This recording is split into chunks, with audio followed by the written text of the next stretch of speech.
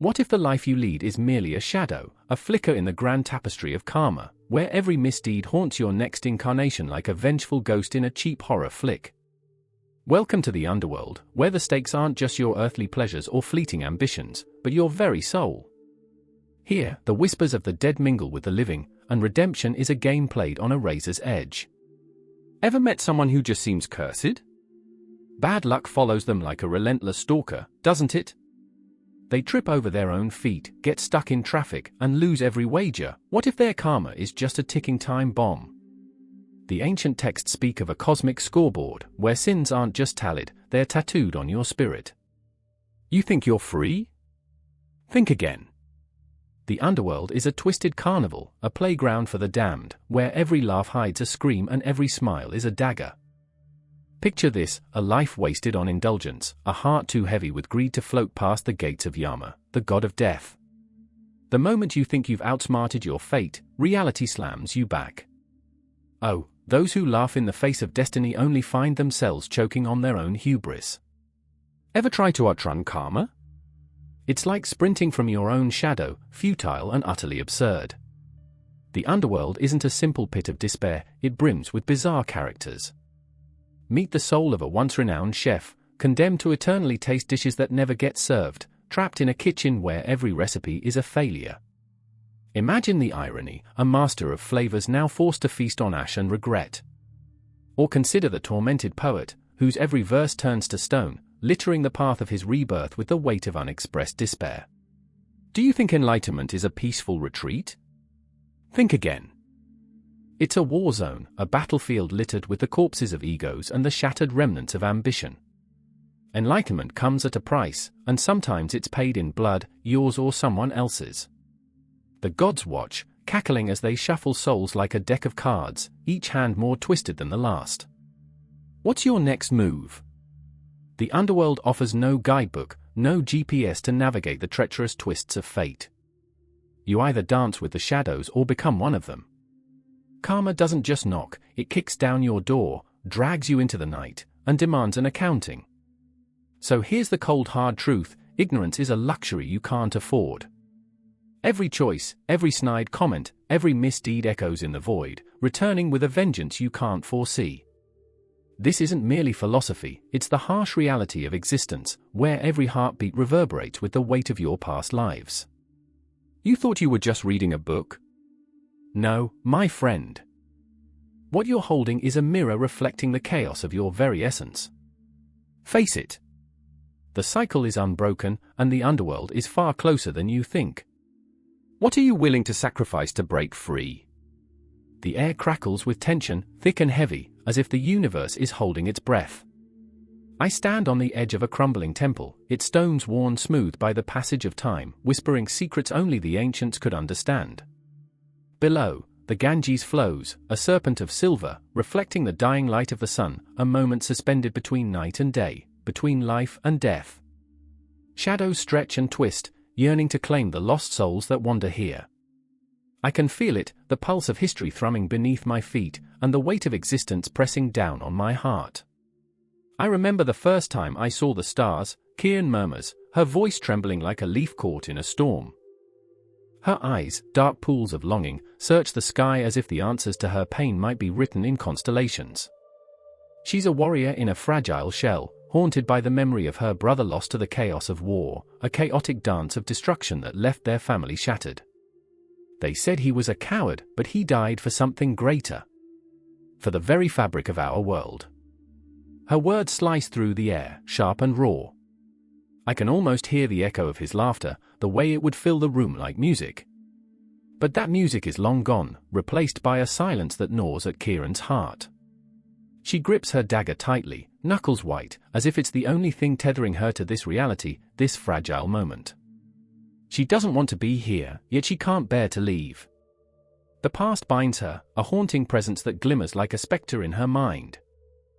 Next to her is Arjun, a scholar lost in the labyrinth of his thoughts, a man who has stared too long into the abyss of philosophy and emerged with questions that burn like acid in his throat. He fidgets with a parchment, the ink stained with the sweat of his anxiety. "Do you believe in the cycles?" he asks, his voice barely a whisper, as if fearing the weight of his own inquiry. The birth and rebirth of the cosmos? The eternal dance of creation. I remember the way he once spoke of the universe, how it spins infinitely, weaving the tapestry of fate with threads of light and darkness. But now his words falter, like a flame flickering in the wind, and beneath his scholarly exterior lies a churning sea of doubt and despair. He's lost someone too, his father, a man who once filled his home with laughter, now nothing but a memory, a ghost that shadows Arjun wherever he goes. What if we're mere fragments, fleeting in the grand scheme, he murmurs, looking at Kiran, his voice heavy with the weight of his realization. What if this is all just chaos? Their emotional turmoil wraps around me like a shroud, suffocating yet exhilarating. I can feel the ache in their hearts, a shared wound that binds them, and I can't help but think of the cosmic truths they grapple with, the endless cycles of creation, preservation, and destruction, the divine play of the gods. It's as if the very fabric of their beings is intertwined with the universe itself, and yet they stand poised between hope and despair, caught in the tumult of their own lives. Kiran, eyes blazing with defiance, breaks the silence, her voice sharp as a blade. We are not mere fragments. We are the echoes of our ancestors, the dreams of our children. Each heartbeat is a rebellion against the void. Her passion reverberates through the air, and for a moment, I feel the walls of the temple tremble, as if the stones themselves resonate with her conviction. There's a fury in her words that reaches out, clawing at the very essence of existence, demanding recognition. Arjun's gaze softens, drawn to her fire. But what if our dreams are just illusions, he counters, a tremor of fear lacing his tone. What if we're all just players on a stage, with no script and no direction? His vulnerability is palpable, and in that moment, I see the flicker of doubt cross his face, a man grappling with the meaning of existence in a world that seems indifferent to his suffering. The winds howl around us, a chorus of voices, and the temple seems alive, an ancient sentinel that has witnessed the rise and fall of empires, the tears of lovers, the laughter of children. I close my eyes for a moment, and I remember the stories told in the flickering light of oil lamps, the tales of gods and demons, of creation and destruction woven into the very fabric of the night sky. Look! Kiran points to the horizon, and I follow her gaze. The stars blink into existence, one by one, shimmering gems in an endless sea of darkness. They are not just lights, they are the souls of those who came before us, still watching, still guiding. There's a tremor in her voice, she's teetering on the edge of something profound, a realization that could ignite her spirit or consume her entirely. Every heartbeat echoes in the stillness, and the world seems to hold its breath. But what if they're silent? Arjun whispers, a single tear tracing a path down his cheek. What if they're watching us fail, helpless to intervene? In his vulnerability lies a raw honesty that pulls me deeper, making me yearn for the weight of connection, the warmth of understanding. Their fears, their hopes, they swirl around us like a tempest, an emotional cyclone that feels charged with the essence of the cosmos itself. I can sense the pulse of the universe beneath our feet, an ancient rhythm that echoes the very essence of existence. It's terrifying, intoxicating, and all-consuming. I can almost hear the cosmic laughter, the whisper of fate, the promise of stars born from the ashes of chaos. Kiran and Arjun stand on the precipice of revelation, their lives intertwined with the fabric of the cosmos, and I feel the tension crackle in the air, electrifying. In this moment, amidst the crumbling ruins and the shimmering stars, they confront the infinite, their fears, their dreams, the very essence of who they are. The silence is deafening, and the night wraps around us, holding us in a cosmic embrace. And then it hits me, the realization that we are all part of this unfolding drama, this grand tapestry of existence, a dance of creation and destruction. I glance at Kiran and see the fire in her eyes, and at Arjun, the flicker of hope amidst the darkness. I remember the weight of their struggles, and it dawns on me that we are all searching for meaning in a world that often feels chaotic and unforgiving. The stars shine brighter, and for a fleeting moment, I feel the presence of something greater, something that binds us all. The confrontation looms, the resolution seems just within reach, yet we remain suspended in this moment, caught between the past and the future, the known and the unknown. It's a haunting, beautiful paradox that threatens to unravel at any moment, yet offers a glimmer of hope that keeps us standing on the edge of the abyss. The rain fell in sheets, a curtain of liquid darkness that swallowed the city whole, each drop a whispered secret from the heavens above. I stood on the cracked pavement, heart pounding, the air thick with the scent of wet earth and impending doom. My hands trembled not just from the chill, but from the weight of what was about to unfold. I could feel it in my bones, the electric tension humming through me, alive with the knowledge of choices made and broken. Lila's scream pierced through the storm, sharp and anguished, a cry that echoed off the damp walls of the alley. Shadows danced around her, figures cloaked in the obscurity of their own making, and I stumbled toward her, my own fears clawing at my insides. "Lila?"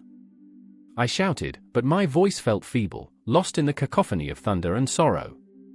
She was backed against the wall, eyes wide with terror, a flicker of defiance mixed with despair. "They're coming for me, Sam." The panic twisted her normally bright features into a mask of desperation. I looked into those eyes, once so full of life, now dimmed by the weight of decisions that spiraled beyond our control. I could have turned away. I could have pretended I didn't hear her, that I was just another silhouette in the rain. But I remembered. I remembered the first time we met, how laughter had spilled between us like sunlight breaking through clouds, how we dreamt of a world where choices didn't have consequences, where righteousness wasn't an aching burden. I remembered the night she confessed her fears to me, how she clutched my arm, her voice trembling as she spoke of the darkness she felt creeping into her soul. "Stay with me, Lila," I pleaded, moving closer, the storm's fury matching the tempest in my heart. But in that moment, there was something hollow in her gaze, a glimmer of resolve fighting against the shadows. "I can't, Sam. I can't let them take me again." And there it was, the truth wrapped in pain, the very essence of Dharma looming over us, heavier than the rain. Righteousness, a concept so often romanticized, now felt like a noose tightening around our necks, suffocating and unyielding. I knew then that we were tangled in a web of our own making, every thread woven with choices past. As the figures emerged from the fog, cloaked in darkness, the air shifted, thickening with palpable dread. I could see their faces, twisted, hungry for power, each a reflection of our own failures. I could feel the weight of their expectations, their demands for conformity, but I also felt a flicker of rebellion igniting within me.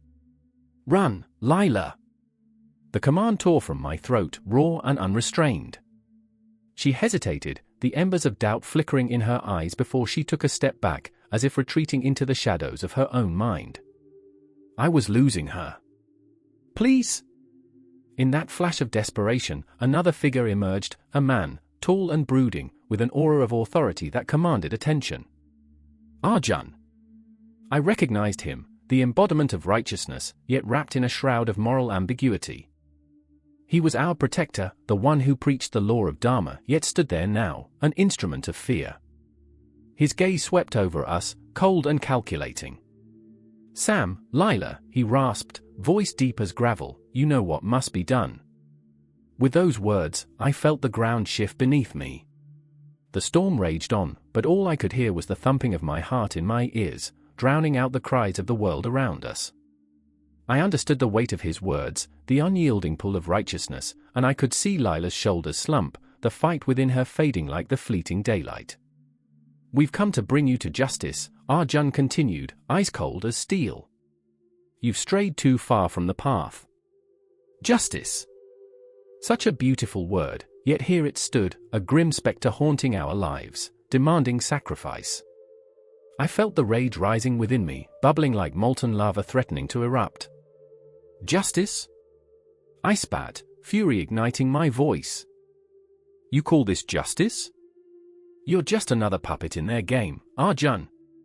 He stepped closer, shadows pooling around him, and for a brief moment, I saw a flicker of uncertainty in his eyes. Beneath the surface, we were all flawed, all terrified, each of us bound by the chains of our own making. "You don't understand," he said, a tremor in his voice. "You must abide by the law of righteousness. It's the only way for whom?" I yelled, each word slicing through the air like a knife. "For you? For me?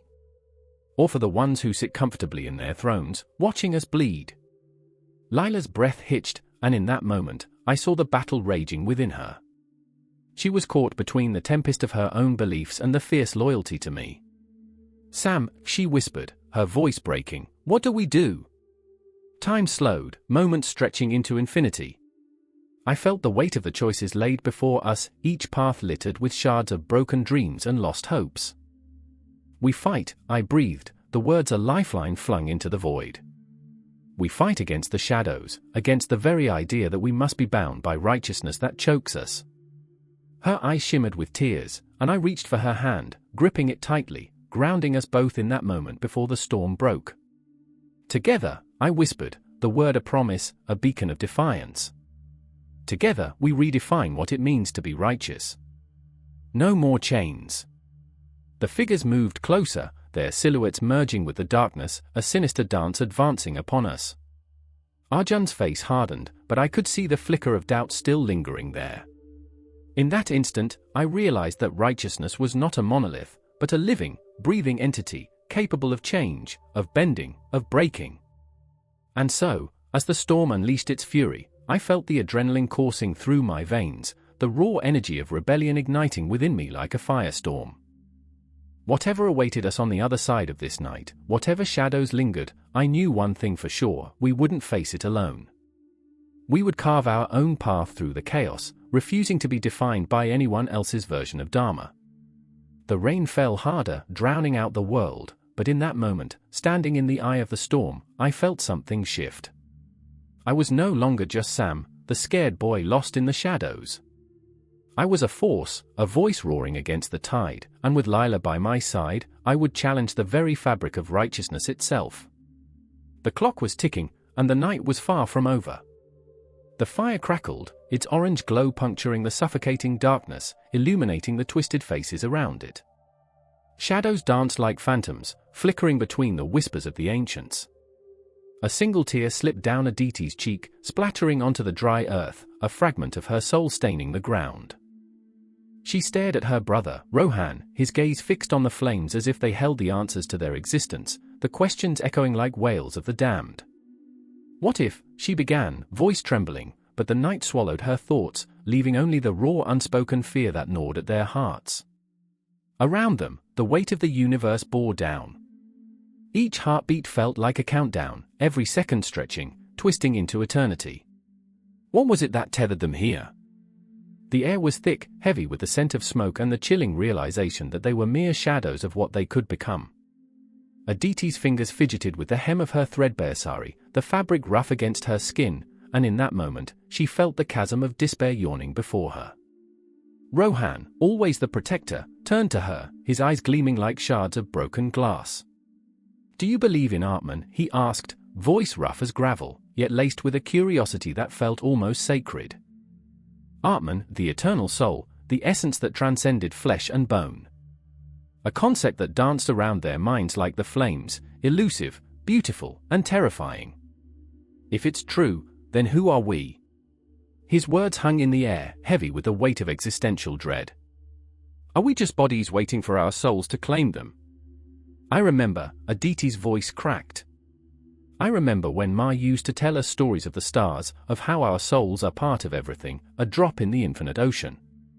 She could see her mother's face, illuminated by the soft glow of a distant lantern, the warmth of her laughter wrapping around them like a protective shawl. But that warmth was gone now, stolen by the cruel hands of fate. But what if, the fear caught in her throat, choking her? What if the Atman is just a story we cling to, like the fading echoes of her voice? The fire crackled louder, almost mocking in its warmth, while the night pressed in, thick with unuttered truths. Memories twisted in her mind, intertwining with the present, her mother's gentle touch, the way she had guided their small hands to explore the cosmos in their humble village. What had happened to that belief? The hope? The dream of freedom from the cycle of life and death? Aditi's heart pounded like a drum, each beat resonating with the despair of generations that had come before them. Rohan shifted, a shadow against the flames. Aditi, listen, his voice was low, almost reverent, yet it trembled with the urgency of the moment. If Atman exists, then our souls are unbreakable. We are not merely what we see, what we feel. We are part of something grander. He reached across the fire, his hand glowing softly in the light, fingers trembling, searching for connection. But what if you're wrong? What if we're just lost in this maze of life, waiting in vain for something that doesn't exist? The words hit her like a physical blow, a knife twisting deep. She could feel the ground shift beneath her, the earth a chaotic whirlpool of fear and longing. I don't want to believe that, she whispered, and the admission tasted like ash on her tongue. I don't want to be just nothing. The desperation spilled out of her, a torrent of emotion, raw and unpolished, as if her very essence was being laid bare before the cosmos. Silence fell, thick and suffocating, wrapping around them like a shroud. In that silence, Aditi felt the weight of time, the relentless march of moments, each tick of the clock echoing in her ears. The stars overhead blinked, indifferent to their struggle, each one a reminder of the vastness of existence, of dreams swirling in the void, tantalizingly out of reach.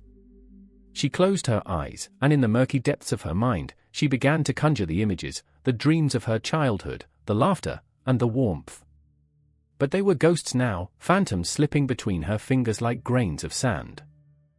Rohan, her voice now was a whisper, almost lost in the crackle of the flames. What if we're just shadows? What if our Atman is bound to the earth, trapped by fear and pain? She opened her eyes, and the fire reflected the turmoil within her, flickers of hope desperately fighting against the tides of despair. What if we never escape this cycle? Rohan's brows furrowed, a mixture of frustration and concern shadowing his features. Aditi, he said, his voice resolute yet tender, the Atman is the essence of who we are. It cannot be extinguished by fear. We are more than our bodies, we are stories woven into the fabric of the universe, our laughter, our tears, our pain, our joy, they all resonate through time. They are eternal. Each word was a lifeline, yet Aditi felt her heart constricting, battling against the truth she feared to grasp.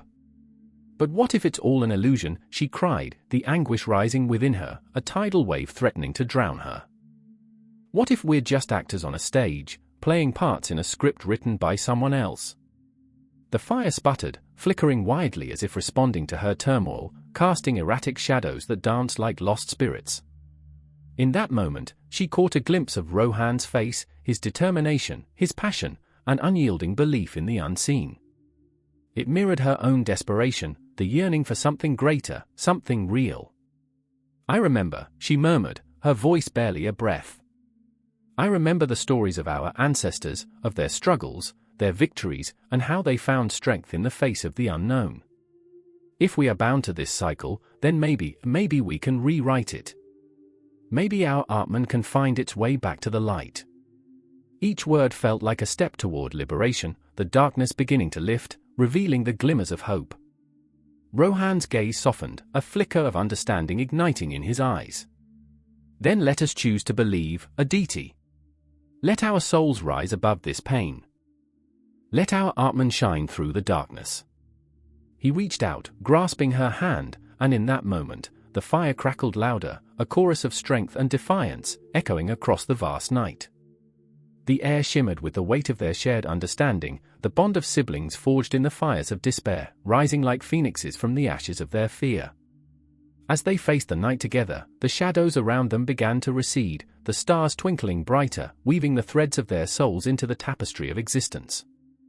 And while the world lay in stillness, they stood united, a testament to the unbreakable spirit of the Atman, the eternal dance of light and darkness, forever intertwined.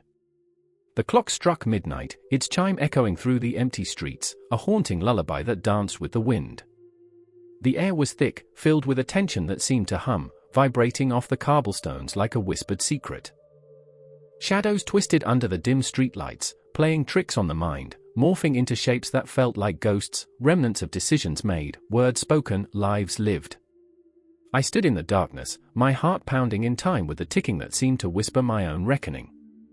I remember the moment vividly, a pulse in time. Olivia's face, framed by the flickering light of the street lamp, was a portrait of anguish. Tears streamed down her cheeks, glistening like shards of glass reflecting 1,000 regrets. I didn't mean to hurt you, she choked, her voice trembling, echoing the fear that wrapped around her like a vice. Every fiber of her being seemed to shatter with the weight of her confession, and I could almost hear the cracks splintering through the silence. Somewhere in the shadows lingered Marcus, a soul tangled in his own demons, the kind of man whose heart was a battlefield. He stood rigid, fists clenched, a monument of fury and betrayal. "You think this is just about you?" His voice sliced through the night, raw and jagged. "You think you can just walk away from what you've done?" I could feel the air thickening, every breath a reminder of choices made and paths not taken. It was suffocating, this moment suspended in time, as if the very universe held its breath, waiting for the reckoning. Karma, I thought, the law of cause and effect, the silent architect that weaves our fates together in a tapestry of consequence.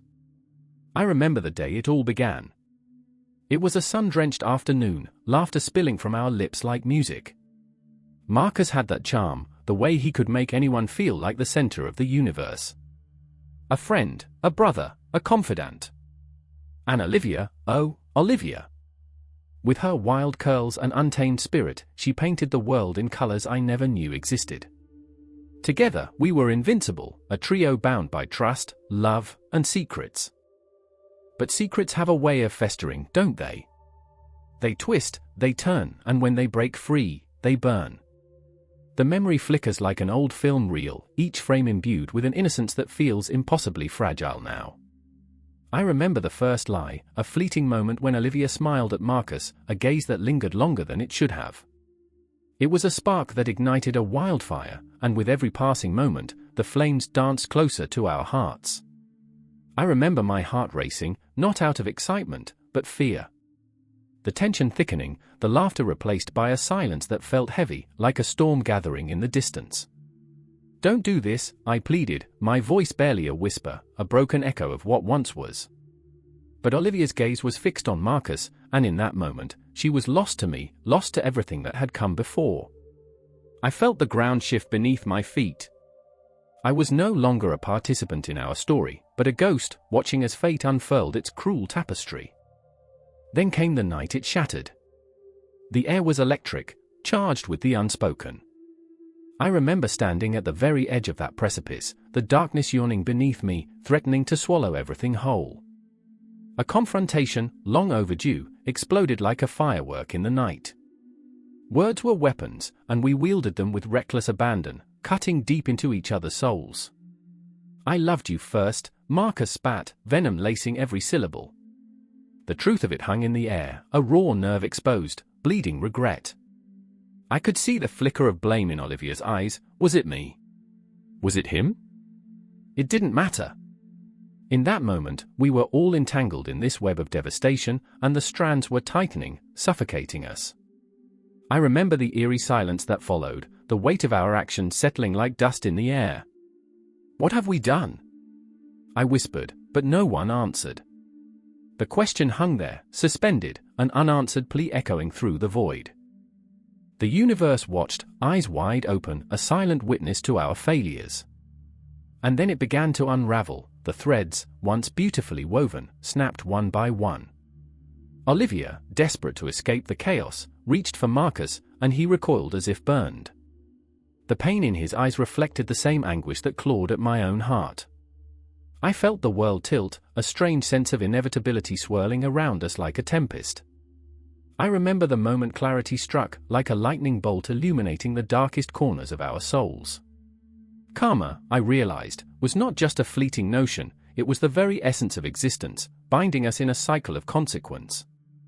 Every action, every choice, reverberated through time, echoing back in ways we could never anticipate. As the shadows deepened, the confrontation settled into a deafening silence, a stillness that vibrated with the weight of our unspoken words. I could feel the universe shifting, the cosmos realigning to address the imbalance we had created.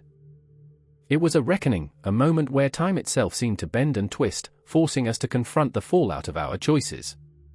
There was no escape now. The past loomed large, a ghost haunting us, reminding us that nothing is ever forgotten.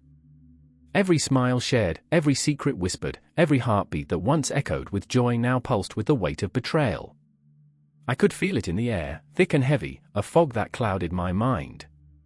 And as the clock ticked on, I understood, this was just the beginning. Each of us stood on the precipice, teetering on the edge of our own choices, each moment a fragile thread leading us deeper into the unknown. The universe spun around us, and with every passing second, we were drawn inexorably closer to our fate. I remember the haunting realization: karma doesn't just come for the wicked, it entangles us all, weaving a tapestry we must all confront. I could feel it wrapping around us like a noose, tightening with every heartbeat, a reminder that the past is never truly buried. It waits, lurking in the shadows, patient and relentless, ready to claim what is rightfully its own. And thus, we stood, three broken souls caught in the web of our own making, every breath an echo of what was, every heartbeat a reminder of what is yet to come. A clock ticks in the silence of a dimly lit room, the sound sharp and deliberate, like a heartbeat slowing, each tick echoing against the cold stone walls. Outside, the world is alive with the raucous laughter of children, their innocent joy a cruel mockery of the weight pressing down on Ilara's chest. She stands at the precipice of her own heartache, clutching a crumpled letter, the ink smudged by tears. "I'm leaving," it reads, "for a place beyond this pain." The words claw at her, ripping open old wounds, and she feels the walls of her reality crumbling around her. "I remember the first time I met him," she whispers into the shadowy room, the words haunting her. "I thought I'd found my escape. My light." Her voice quivers, spilling over with regret and longing. She can still hear his laughter, a melody that lingers like smoke in the air, sweet yet suffocating. That laughter now feels like a ghost, echoing in the vast empty chambers of her heart. But what is light without darkness? She asks the shadows, her eyes glistening with unshed tears. Across town, beneath the disorienting glow of streetlights flickering like dying stars, Yarek paces the cobblestone streets. The weight of his own sorrow weighs heavily on his shoulders, a yoke fashioned from years of unfulfilled dreams and promises broken. He can feel the air crackling with tension, the city breathing around him, alive yet suffocating. "I was supposed to save her," he mutters under his breath, fists clenched. But how can you save someone who doesn't want to be found? Every footstep echoes a memory, each turn a reminder of what once was. He remembers Ilara's smile, the way it lit up the room, the way it felt like home.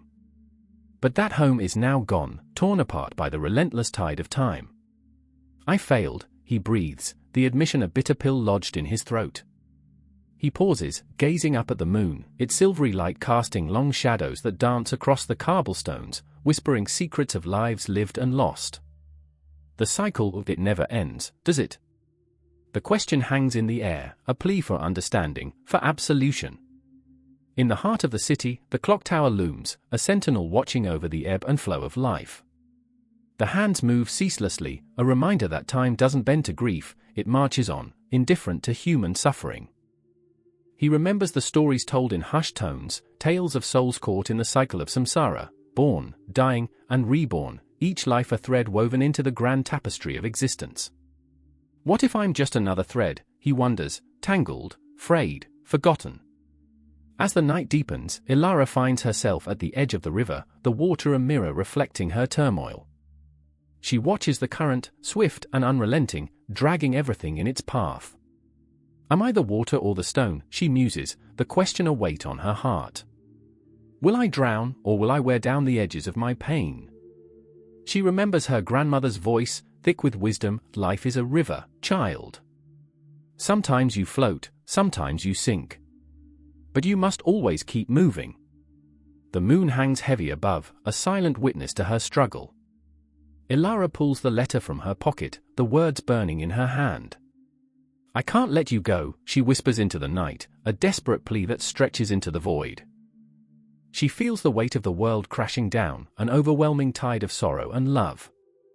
"I remember," the words come out fractured, like pieces of a shattered mirror reflecting a life she no longer recognizes. "I remember, when we danced in the rain, when hope felt endless.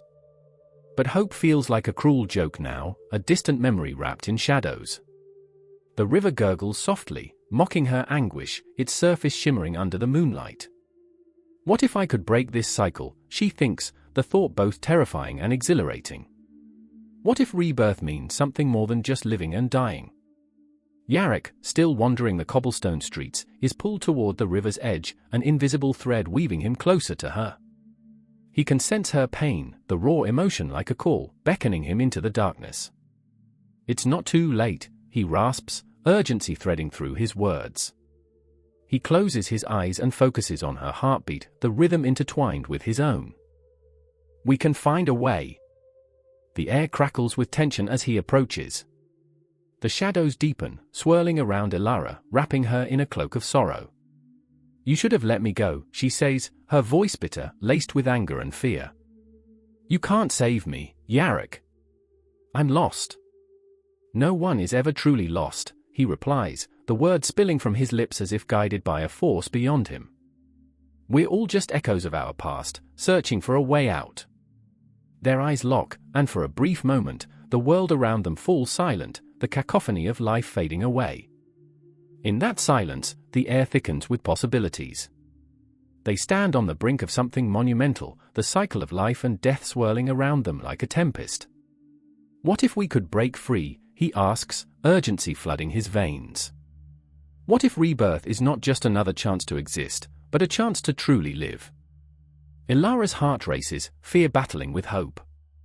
And if we fail, she breathes, the vulnerability laid bare between them. What then? Then we try again, he whispers fiercely, stepping closer, their breaths mingling in the cool night air, electric and alive. Because that's what this cycle teaches us.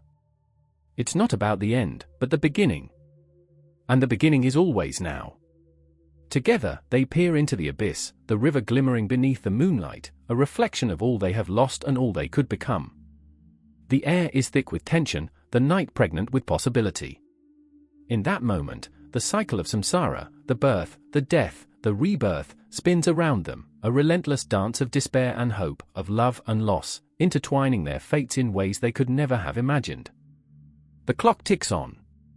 Shadows shift and swirl, merging the past with the present, as the cycle begins anew. The rain fell like 1,000 whispers, drenching the earth in a heavy silence, the kind that clings to your skin and settles in your bones. I stood there, heart pounding, watching the shadows dance between the droplets as if the souls of the departed were wading through the storm.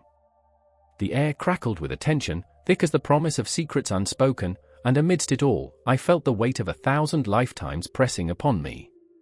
Anika, her face a mask of desperation, knelt before the flickering flame of an oil lamp, its glow barely piercing the darkness that had consumed her world. I am tired, so very tired, she whispered, her voice breaking like fragile glass. In that moment, I saw not just the turmoil of her present, but the echoes of her past, each life weaving into the next, a tapestry of joy and sorrow, love and betrayal.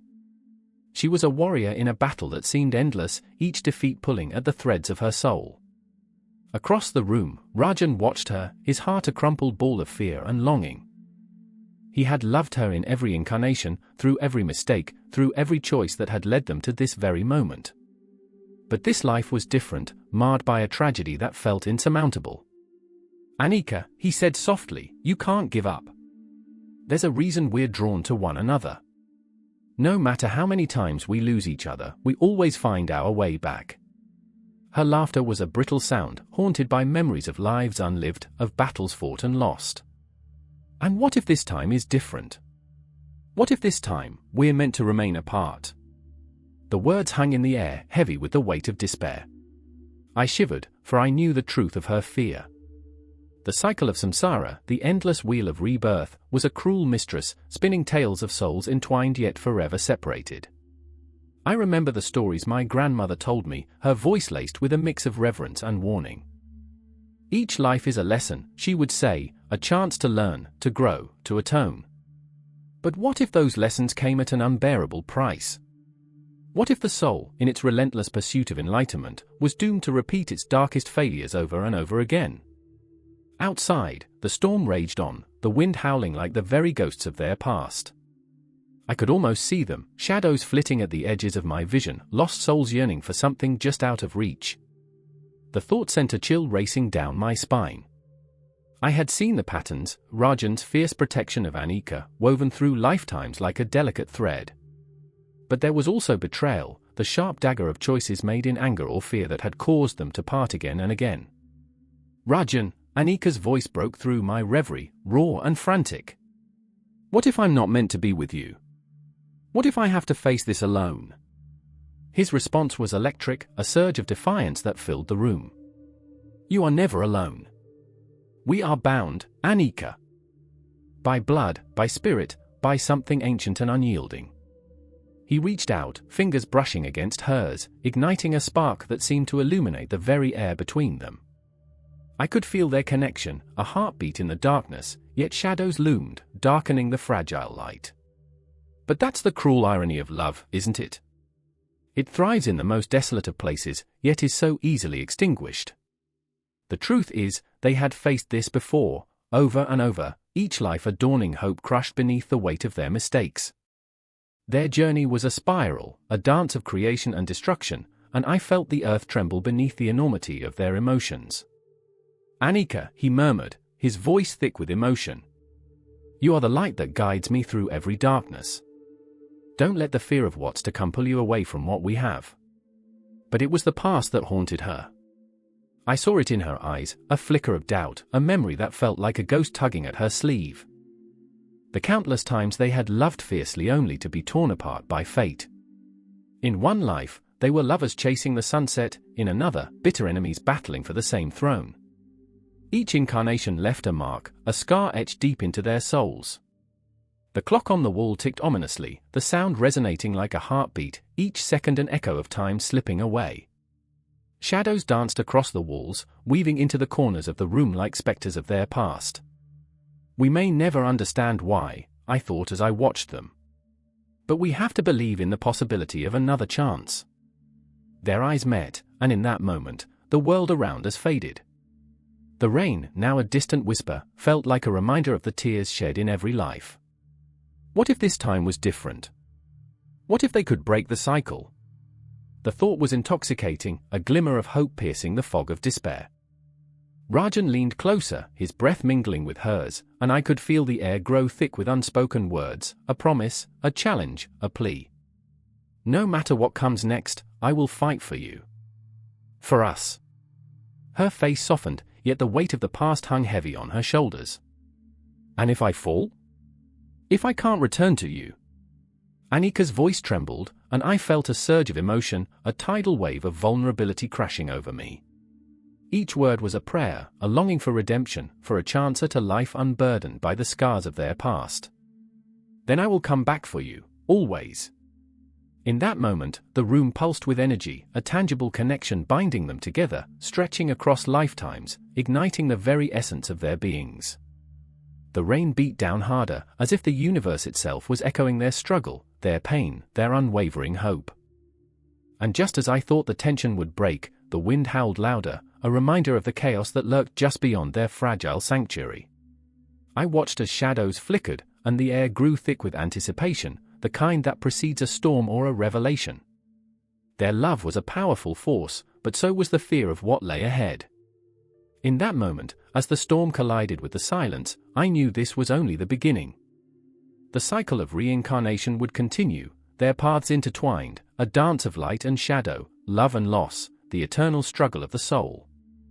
And as I stood witness to their anguish and hope, I felt every heartbeat, every breath, echoing through the void, a reminder that we are all bound by the intricate web of existence, forever seeking to find our way home. It starts with a low hum, like the murmurs of 1,000 lost souls, echoing through the cavernous void.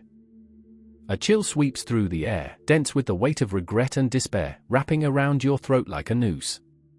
The walls pulse with a stench of iron and ash, the remnants of what was once life, now shadows flickering, whispering tales of torment and betrayal.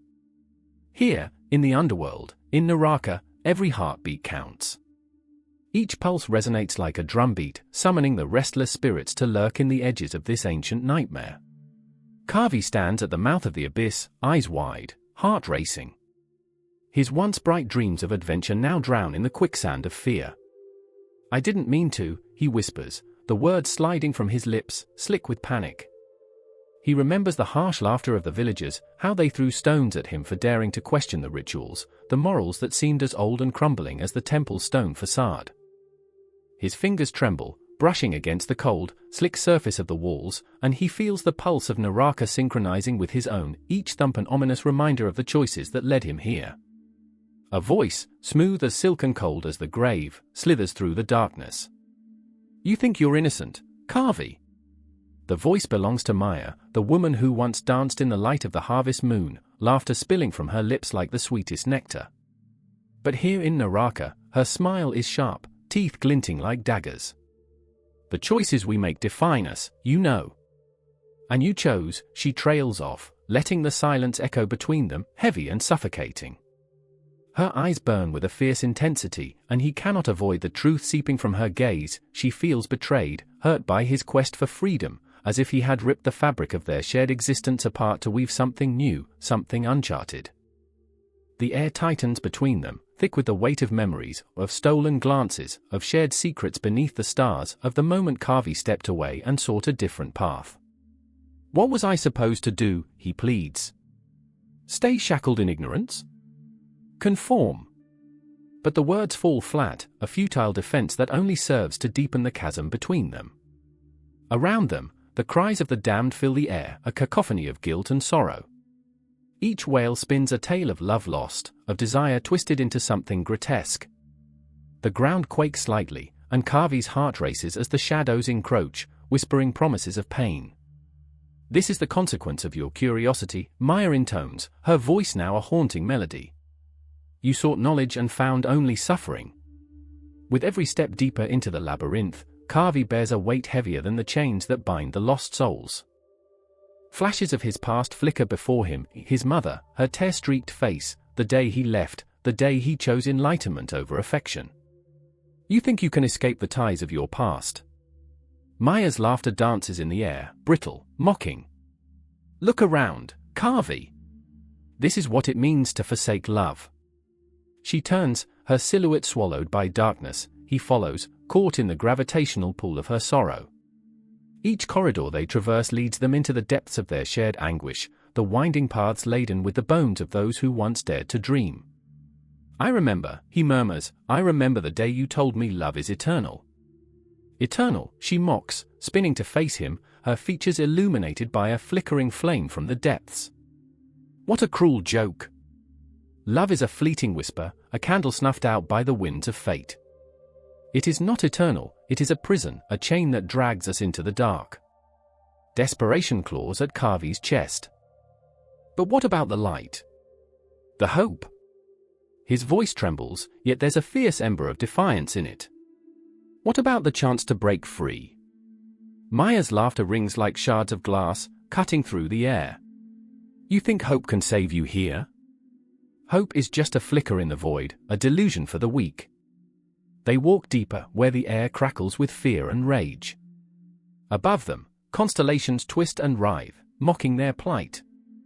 Time stretches, warping, unfurling like a serpent ready to strike. Kavi's pulse quickens, he senses the weight of his choices, the gravity of decisions made long before he stepped foot into this abyss. Do you remember the stories, Kavi? Maya's voice has softened, almost tender. The tales whispered in the shadows before bed? The tales of Naraka. He remembers. How they spoke of fiery pits and icy rivers, of demons feasting on souls torn apart by their sins. But those are just stories, he gasps, the weight of it all crashing down. They can't be real. Real? Her gaze pierces him, and suddenly, the walls tremble, shifting, revealing the twisted forms of those who lie in torment. Faces, contorted in anguish, stare at them, eyes filled with a desperate plea. This is real, Kavi. This is the price of knowledge. This is where dreams come to die. Kavi recoils, the horror washing over him like cold water. In their faces, he sees fragments of his own, reflections of regret, betrayal, despair. He stumbles backward, crashing against Maya, who stands as a specter of his nightmares. I never wanted this, he shouts, the sound reverberating off the walls, bouncing back like the echoes of his own fears. You wanted to know, she replies, voice now a haunting whisper, soft yet filled with disdain. And knowing comes at a price. And in that moment, the ground quakes violently, the abyss yawns wider, as if hungry to consume them both. Time itself seems to hold its breath, suspended in the terror of lost possibilities. Kavi feels the darkness closing in, the weight of his choices, the taste of ash in his mouth. Shadows swirl around them, and he realizes, this is more than punishment, this is the dance of despair, an eternal waltz in the realm where hope dares not tread. As they stand on the precipice, the boundaries of their anguish dissolve, melding into the darkness of Naraka, where every heartbeat is both a curse and a song. No escape, no redemption, just the eternal cycle of longing and loss that binds their fates together in this unholy sanctuary. The dance continues, a macabre celebration of the choices that haunt them, the echoes of laughter and cries blending seamlessly, forming a symphony only the damned could comprehend.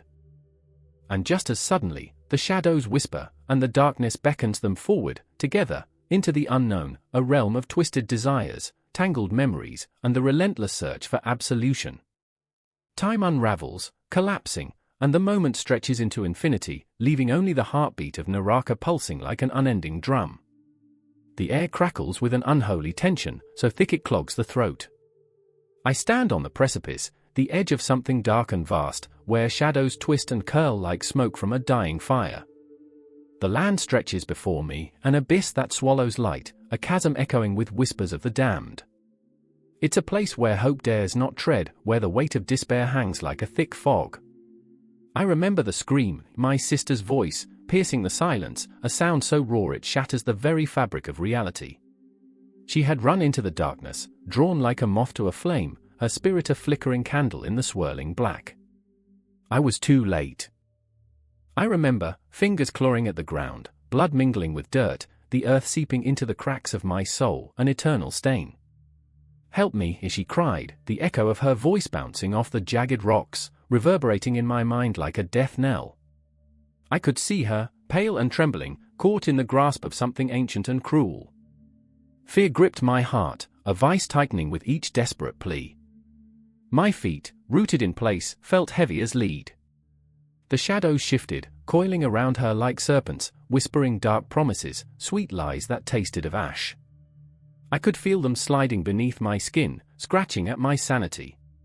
"You can't save her," they hissed, their voices a symphony of despair. "Join her. Embrace the darkness." But she was all I had. I stumbled forward, heart pounding like a drum in the silence, each beat a reminder of my own mortality. What was I willing to sacrifice? The thought twisted in my gut, a black tendril of guilt. I was flawed, just like her, lost in a world that felt like an intricate maze of thorns. I remembered how she used to laugh, how her joy lit up the darkest corners of my life. "Lila?" I screamed, the name hanging in the air like a prayer. The shadows recoiled, a momentary hesitation, a flicker of something human amidst the chaos. Then came the wailing, a cacophony of souls trapped between worlds, a discordant symphony of sorrow. Their cries echoed around me, each note a ghostly reminder of the dreams unfulfilled, the lives unlived. I felt their pain, hot and suffocating, wrapping around me like chains. "We are here," they whispered. "We are lost." I turned, searching the faces in the dark, desperate for a glimmer of hope. What had brought them here? Was it the weight of regret, the burden of choices made in haste? I saw a man, eyes sunken and hollow, his expression one of eternal despair. "I was a father," he murmured, voice a ghost of a whisper, "but I left them. I thought there was time." And in that moment, I understood, the underworld was not just a place. It was a mirror, reflecting our deepest fears, our unfinished business. I felt the pull of it, a gravity that whispered sweetly in my ear. "Join us," it taunted, "the living are fools. You'll never escape." But I couldn't. Not now, not ever. Lila was still there, trapped within the folds of darkness, flickering like a dying star. I could feel her despair mingling with mine, a tapestry of grief woven into the very fabric of this wretched place. "Please," I begged, a prayer of desperation pealing from my lips. "I will not abandon you." And the shadows laughed, a cruel, mocking sound that chilled my bones. I could feel their hunger, a darkness that craved surrender, that yearned for my soul. The air thickened, the whispers growing louder, their demands drowning out the rhythm of my heartbeat. "Let go," they cooed, "feel the freedom in oblivion." But I refused. I remembered our childhood, the warmth of laughter, the light that had once brightened the corners of our existence. You are not alone, I called into the void, each word a lifeline thrown into the maelstrom. I will find you.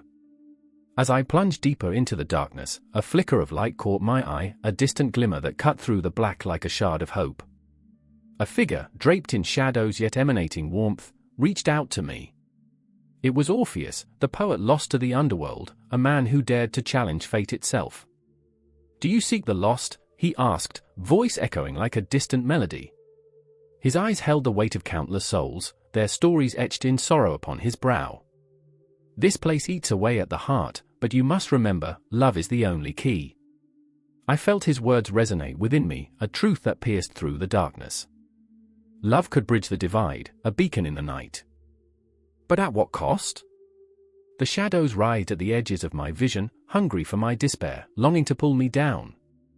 With renewed purpose, I pressed on, fear and determination intertwining. Each step felt like a battle against the crushing weight of the underworld, but I would not falter. I would not let her scream become a silent echo in the void. Lila, I'm coming! I shouted, the sound reverberating through the endless night. I could almost see her now, a figure swathed in shadows, her eyes searching for something lost, a flicker of recognition igniting between us. But the darkness twisted, clawing at my very essence, the whispers becoming a roar. You will lose yourself, they cried, you will never win. Yet, against the tide of despair, I clung to the light within my heart. In that moment, I understood the eternal struggle, between light and dark, hope and despair. I knew I was flawed, a flawed vessel in a world that demanded perfection. But in that imperfection lay my strength. Time stretched and twisted like a serpent, coiling around my thoughts, turning memories into distant echoes. I remembered the way Lila used to smile, bright and unyielding. I remembered her laughter, a sound that could shatter the bleakest of nights. And I would not allow that to fade. Together, we will fight, I declared, my voice steady against the cacophony. Together, we will rise. The shadows recoiled, a moment's hesitation, a whisper of doubt among the legion of darkness. I felt the bond between us, a tether that could not be severed by despair. I would face the underworld, and I would bring her back, no matter the cost. I took a deep breath, the air cold and heavy, and reached out into the void, ready to confront whatever lay before me.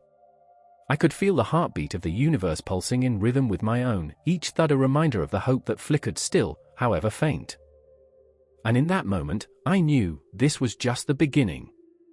The underworld would not have the last word. Not today. In the heart of the night, when shadows breathed deeper, I found myself on the precipice of an abyss.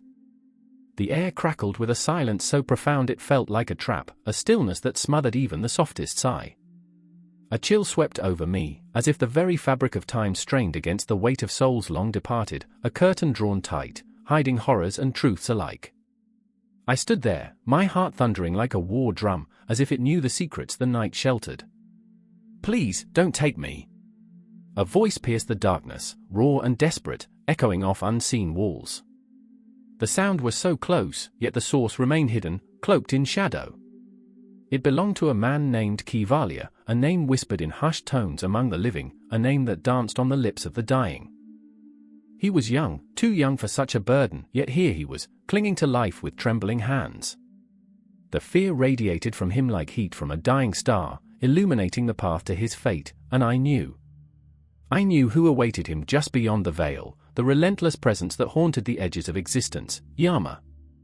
Yama, god of death, ruler of Naraka, stood poised like a thunderstorm, his silhouette carved from the essence of nightmares. He was a figure wrapped in darkness, his eyes twin abysses where light went to die. They said he measured the worth of souls, weighing deeds against the scales of justice, but I knew better. He reveled in the chaos of human emotion, drinking deeply from the well of despair. Kivalia's cries echoed in my ears, twisting like a knife. I remembered the first time I had encountered Yama. I was an unsuspecting child, watching the world from the safety of my own ignorance. I had been happy then, blissfully unaware of the spectre lurking just out of sight. My laughter rang out like a chime, but a shadow stretched across my heart, and I felt cold fingers tighten around my throat as I realized that joy was but a fleeting illusion. Yama was always watching. But tonight was different. The air vibrated with tension as Kivalia stumbled through memories, the moments flashing before his eyes like a film reel gone awry. Each frame held laughter, love, and a kaleidoscope of regret. I could see his mother, her gentle touch, and the way she smiled, even through tears. He remembered the warmth of her embrace, how it felt like home. He was torn between worlds, and the rift was palpable, a chasm that swallowed light. Why? Why now? He screamed into the void. His voice cracked like glass, shattering the silence that Yama thrived in. Anguish laced his words, and I could almost feel the scars of his heart, the dull throb of memories he wished he could erase. I'm not ready. Yama watched, unblinking, as if the weight of Kivalia's despair was his greatest delight. With every gasp and sob, he leaned closer, a puppeteer savoring the dance of his marionette, each string tugging tighter, pulling Kivalia toward the inevitable. But there was another presence, a figure clad in sorrow, standing in the shadows. Her name was Myra, Kivalia's sister, a haunting specter of regret herself. Her eyes mirrored his anguish, but they also held something fiercer, a glimmer of hope wrapped in despair. She reached out, her hands trembling as if they could bridge the chasm between life and death. Kivalia, please, she whispered, her voice a balm against the raw edges of his fear. Find the strength within. Remember who we are. Yet Yama was unyielding. He hovered between them, a dark moon eclipsing their shared light. You think hope can save you, he mocked, his voice a low rumble, echoing through the ether like the low growl of a storm. Hope is but a flicker against the abyss. Kivalia trembled at Yama's words, each syllable drenching him in ice. You don't understand, he cried, desperation clawing at his throat. I have dreams yet to fulfill. I want to feel the sun on my face again, to breathe the air, to laugh. Myra stepped forward, her spirit intertwining with his, each moment creating a fragile bond. We can fight, Kivalia. We can fight against him. Her voice rose, becoming a beacon, but it was swallowed by the thick fog of despair that cloaked them. I felt the pulse of their fear, raw and visceral, as it thrummed in the air around us. Yama's laughter was a chilling wind, sharp and biting. Fight? You think you can defy what is written? The shadows around him swirled, roiling like the depths of a haunted sea. You are but whispers in the fabric of time, fleeting, ephemeral. Your joys, your grief, all fade to dust. But Myra stood firm, her resolve like steel, glimmering in the suffocating darkness. Then let them fade. But not before we fight. Not before we live. Her voice cracked like thunder, shaking the very ground beneath us. In that moment, the world felt suspended, a single heartbeat lingering in the air, charged with the weight of 1,000 unsaid words. The clash of life and death, hope and despair, reverberated through the night, tearing apart the seams of reality. I could feel it, the tension building, a storm waiting to unleash its fury upon us. Kivalia, caught in the tempest of his conflicting desires, looked from Yama to Myra, his heart a battlefield. What if I choose to live? Yama's smile was a razor's edge, cruel and taunting. Choose? How quaint. But know this, every choice comes with a price, and the ledger of your soul is ever present. With a gasp, Kivalia's breath hitched as reality twisted around him, a kaleidoscope of emotions, fear, regret, yearning, all mixing into a potent elixir. Shadows danced around him, curling like smoke, and I felt the universe hold its breath. The confrontation was near, a reckoning that could fracture their fates or intertwine them forever. Yama, I will not surrender. Kivalia shouted, his voice rising above the cacophony of shadows. It was defiance wrapped in desperation, a spark in the oppressive gloom. And as the world wavered on the brink between life and death, the air crackled with tension, igniting the path ahead, a path that would lead to a reckoning that no soul could escape. The confrontation loomed on the horizon, dark and inevitable, a thunderstorm that promised both destruction and renewal. I felt it, an echo resonating through the very fabric of existence. The night was alive, a pulsing entity, and somewhere in its depths, the threads of fate twisted and turned, bound together by the raw emotion of two souls caught in the crosshairs of Yama's dark gaze. The battle was not merely for survival, but for meaning, for legacy, for a chance to leave an imprint on the universe before the final curtain fell. And in that moment, I understood, Yama was not just a figure of death, he was a mirror reflecting every fear, every hope, and every unfulfilled dream. A reminder that even in the face of darkness, the fight to exist, to be more than just echoes, was the true essence of life itself. As the winds howled and the shadows beckoned, the night stretched infinitely ahead, an unending dance of fear and defiance, pulling us deeper into its ominous embrace. The room was an echo chamber of silence, but it was broken by the soft, pained sob of a woman named Clara. Her hands clutched at the tattered fabric of a quilt, the scent of lavender still clinging to its threads, a remnant of a life she thought she'd known. The hospital room felt like a tomb, sterile and cold, the beeping machines morphing into a heartbeat of their own. They were the pulse of something dying, but in her heart, she felt a strange flicker of life, a pulse that was not her own. And then there was David, his face pale with a weight that seemed to compress the very air. He stood frozen, the foot of the bed, a battleground where the living clashed with the inevitable. Clara turned her gaze to him, her lips trembling, a fragile flower caught in a storm. "Do you think she can hear us?" she whispered, hope draped in desperation. In that moment, the air thickened, the world outside faded to whispers, and the room became a universe unto itself where each breath held the weight of eternity. Clara remembered the laughter that used to fill this space, memories flickering like old film, sunlight streaming through the window, her mother's voice spinning tales of love and loss. Now the stories hung heavy in the air, waiting for a soul that no longer inhabited its body. "I don't know," David murmured, and the fragility in his voice cut deeper than any knife. He had always been the one to shield her from the world's sharp edges, but now he was as lost as she was, a lighthouse without a beam. His hands trembled as if they were reaching for something just out of grasp, something that had slipped through the cracks of reality. What if she's afraid? A shiver rippled through Clara, a reminder that fear had a scent, that it lurked in the shadows like a predator waiting to pounce. It filled the room, saturating every memory, every thread of hope. She fought the tears that threatened to spill, knowing they would only serve to fuel the darkness. "She shouldn't be," she whispered, but the words felt hollow, like an old song sung out of tune. Outside the window, night fell and the city transformed into an abyss of shadows, each light a ghost of what once was, flickering in and out of existence. The moon hung low, an eye peering down at them, its glow a spectral reminder of what waited beyond. Clara's heart raced at the thought, what was on the other side? Was it rolling fields of golden wheat? Or a void, an echo of silence where souls floated, unmoored and untethered, adrift in an endless night? And then Clara was jolted back to the present by a gasp, a breath that seemed to shatter the stillness. David's eyes widened, he turned to her, the fear pooling like dark ink. "What if we could follow her?" His voice was a low whisper, a secret shared between two souls teetering on the edge of despair. "What if we could see where she goes?" The thought struck Clara like lightning. A jolt of something raw and primal. "You mean," she began, but the words caught in her throat, choked by fear and longing. To follow a soul, to chase after a whisper of existence, it was madness. Yet, when she looked into David's eyes, she saw the flicker of something wild, a flame that dared to dance in the dark. I remember the stories," he murmured, his voice barely a whisper. "The tales of the dead walking among us, of spirits lingering until they found peace."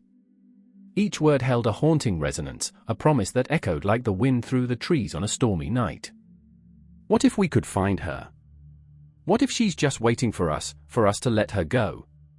Clara's breath hitched as her thoughts spun out of control, each one a thread of a tapestry unraveling before her eyes.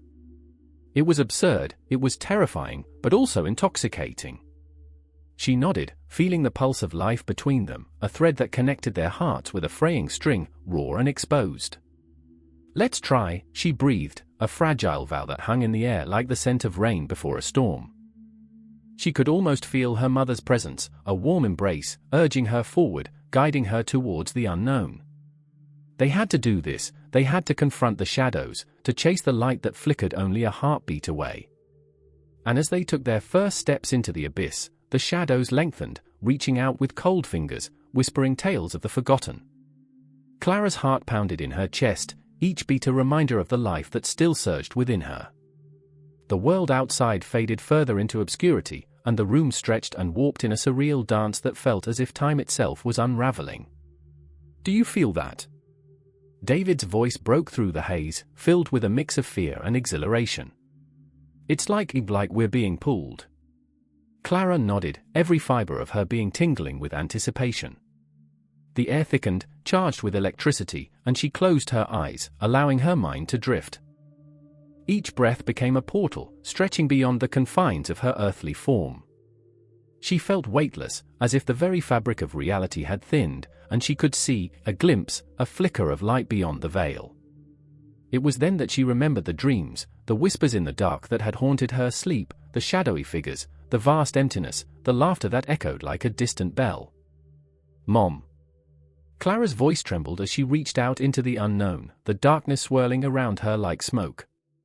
She grasped desperately at the threads of memory, feeling each moment pulse with life, burning bright against the encroaching void. But the shadows were hungry, alive, swirling with secrets and sorrows, each one a story waiting to be told. And as Clara and David stepped further into the unknown, they knew the journey had only just begun. They were not merely chasing a soul, they were confronting their own, the very essence of what it meant to lose and to love, and the inevitable shadows that would always linger just beyond the light. Time would fold in on itself, leaving no end in sight, just the infinite dance of souls caught between what was and what could be, a haunting melody that would echo across eternity. The air is thick with smoke, curling through the night like a serpent whispering secrets of the damned. I can taste the ash on my tongue, bitter and acrid, as the flames dance hungrily against the backdrop of a sky cloaked in shadows. The world spins, time fracturing into 1,000 shards, and I'm caught in a moment that feels both eternal and fleeting, an echo of a life lived and a life yet to come. Sita stands beside me, her hair a wild halo of darkness, eyes wide with terror. Her breaths come in gasps, and though I want to reach out, to pull her back from the precipice of despair, I am paralyzed by the weight of what is happening around us. "Why are they burning? Why?" Her voice pierces through the chaos, raw and jagged, each word cutting deeper than the last. The flames crackle like laughter from the underworld, mocking our fear. It's a ritual, a funeral pyre, a sight both grisly and sacred, a promise of rebirth mingled with the stench of charred flesh and lost hopes. I remember my father's teachings, the verses from the Vedas tumbling through my mind like leaves caught in an autumn wind. The soul is eternal, he used to say, but the body is an offering. An offering.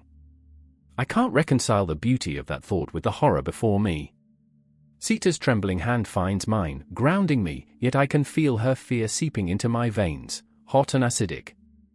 "Don't look away," I whisper, the words barely escaping my lips, a futile attempt at courage. But I want to look away, to escape this moment, to run into the night and leave behind the anguish of the dying. Yet, there's a pull, an insidious gravitational force inviting us to witness the end, the finality that the Vedas speak of. I shiver, not from cold, but from something deeper, something primal. Nearby, a figure looms, a priest clad in saffron robes, his face a mask of piety and resolve. He is the harbinger of this moment, the keeper of secrets long buried in ancient texts. I see that same manic gleam in his eyes that I've read about, the fervor of conviction, the belief that the flames will not just consume, but will liberate. I want to scream, to shake him, to undo what he believes to be righteous. But my voice is lost in the whirlwind of grief. "Is this what awaits us?" Sita asks, her voice quivering, a fragile thread threatening to snap. What happens next? The question hangs in the air, heavy and taunting, challenging the very essence of our belief. I swallow hard, my throat constricting. I want to promise her that the afterlife is a serene paradise, but the truth is more complex, a labyrinth of shadows. I remember the words, asterisk in the afterlife, the soul is judged, weighed against the deeds of its earthly life. Asterisk, what if we fail? What if the flames do not cleanse but consume? The thought sends a tremor through my core, twisting like a knife. I see faces in the fire, lost souls reaching out, their screams muted by the crackling heat. Are we next? Suddenly, the priest raises his arms, a conductor orchestrating the symphony of mourning. Let the flames purify. Let them guide the souls to their next birth. His voice booms, a powerful incantation wrapping around us, binding us to this horrific reality. Sita's grip tightens, her nails digging into my skin, grounding us both to this moment that feels like a nightmare from which we cannot awaken. And then I see him, Rohit, a friend once vibrant, now a memory teetering on the edge of oblivion. He stands at the pyre, the flames licking at his feet as if inviting him to step into their embrace. This is not an end, he whispers, though his eyes are empty holes, void of life. It's a beginning. His voice is ethereal, as if pulled from another realm, and for a second, I believe him. But belief is a fragile thing, and as he turns, I catch a glimpse of the shadows behind him, the specters of the past, clawing at the edges of our reality. They wail, a chorus of anguish, reminding us of every sin, every regret. I can feel their cold fingers tracing the contours of my heart, pulling me into a vortex of despair. Stop! Sita screams, her voice breaking, shattering the moment like glass. Stop this madness! I can see the tears streaming down her face, her horror palpable. She's fighting against the tide, against the ancient beliefs that bind us to this cycle of death and rebirth. Her despair ignites something within me, a flicker of rebellion. Is this all there is? I yell, the words spilling from my lips like a spell. Are we to live only to die, only to burn and be reborn in a cycle we did not choose? The air grows still, and for a heartbeat, the flames hesitate, as if considering my plea. But the priest only smiles, his eyes glinting with an unsettling certainty. This is the way, he insists, his voice dripping with conviction. The Vedas have spoken. I feel the weight of his words, an anchor pulling me down into a depthless abyss. But then, I remember. I remember the verses, the teachings that promised liberation beyond this pain. What if we choose differently? I whisper to Sita, a desperate hope igniting my heart. What if we seek our own path? And as I speak those words, I feel the world shift, the air crackling with possibility. I turn to the flames, the hungry fire that has consumed so many. You do not own us. I scream, a defiance surging through me, a rebellion against the cosmic order. The flames roar in response, an angry beast awakened, but it's too late. In that moment, amidst the cacophony of fear and the promise of the afterlife, I see it, the path unfurling before us, a shimmering thread weaving through the chaos, defying the very essence of the Vedas. And I grab Sita's hand, our fingers entwined, a lifeline forged in the heart of despair. Together, I breathe, and we dive into the unknown, leaving behind the echoes of the past, chasing the promise of a future yet unwritten. The pyre crackles, but we no longer hear it. We are moving, swept away from the chaos, the smoke swirling around us like a shroud of the forgotten. And the night stretches on, vast and endless, a canvas waiting for stories yet to be told, our stories, unfurling like the constellations above. The air crackled with tension as the moon hung low, casting ghostly shadows over the ancient city of Varanasi, where death and life danced a macabre waltz. I remember standing at the ghats, the stench of burning flesh mingling with the fragrant marigolds. A funeral pyre flickered, its flames licking the sky, illuminating the faces of mourners twisted in grief, their cries piercing the night like daggers. I felt their sorrow clawing at my heart, a visceral reminder of mortality, of the thin veil separating us from the eternal. It was here, amidst the chaos of jostling bodies and swirling smoke, that I met Tara. She stood apart, her eyes hollow and distant, as if she were gazing into another world. I remember how her name rolled off my tongue like a prayer, each syllable soaked in longing. Her brother, Anil, lay lifeless at their feet, a victim of a cruel twist of fate, a fever that had snatched him from the embrace of life too soon. In a city that thrived on cycles of death and rebirth, he had become just another whisper in the wind, another flicker of flame extinguished in the grand tapestry of existence. Tara's hands trembled, cradling a small, intricate locket that glinted in the moonlight, a haunting reminder of her lost brother. He used to say, she confessed, her voice barely a whisper, that life is a river, forever flowing, and death is merely the bend where we lose sight of what comes next. Her words were heavy, drenching the air around us in melancholy. I felt my own breath catch, as if the weight of her sorrow had wrapped around my throat. Anil's death was not just a personal tragedy, it was the embodiment of a cycle that echoed through the ages, a cycle we all feared but could not escape. The stories of the Puranas whispered through the ether, telling tales of gods and demons, of souls trapped in the web of karma, bound to repeat their mistakes, eternally chasing redemption. Tara's grief was raw, a wound that would never heal. She wore it like a shroud, a constant reminder of the fragile thread that tethered her to the living. And then there was me, awkward and unsteady, caught in the whirlwind of their pain. I wanted to reach out, to comfort her, but each step felt like a betrayal, as if I dared to disturb the sacred silence that surrounded them. I remember, she began, her voice breaking, the day he laughed, the way his eyes sparkled with mischief, the promise of tomorrow. Each memory was a knife, cutting deeper into the fabric of her heart, unraveling the threads of hope she clung to so desperately. I was lost in my own recollections, a childhood marked by shadows, a father who left without a word, a mother who wept in silence. Do we even exist? I wondered aloud, not expecting an answer. Are we merely echoes in a vast void? Tara's gaze met mine, and in that moment, I saw the weight of her despair mirrored in my own. We were both trapped in a cosmic joke, spinning on the wheel of samsara, the endless cycle of birth, death, and rebirth. The night grew colder, the mourners' chants fading into the distance, leaving only the crackling fire and the heavy silence. I felt the chill creeping up my spine as the shadows lengthened, whispering of things unseen, of the ghosts that lingered in the twilight. What if, I ventured, my voice trembling, what if Anil isn't really gone? What if he's just waiting to be reborn? Tara's eyes widened, flickering with a spark of something, hope, perhaps, or the remnants of despair.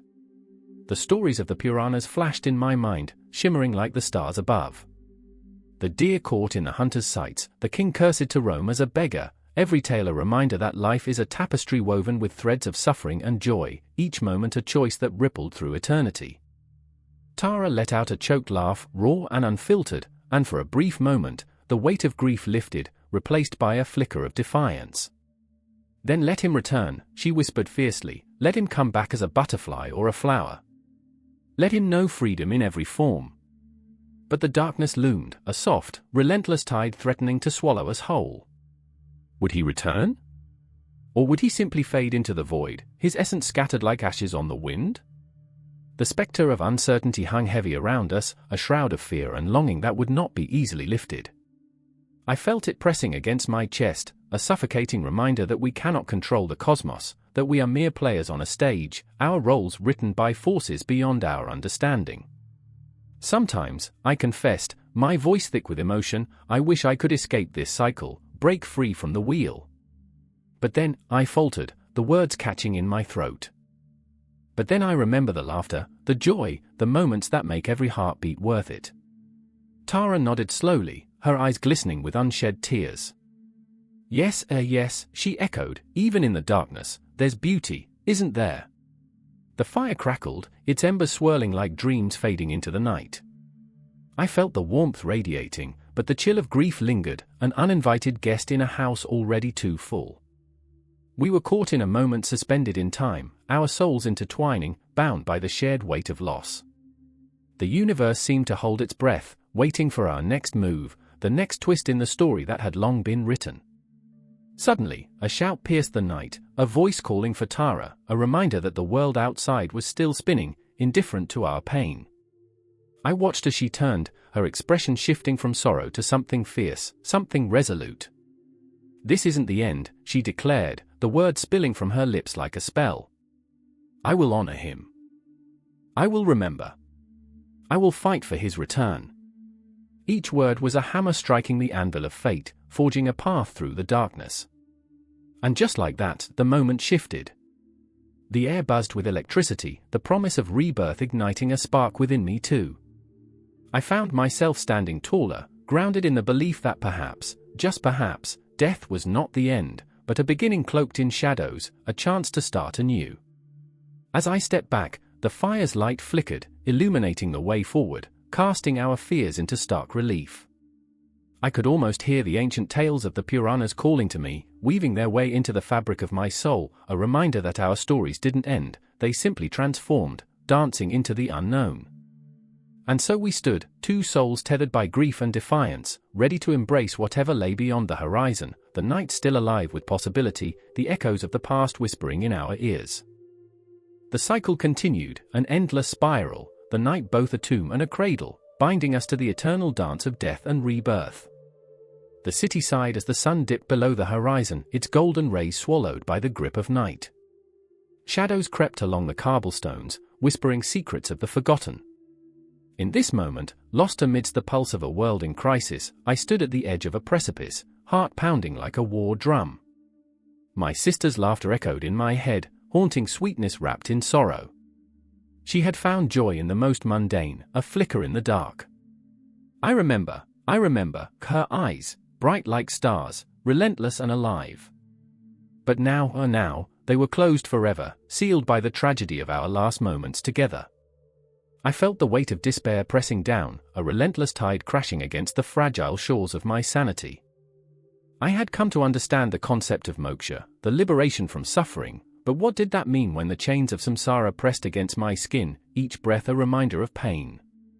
My heart was a battlefield, and there was no victor in sight. I turned to Raj, my brother, who stood beside me, lost in his own storm. His fists clenched, knuckles white against the gathering night. The air around us thickened, charged with unspoken words and unshed tears. "Is this it?" he murmured, voice a trembling thread in the dark. "Is this all we have left? Shadows and regrets." I wanted to scream, to shake him until the answers spilled forth, but I held back. Instead, I whispered, "I remember the stories we told beneath the stars, the dreams we wove together like fragile threads. We could still find our way." But Raj only looked away, the flicker of hope extinguished in his gaze. The weight of our family's tragedies loomed larger than the night sky, eclipsing everything we once believed. Each moment felt like a drop of poison, seeping into our bones. I had read about moksha, the idea of liberation, the escape from the relentless cycles of rebirth, but how could we reach it when our hearts were shackled by the past? The moon rose, a spectral witness to our suffering. Each luminous beam was a dagger, piercing through my thoughts, illuminating the ghosts of our memories. I could almost hear my sister's voice, a haunting melody that lingered like smoke, wrapping around my heart. "You can't escape, you know. The past is a tapestry, and we're all woven into it." I shivered at the truth of her words. The past held us hostage, each regret a thread binding us to the cycle of pain. I caught Raj's eye, deep wells of anguish reflecting the chaos within. "What if we could break free?" I asked, desperation clawing at my throat. "What if we could confront the shadows and find light?" His eyes flickered with something, fear, perhaps? Or was it hope? I couldn't tell. He was my brother, yet we were strangers, two lost souls spiraling into the abyss. "You think it's that simple?" he spat, the anger rising like a tidal wave. "You think we can just wish this away?" "No." I felt the heat of frustration rise within me. "But we can try. We have to try." The silence that followed was deafening. A night lit by the cold glow of stars, but within us, a chasm wider than the universe itself. Memory surged like a relentless tide, crashing against the walls of my mind, our laughter, our fights, the moments that forged us and the ones that tore us apart. I remember. Our childhood, so vivid, yet so fractured by loss. A sharp gust of wind swept through the alley, carrying with it the scent of earth and rain. It enveloped us, a reminder of the world outside our grief. The city pulsed with life, oblivious to our turmoil. I longed to escape, to surrender to the rhythm of the city, to dance and laugh, to feel the warmth of human connection again. But could I ever feel that way again while holding the weight of my sister's absence? Raj stepped back, the shadows pulling him into their embrace. "You're chasing ghosts," he said, voice thick with despair. "There is no liberation for us. Just this cycle of hurt." In that moment, I felt the ground beneath me shift, the very fabric of reality unraveling. My chest tightened, and I could taste the bitterness of defeat. "No. I refuse to believe that," I cried, the words spilling out like a flood. We owe it to her to find our way, to break free from this endless cycle of suffering. But the night held its breath, an audience to our tragedy. I could feel the weight of my own doubts, the suffocating darkness that threatened to envelop us both. I remember the tales of sages who spoke of moksha, of liberation that transcended life and death, the promise of peace. Could we attain it? Could we step beyond our pain and into the light? Raj's expression softened, the flicker of hope returning to his eyes, but it was fragile, trembling in the storm of our emotions. And what if we fail? He whispered, vulnerability laid bare, raw, and exposed. Then we try again, I replied, heart racing at the thought of the endless journey before us. That's what this is about, isn't it? The struggle, the fight to find meaning amidst the chaos. Suddenly, a distant sound shattered the quiet, the wail of a siren piercing the night. It echoed through the streets, a haunting reminder of the world's fragility. I felt the pulse of time quicken, seconds stretching into lifetimes. In that moment, it was clear, moksha was not a distant dream but a relentless pursuit, a battle against the darkness that threatened to consume us. As we stood on that precipice, the city around us alive with the murmur of existence, I felt a spark ignite within me. It was fear, yes, but also a fierce determination.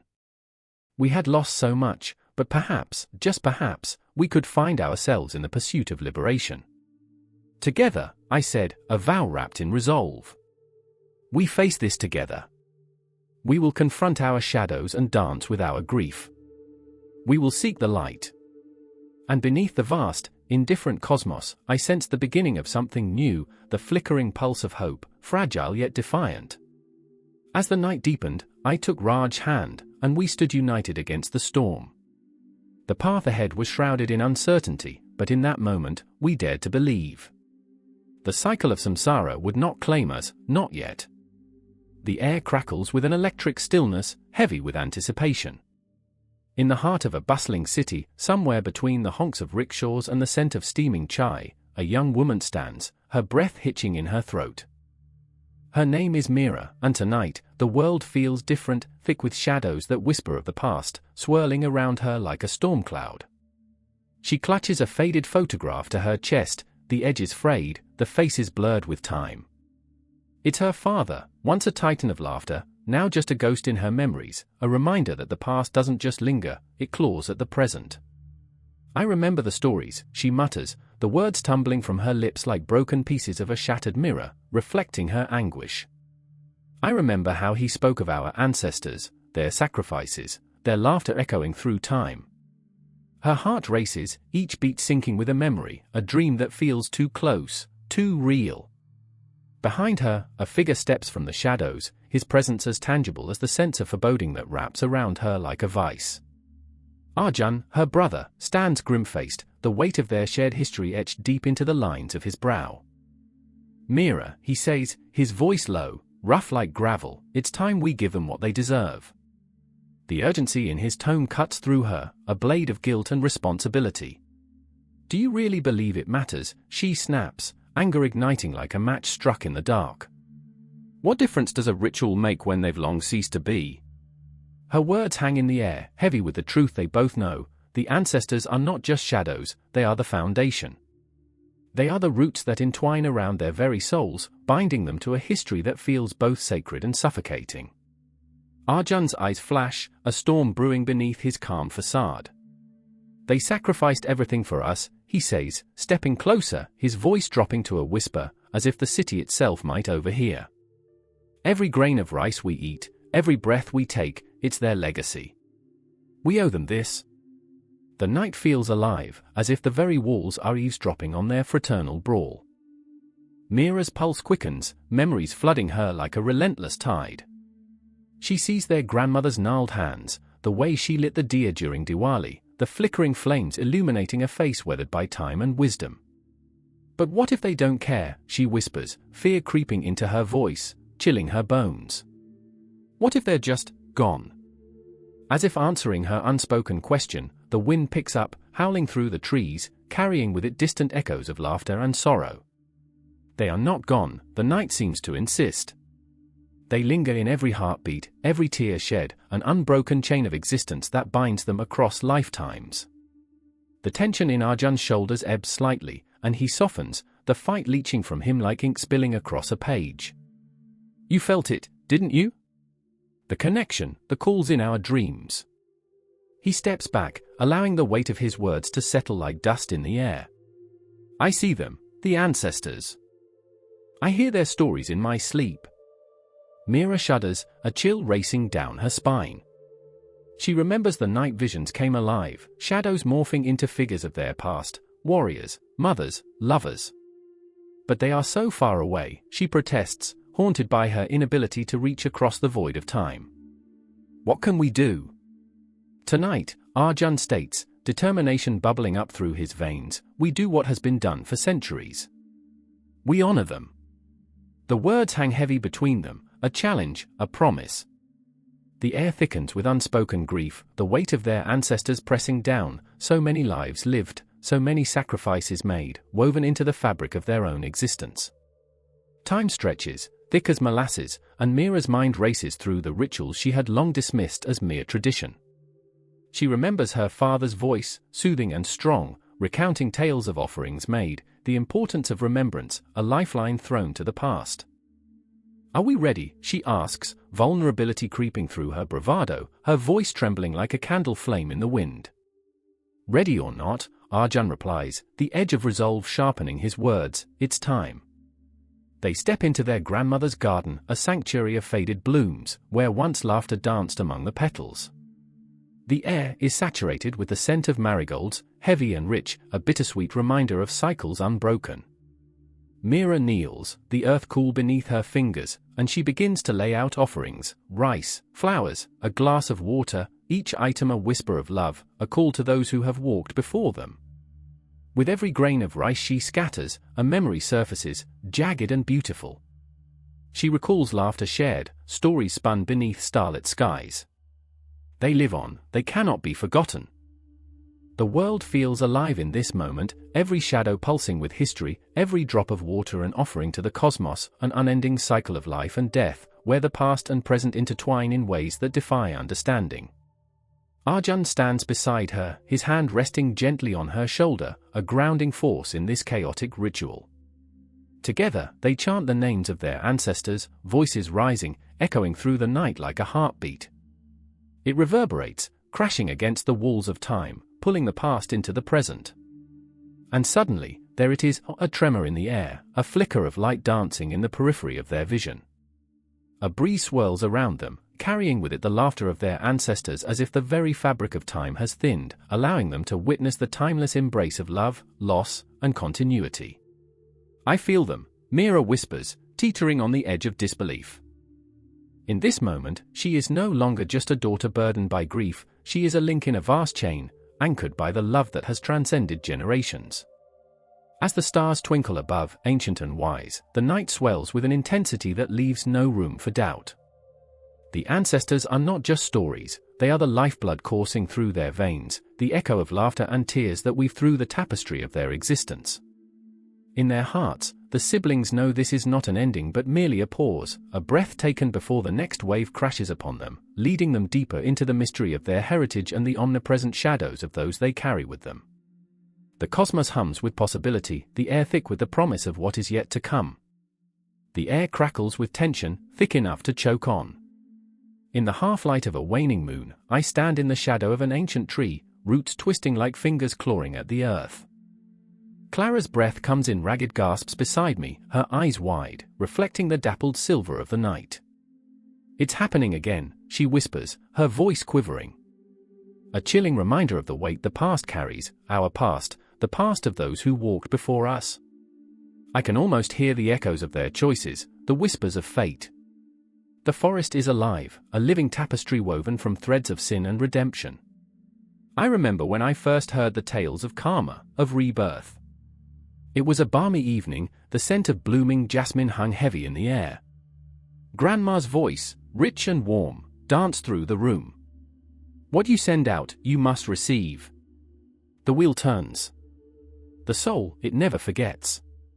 I thought it was a fairy tale, a nice bedtime story, until the shadows grew too long, and the laughter turned into wails. Tonight, the weight of those words suffocates me. Clara's hand finds mine, trembling like a wounded bird.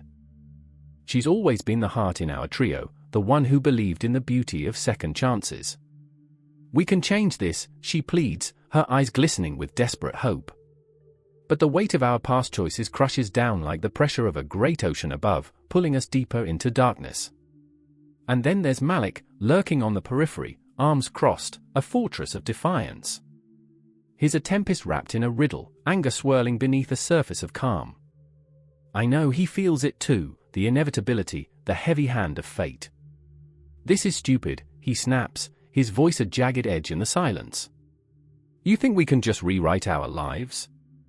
It doesn't work like that. I remember his father's words, the gnarled roots of bitterness that twisted through Malik's childhood. I remember the day they buried him, not in earth but in expectation, leaving Malik to bear the weight of a legacy that screamed for vengeance. What if the past isn't a shadow, but a specter, an unrelenting ghost that follows us, relentless in its pursuit?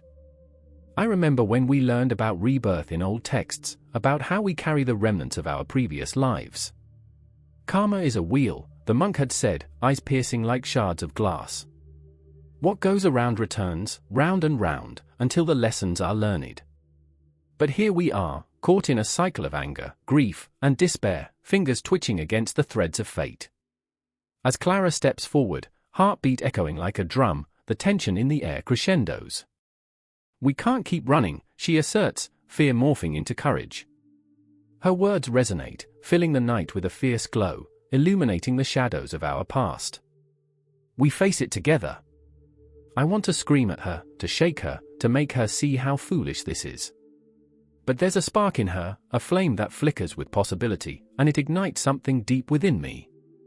Malik shifts, his defiance waning, the hard lines of his face softening. And if we fail? His voice trembles, a crack in the armor he wears like a shield. The chance of failure looms, dark and heavy, like a storm cloud gathering on the horizon. I remember the hollow ache of loss, the echoes of dreams shattered, and I want to scream, to drown out the fear that clutches at my throat. Then we try again, Clara says, her voice steady, unwavering. What if this is our chance?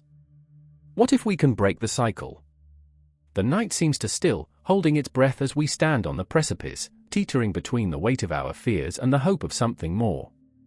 I remember the legends, the ancient scriptures that spoke of countless lives lived, of choices made with every heartbeat, every breath. They all linger, hauntingly familiar, like a melody that refuses to fade. I can feel the pulse of history, the multitude of souls intertwining in a dance of consequence.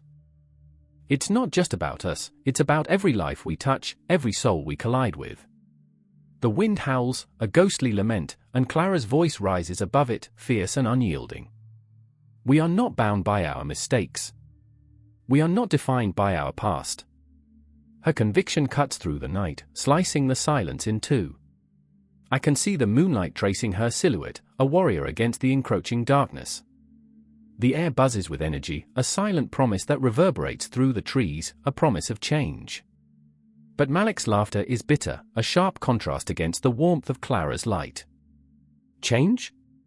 You think you can just wish it away? The bitterness spills out like a poison, and I can feel the tension snap like a taut string. The air thickens, charged with the weight of unsaid words and unhealed wounds. Maybe it's not about wishing, I say, my voice trembling yet firm. Maybe it's about confronting what we've done, about acknowledging the past instead of running from it. I remember the ghost of my own mistakes, the faces I carry like heavy stones in my heart. It's easy to forget, but the universe remembers, it never forgets. A hush falls over us, and in that silence, I feel the enormity of our choices, the ripples of our actions. The world spins on, indifferent to our struggles, to the weights we carry. But we are not alone.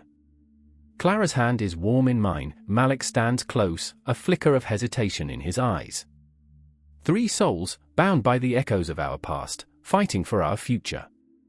As the shadows grow longer and the night deepens, I know this is just the beginning. The confrontation we face is not merely with the past, but with ourselves, with the choices we've made and the lives we've touched. The cycle spins on, and we are caught in its relentless motion, but there's a reckoning coming, a chance to weave a new narrative. Together, Clara whispers, and I can almost see the threads of fate unraveling, twisting and turning like the paths of our lives. We must be brave. Her eyes, filled with fire, challenge the darkness, daring it to approach.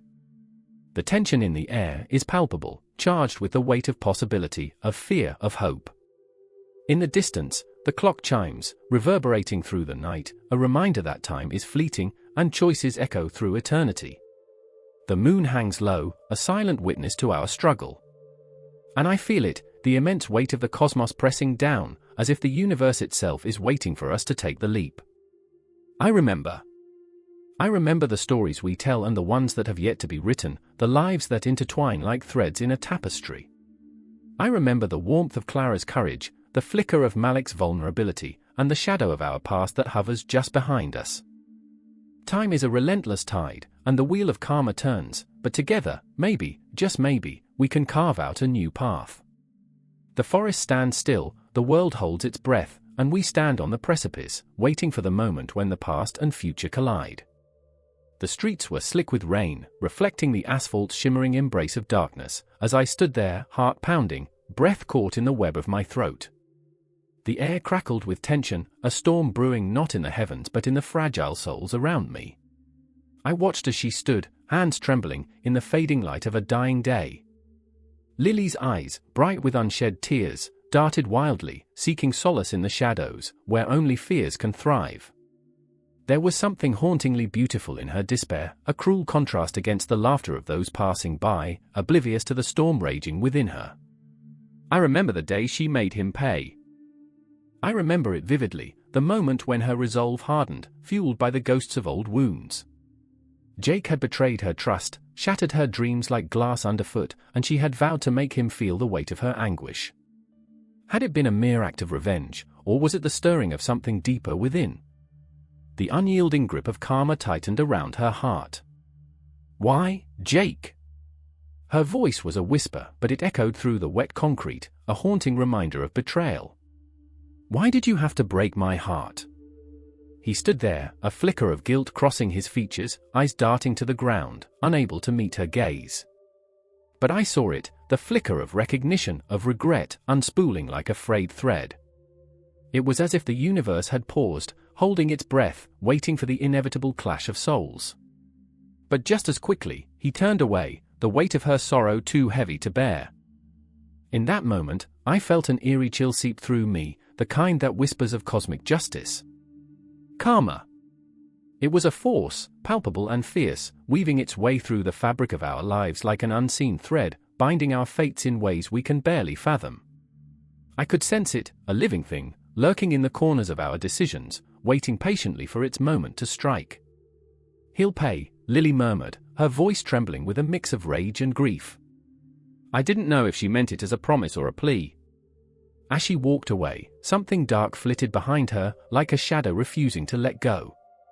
I remembered how she had once been joy incarnate, laughter spilling from her lips like sunshine breaking through a storm. But now, the weight of her sorrow morphed her into a living ghost, haunting the spaces between what was and what could have been. In the distance, I saw him, the embodiment of betrayal. Jake was a broken boy dressed in the guise of a man, swaggering through life like a careless spectre, unaware of the ripples he created. He didn't see the world bending, shifting in response to his choices. But karma was there, lurking in the thorns of his laughter, whispering to him in the quiet moments, in dreams drenched in sweat and fear. But who was I to judge? To cast stones from the shadows? I felt my own sins, buried like bones in the backyard of my conscience. I had my own ghosts, memory swirling like autumn leaves in a bitter wind, a childhood friend I had abandoned, love I had tossed aside for fleeting pleasures. Each regret a tick on the clock, reminding me of time lost, of moments that slipped through fingers like water. And then there was Clara, my sister, a creature of light and darkness intertwined. She was a tempest wrapped in silk, a beacon of hope shadowed by the weight of her own choices. She had loved too deeply, given too freely, and now she stood on the precipice, her heart raw from the scars of betrayal. Her laughter, once a soothing balm, now felt like shards of ice, chilling the air around us. "Do you believe in karma?" she asked one night, wrapped in darkness, her voice a mere breath against the surrounding silence. The flicker of hope in her eyes drew me in, but I saw the tremor of fear lurking beneath. "I want to," I replied, feeling the weight of truth settle heavily in the air between us. "But sometimes, it feels like a cruel joke." "Maybe it is," she whispered, and in that moment, I could see it, the intertwining of our fates, the delicate dance of cause and effect. Our lives, like the intricate patterns of a spider's web, spun together in ways we couldn't control, couldn't foresee. Each decision we made, each heart we broke, sent ripples through the cosmos, and we were left to grapple with the consequences. Those ripples, did they bring joy or despair? Did they bind us closer or tear us apart? As I watched her slip further into her own turmoil, I felt the pieces of myself unravel. I remembered all the times I had turned away from pain, the times I had brushed aside the darkness in pursuit of hollow laughter. It loomed over us, casting long shadows that whispered of retribution. Time marched on, relentless, as the city pulsed around us, unaware of the battle waging within our hearts. The night consumed everything, but within that darkness shimmered the threads of our karma, weaving stories of grief and joy, love and betrayal. We were all players in a grand game, swept along by the tides of our choices, searching for redemption in the aftermath of our mistakes. And yet, in the depths of that storm, there was a flicker of hope, a promise that maybe, just maybe, we could find our way back to the light.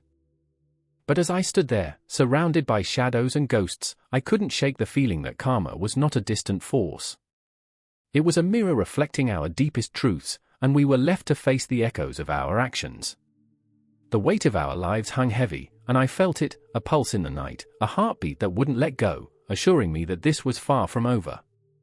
The dance continued, spiraling into the unknown, and we were twirling deeper into its embrace, bound by the choices we had made, the karma we could not escape. The clock struck midnight, an ancient bell tolling its haunting melody, reverberating through the suffocating silence of the old city. I stood there, breath held tight in my chest, enveloped in shadows that seemed to whisper secrets, truths buried deep beneath the cobblestones. The air was electric, charged with the weight of 1,000 unspoken words, the stars winking knowingly from their celestial perches, watching, judging. In that stillness, I felt the pulse of the universe, thrumming like a heartbeat against my skin, reminding me that here, among the living and the lost, karma danced with rebirth. Across the narrow street, I could see Alizia's silhouette, her figure framed by the flickering light of a solitary street lamp. She was a tempest, a swirling mass of emotions, her dark hair cascading over her shoulders like spilled ink. Alizia, who had once laughed with abandon, now moved with the weight of the world on her shoulders, as if the very cosmos had conspired against her. I remembered the nights we'd spent under those same stars, our dreams woven together like threads in a tapestry, but now, all that glimmered was the edge of despair. "I can't keep doing this," she said, her voice breaking through the silence like glass shattering, raw and jagged. "Every time I take a step forward, the past pulls me back, Alizia." I interrupted, a desperate plea that echoed against the stone walls. "You have to remember that you're more than your mistakes, more than the shadows haunting you." But even as the words left my mouth, I felt the truth slip away, like grains of sand through my fingers. I was speaking to myself as much as I was to her. Then there was Felix, standing a few paces away, his expression a mask of sorrow etched with anger. The universe had dealt him a cruel hand, time and again, and he had fought back with fists of steel. He was a warrior draped in scars, each one a testament to battles fought in the dark alleys of his mind. "You think karma is some cosmic balance," he growled, stepping forward, his voice low and dangerous. "It's an illusion. We're just marionettes dangling on strings, twirling through the chaos of this life." "Felix," Alizia whispered, her voice tinged with fear. "Please, don't." But he was already unraveling, threads of rage and heartbreak spilling like a gaping wound. "You think rebirth is a gift? It's a curse. We're doomed to repeat our mistakes. I can't do this anymore." His fists clenched, trembling with the fury of a storm. "I can't be reborn into a world that only knows how to break me." The air crackled between us, a charged tension thick enough to slice through. Each heartbeat echoed painfully, amplifying the silence that followed. I could feel the universe watching us, the stars swirling above, their light a reminder that we were not alone in this struggle. But that knowledge felt like a weight on my chest, heavy and suffocating. I remember, I murmured, almost to myself, but my voice pulled them back, tethering us to the moment. I remember when we thought we had the answers, when we believed we could change our destinies with sheer will. But every choice, every turn of the wheel, it echoes through time. Can't you see? We're all part of this intricate dance, a ballet of cosmic proportions, bound by karma and rebirth. Alizia's eyes glistened, a mix of pain and understanding. But what if we're just trapped? What if we can't break free? Then we fight, Felix said, his voice suddenly fierce, a fire igniting within those haunted eyes. We fight against the chains that bind us, even if it means facing the darkness we fear. We can't let it define us. We have to find our way back to the light. I glanced between them, my heart racing.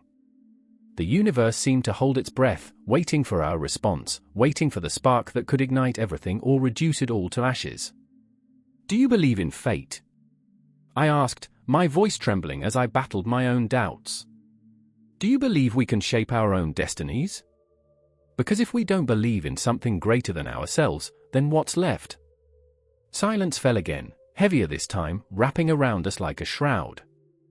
I could almost hear the whispers of those who had come before, ghosts of the past entwined with our present, a reminder that we were mere vessels of experiences, each lifetime a chapter in an endless story. I remember, I whispered again, the words spilling like an incantation. I remember the dreams, the hopes, the laughter. And I remember the heartbreak that lingers like a shadow. A flicker of resolve sparked in Alizia's eyes as she looked at me, desperation morphing into determination. Then we rewrite our stories. We don't let the past dictate who we become. We rise from the ashes, even when it feels impossible. Felix nodded, his fury now tempered with understanding. Together, he said, his voice softer, yet edged with steel. We confront our fears, we embrace the chaos, and we transform. Because that's what rebirth is, it's the promise of a new dawn, even when the night seems endless. And in that moment, amidst the shadows of a forgotten city, we found our strength. The cosmos trembled, as if in agreement. Above us, constellations twinkled, threads of fate weaving through the vastness, whispering of possibilities yet to come. Let's not be prisoners of our past, I breathed, feeling the weight of their determination solidify around me. Let's become the authors of our destiny. A chill ran down my spine, the night thick with anticipation as we gathered ourselves, ready to face what lay ahead. In the depths of our struggle, we had unearthed a flicker of hope, a glimmer of light peeking through the cracks of our shattered dreams. And as the clock continued to toll, marking the passage of time, we stepped toward the unknown, where karma and rebirth awaited, a cosmic dance of endless possibilities. The stars shone brighter, and somewhere deep within us, something began to shift. The universe watched, the echoes of destiny swirling, wrapping us in its embrace. And we stood there, heartbeat synced, ready to confront the darkness together, to embrace the chaos, because we were alive and, somehow, that was enough. The air was thick with the scent of damp earth and despair. A distant wail echoed through the night, haunting, a cry that twisted through the darkness, curling around the skeletal trees. Mara stood at the edge of the grave, knuckles white against the cold, crumbling stone. It felt as if time had congealed, each ticking second heavy with the weight of her mother's absence. She could almost hear the whispered echoes of their last conversation, words that lingered like a ghost, unfinished and aching. I remember, she murmured, trembling. I remember the way you used to laugh at death, as if it were a joke only you could understand. The memory danced on the edge of her mind, shimmering with a cruel irony. Her mother had clung to life with all the ferocity of a dying star, believing that with enough will, she could rewrite her fate. But fate, Mara knew, was a cruel mistress. Across the grave, Marcus stood, a lone figure cloaked in shadow. The moonlight caught the edge of his jaw, sharp and unforgiving. He was a man heavy with burdens, a past that weighed like chains around his ankles. Each ritual they performed tonight, a candle lit, a prayer whispered, felt like a desperate plea, a way to bargain with the forces that had ripped his world apart. His eyes flickered, haunted, a storm brewing within, and Mara could feel the tremors of his grief resonate in the ground beneath her feet. "I wish I had the strength to forgive," he whispered, voice cracking under the strain. The words hung between them, a fragile thread of longing.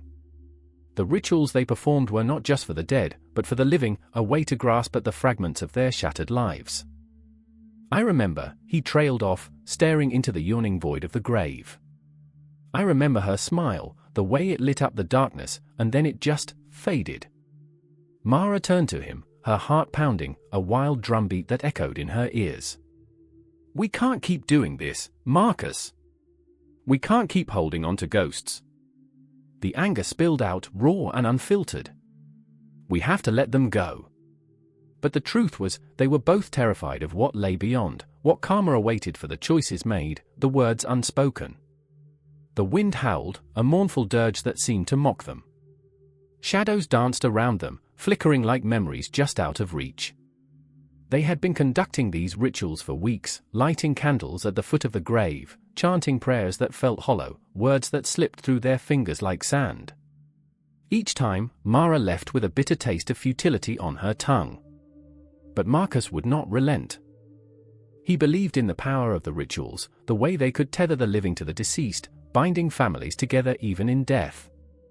"I can't forgive myself for what I did," he muttered, his voice barely above a whisper, like a secret too painful to utter. The night felt alive, as if the cosmos itself held its breath, waiting for the truth to spill out. The memories of his betrayal clawed at him, gnawing at his insides. "I thought if I performed these rituals, I could atone, somehow." Mara's heart ached for him. She knew the weight of guilt, the burden it placed on the soul, weighing it down until it could barely breathe. "You can't carry this alone," she said, stepping closer, her voice softer now, a fragile thread binding them. "We need each other. Our ritual should unite us, not shackle us to the past." But the ground beneath them seemed to pulse with unspoken tension, as if the very earth was holding its breath in anticipation. The night was a tapestry of memories woven with fear and longing. The wind whispered promises and regrets, snaking through the trees, rustling leaves that trembled like the hearts of the living. Shadows slipped around them, wrapping them in an embrace that felt both protective and suffocating. In that moment, Mara realized that rituals were more than just acts of remembrance, they were a lifeline thrown into the abyss, a desperate attempt to reclaim what had been lost. They were the bridge between the living and the dead, frail yet resilient, and the frayed edges of their hearts were stitched together with hope. Marcus's eyes locked onto hers, raw with vulnerability. "But what if the rituals don't work? What if we're just fooling ourselves, dancing with ghosts?" His voice cracked, an echo of the fear that plagued them both. Each word a shard of glass, piercing the silence. "Then we keep dancing," she replied fiercely, feeling the storm within her rise, a tempest that demanded to be unleashed. "Because even if it's just for a moment, we feel them with us. Their laughter, their love, it's all still here." Mara knelt, tracing her fingers along the cool earth of the grave, the soil damp and rich with memory. "I remember," she whispered, the words spilling from her lips like a prayer. "I remember the way she used to hold me, the smell of her hair, the way she made the world feel warm and safe. I remember the stories and the secrets, the laughter that filled the room." The wind picked up, swirling around them with a wild energy. It felt as if the universe was listening, the stars above flickering in response, an audience to their confessions. The earth beneath them seemed to pulse, a heart beating in time with their own, a reminder that life and death were not as distinct as they had once believed. But the deeper they delved into their rituals, the more they found the ghosts of their past entwined with the fabric of their present. Each candle lit was an offering, each prayer a plea for understanding, for closure that felt eternally just out of reach. And in that haunting silence, the echoes of their grief intertwined, creating a tapestry woven with shadows, memories, and a fear that lingered like smoke in the air.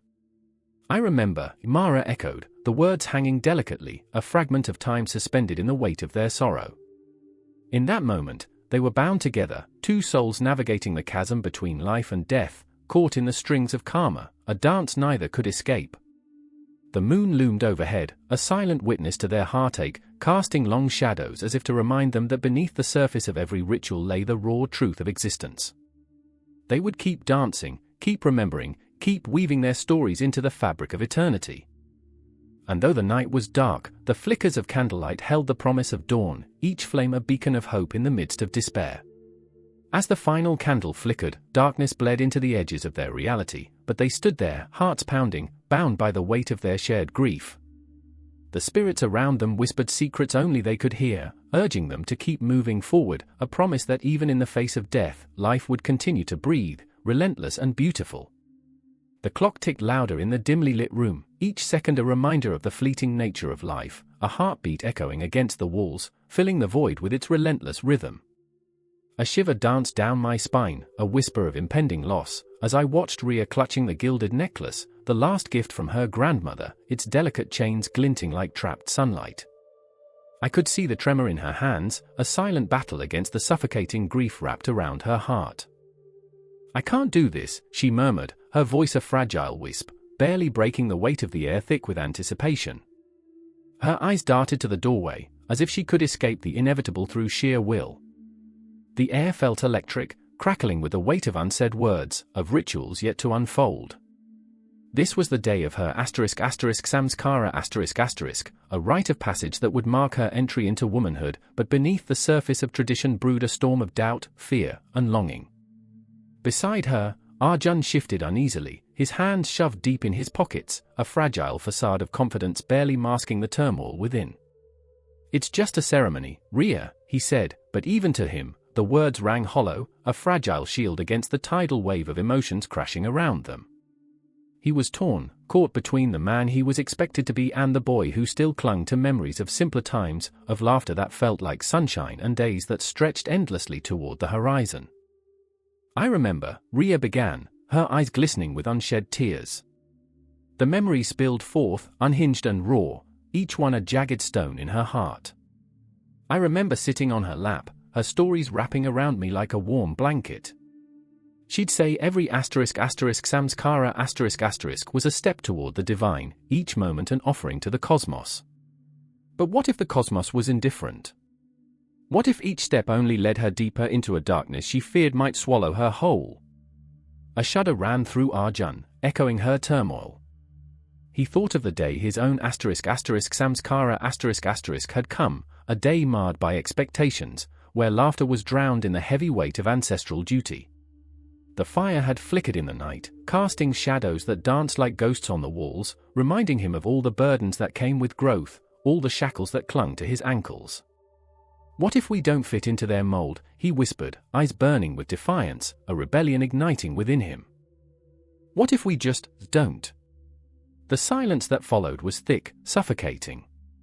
The air was alive with unspoken fears, the very essence of their lives hanging in the balance. I could feel the tension tightening around us, a noose fashioned from societal expectations and familial loyalty. "Because we're supposed to be free," Rhea snapped, a spark igniting in her chest, a defiance against ages of tradition that weighed down like a heavy cloak. "But what if freedom means losing everything we've ever known?" Her voice cracked, raw and trembling with the force of her passion. The walls seemed to lean in closer, the shadows elongating as if to eavesdrop on the turmoil bubbling to the surface. There was something hauntingly beautiful in their struggle, two souls wrestling with their identities against the backdrop of ancestral rites that demanded conformity. Rhea's breath hitched as memories cascaded, the scent of incense curling through the air, the sound of chants rising like a hymn toward the heavens. But today, those rituals felt like chains, each thread of expectation tugging at her heart. She turned to Arjun, desperation etched into her features. "I don't want to lose her, or myself." "I remember the weight of the sacred thread," he replied, voice heavy with the burden of nostalgia. "It felt like a promise, but also a curse. It wrapped around me, binding me to a life I wasn't ready to embrace." Their eyes locked, a moment of understanding flaring like a spark in the darkness, illuminating the fears that danced between them. They were caught in this web of samskaras, ceremonies that celebrated life while also reminding them of its fragility. Do we honor the past or forge our own paths? Ria's voice trembled with the weight of her question, a plea for clarity in a world that felt increasingly murky. Why not both? Arjun's answer was a whisper, laced with hope. He stepped closer, his presence a steadying force against the tide of anxiety that threatened to engulf them. Maybe we can create our own right. One that honors our pain, our joys, our rebellion. A knock at the door shattered the moment, a reminder that time was relentless, the ceremony looming like a ghost on the horizon. They exchanged a glance, a silent acknowledgement of the crossroads they faced. Are you ready? I could hear the tremor in his voice, and the question hung in the air like a thick mist, neither reassuring nor foreboding, just present and undeniable. Ria took a deep breath, the weight of their shared emotions coiling around her heart, both a burden and a comfort. No. But I will be.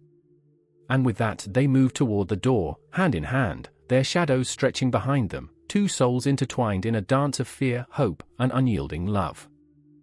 The clock continued its relentless ticking, the air charged with anticipation. There was no turning back now, the world awaited them, filled with the ghosts of rituals past and the promise of a future still unwritten. As they stepped into the light, the shadows whispered secrets of the heart, of transformation that lay ahead, an unending cycle of life, death, and rebirth, wrapped in the fabric of human experience. The universe spun on, indifferent yet intertwined with their stories, a cosmos of voices echoing through time, urging them onward into the unknown. The air was thick with the scent of marigold, an almost sickly sweet perfume that clung to everything in the dim light of the twilight hour. I stood on the edge of the Ganges, the water swirling like restless spirits, shadows dancing on its surface. A funeral pyre crackled in the distance, flames licking the night sky, and I felt the heat against my skin, a reminder of mortality's fierce grip. This was not just a ceremony, it was an act of surrender, a confrontation with the inevitability of death, where every breath I took mingled with the smoke and whispered tragedies. Maya stood beside me, her face awash with a haunting mix of sorrow and defiance, eyes glistening like dark pools reflecting the chaos around us. She was just 22, but time had carved lines of grief into her brow, each crease a testament to loss. Her mother had been a woman of strength and spirit, a loving guide lost too soon to the cruel hand of fate. Now, Maya was left to navigate the world alone, a fragile flower in the storm of existence. She clenched her fists, trembling, as if holding back an ocean of tears. Why do we let them burn? Why not bury them? Her voice cracked, a fragile echo swallowed by the hungry flames. I turned my gaze to the sky, where the evening stars twinkled like distant memories, cold and indifferent. Death, in our culture, is a dance of fire and ash, a release into the eternal cycle. I could almost hear the chants, rhythmic and hypnotic, weaving through the chaos. I remembered my own mother, laying there with her frail body wrapped in white, the scent of sandalwood swirling around us, an offering to the gods. It's tradition, Maya. We honor the dead, send them back to the cosmos. But the words felt hollow, a fragile shell that could not contain the weight of our sorrow. Across the river, I saw Priya, a woman with a heart as vast as the ocean, who had lost her husband to the merciless hands of illness. She stood at the water's edge, staring into the abyss, hands trembling as if clutching the last remnants of her love. I hear him sometimes, she whispered to me once, her voice a threadbare fabric of hope. In the winds, in my dreams. He calls me back. Each syllable was a ghost, a haunting reminder of the thin veil separating the living from the dead. And yet, she smiled, a painful curve of lips that betrayed the weight she carried. I remembered her laughter amidst the grief, the way she sought solace in simple moments, a cup of chai, a shared joke, the way the sun filtered through the leaves. But now, standing on the precipice of despair, she was a mere shadow of her former self, a woman held hostage by memories that burned brighter than the very flames that consumed the pyres. What do I do now? She asked one evening, her voice barely above a whisper, as if afraid of waking the ghosts. The answer danced on the tip of my tongue, a cruel truth I couldn't share. You live, Priya. You find a way to carry him with you. But how could I explain that life is a cruel joke, a series of moments strung together like beads on a broken necklace? Each day, we wake, we breathe, we consume. We laugh, we weep, and yet, we remain shackled to the memories of those we've loved and lost. The night stretched endlessly, like the shadows that flicked and flared upon the pyres. I would dream of Maya's mother, her presence a tapestry woven with laughter and lullabies. "You must not grieve," she would say, her voice rich and warm, threading through the darkness. "Life continues, my dear. Embrace it." But how? How do we embrace a world so full of shadows, where death is more certain than love? And so we stood on the banks of the Ganges, each of us clutching our wounds, the weight of loss hanging heavy in the air like a noose. I watched as Maya drew closer to the flames, her heart a battlefield of longing and fear. "Will they truly become one with the cosmos?" she asked, her voice trembling, a fragile thread in the tapestry of our shared grief. "Maybe," I replied, my voice thick with emotion. "Or maybe they linger, watching over us, reminding us of the love that transcends even death." But in that moment, what was love but an echo, reverberating through the corridors of time, both a comfort and a torment? We laughed, we cried, and in the cracks of our hearts, we found space for the dead to reside. Time danced like the flickering flames, relentless and cruel, but in the midst of all this chaos, I also found something else: strength. The resilience of women, the fire in their souls, an unbreakable spirit binding us together. Priya and Maya were not alone. I was here, standing shoulder to shoulder with them, unearthing our collective sorrow. And then there was the moon, glowing softly above, unyielding and eternal.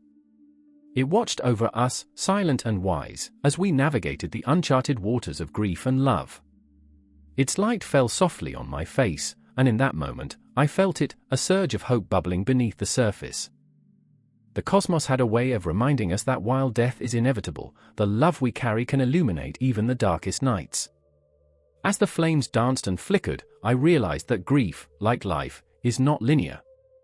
It ebbs and flows, a tide that pulls us under, then washes us ashore again, leaving us changed but alive. Maya's fists unclenched, Priya's smile returned, however fleeting. In the heart of despair, we found glimmers of joy, a reminder that the dead do not truly leave us, they linger in our laughter, in the taste of the chai, in the fabric of our lives. Yet even as the night deepened, an unshakable sense of dread curled its fingers around my heart. For with every breath I took, the question loomed, a question that would echo long after the embers of the pyres had faded. What does it mean to truly live when death is always whispering just beyond the veil? And as I stood there, enveloped in the darkness, I understood one thing: we are all but ghosts in this world, chasing shadows, reaching for stars, forever entwined in the dance of life and death. The air was thick with the scent of incense, a heavy fog of sandalwood and sorrow. In the dim light of the temple, Priya clutched the sacred thread that had once bound her to her family, now frayed and worn, just like her heart. She could hear the chanting from the priests, a rhythmic pulse that echoed the beat of her own heart, a reminder of the cycle: birth, death, rebirth, spinning endlessly like the wheels of time. Each chant felt like a blade, carving deep into the fabric of her soul, whispering truths she desperately longed to escape. "I remember," she murmured, the words slipping from her lips like a prayer, a resignation. "I remember the first time I felt this weight." The memory crashed into her like a wave, washing over her with a ferocity that took her breath away. The day her mother had passed, the shrill cries of her father drowning in the shadows of their home, the hollow echo of a life now lost. It was a day marked by the finality of death, a dark, desperate comedy where none but the spirits could laugh. Across the temple, Ravi knelt in the back, his eyes glazed over, haunted by dreams of what could have been. He was trapped in a silent battle, one that raged deeper than the chaos of the world around him. He thought of Priya, her spirit flickering like a candle in the wind, and how he had failed to save her from the weight of the past. "I remember," he breathed, his fingers curling around the smooth stone beneath him. "I remember the warmth of her laughter, the way it lit up the dreary corners of my mind." But laughter felt far away now, a distant echo of a time when life had been vibrant, painted in colors rather than shadows.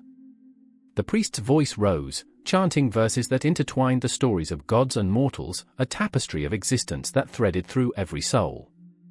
"In this cycle, we are all but actors," the words struck Ravi like a lightning bolt, illuminating the darkness that loomed over him. "Actors, yes, but in a play that never ends, with an audience of stars and a director we cannot see." He could feel the weight of the cosmos pressing upon him, each star a reminder of lives lost and lives yet to come. Meanwhile, Priya felt the earth shift beneath her, a reminder of the impermanence she had always grappled with. What if this cycle is a curse? She whispered into the stillness, her voice trembling with the intensity of her thoughts. What if we are destined to repeat our pain, our losses, forever? The shadows around her seemed to respond, swirling with her emotions, as if the very fabric of the universe acknowledged her anguish. A flicker of movement drew her gaze. Ravi, rising to his feet, determination etched onto his face. The tension crackled in the air, an electric charge that pulsed between them. Their eyes locked, a moment suspended in time, where the weight of their shared history lingered thickly. The connection was undeniable, a lifeline in the dark ocean of despair that surrounded them. Priya, he called, his voice breaking the silence like glass shattering on the floor, we don't have to bear this alone. But the reality loomed larger than their words, a monstrous shadow that threatened to swallow them whole. What do you know of suffering? Priya shot back, each word laced with the bitterness of her grief. You stand there, untouched by the chaos of life. You've never watched someone you love slip through your fingers, leaving nothing but echoes. The intensity of her emotion hung in the air like smoke, stifling, suffocating. I know more than I can say, he replied, voice low, edged with pain. I feel it in every heartbeat, every breath I take. The world is not kind to us, Priya, but we must find a way to break the cycle. We have to try. The plea hung between them, raw and vulnerable, a fragile thread woven from desperation and hope. The temple walls seemed to close in, the shadows deepening, as though the very universe was watching their struggle, waiting with bated breath. Time felt suspended, each heartbeat echoing in the silence. I remember, Priya whispered again, the words now a mantra, each repetition a plea for understanding, for connection. I remember that every ending is a new beginning, but what if our beginnings are tainted? What if the cycle is our prison? Ravi stepped closer, the distance between them charged with unspoken words. Then we must shatter the prison. Break the chains that bind us. We are not just puppets, Priya. We can choose to rise from the ashes. His passion ignited a spark within her, a flicker of rebellion against the despair that had become her constant companion. But as she looked into his eyes, she saw the shadows of her mother's ghost dancing behind him, a reminder of the pain that had etched itself into her soul. Can we, she asked, voice wavering, uncertainty threatening to drown her. Can we truly escape the weight of our past? I believe we can, he asserted, his gaze unwavering. Every moment is a choice. Every breath we take is an opportunity to rewrite our story. The conviction in his voice wrapped around her like a lifeline, pulling her closer toward a reality where hope could shine through the cracks of their brokenness. Outside, the world continued its relentless spin, the night sky a vast canvas dotted with stars, each one a witness to their struggle. We are a part of this cycle, Ravi murmured, almost as if he were speaking to the cosmos itself. But we can redefine it. We can fill it with laughter instead of sorrow, love instead of loss. A strange warmth blossomed within Priya, igniting a flicker of possibility that had long been extinguished. For a moment, the oppressive weight of the cycle lifted, and she dared to dream of a life unchained, unbound by the shadows of their past. Together, she asked, her voice barely a whisper, trembling with vulnerability. Together, he echoed, and the agreement hung in the air like a promise unspoken, heavy with significance. And as the priest's chant soared into the night, the world outside continued to turn, an eternal dance of life and death, and the cycle persisted. But within that small temple, two souls ignited a spark, an ember of hope in a dark universe. The confrontation loomed, the tension thick and unyielding. There were no conclusions here, just the beginning of a new chapter, a continuation of the eternal cycle, weaving their fates into the intricate tapestry of existence. The clock's relentless ticking vibrated through the still air, a grim reminder that time waits for no one, especially not for the lost and broken. I stood there, drenched in an ethereal fog of regret, the world around me fading into a muted blur. In a corner of the dimly lit alley, shadows danced, a haunting performance of desperation and despair. That night, fate twisted like a knife, and I could feel its cold blade pressing against my chest. Lena crouched against the damp wall, her breath coming in ragged gasps. I could see the flicker of hope dying in her eyes, the once vibrant spark now dulled by a lifetime of choices. I thought it would be different, she whispered, each word laced with a tremor of disbelief. A moment passed, and then another, the silence thickening like the fog. You promised me, Alex. You promised we'd find a way out.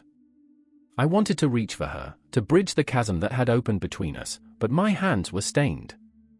Stained with the weight of my own decisions that had led us to this very moment, shackled in a web of consequences, where karma was not just an abstract notion but a living, breathing entity, hunting us like a predator. I could still hear the echoes of my laughter from years ago, careless, naive. What goes around comes around, I had said, jokingly. But those words now hung in the air like a curse. Across the alley, in the flickering neon glow of a forgotten diner, stood Marcus. His silhouette was a haunting reminder of the past, a past riddled with betrayal. I could sense the storm brewing in his heart, anger and guilt warring for dominance. He was the architect of our ruin, yet the irony twisted my gut. I had played my part too. We were all players in a sick game, the stakes were our souls. Alex, he called out, his voice deep and gravelly, a mixture of desperation and defiance. We can fix this. We can make it right.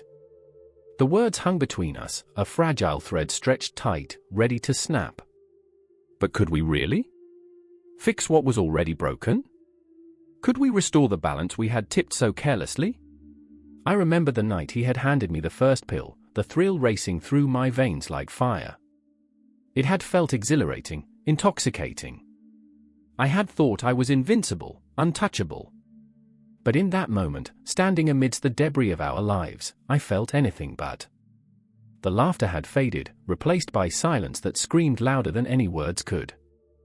Right, I spat back, the bitterness flooding my tongue. Right? You think we can just erase it all? The pain, the hurt, the lives we've destroyed. My heart pounded as I recalled the faces, the ones I couldn't save, the ones who had trusted me. Each memory a ghost, haunting the corners of my mind, taunting me. The night air crackled with tension, and for a moment, time slowed. Lena, fragile yet fierce, rose to her feet. The fire in her eyes reignited, and I felt a flicker of hope. Maybe we can't fix everything, she said, her voice steadier now, but we can't let it end like this. The strength in her words pierced through the fog surrounding us. We have to confront it. We have to face the truth of what we've done. Behind her words lay a raw vulnerability, a plea wrapped in desperation. Her heart beat in sync with mine, a rhythm of fear and yearning for redemption.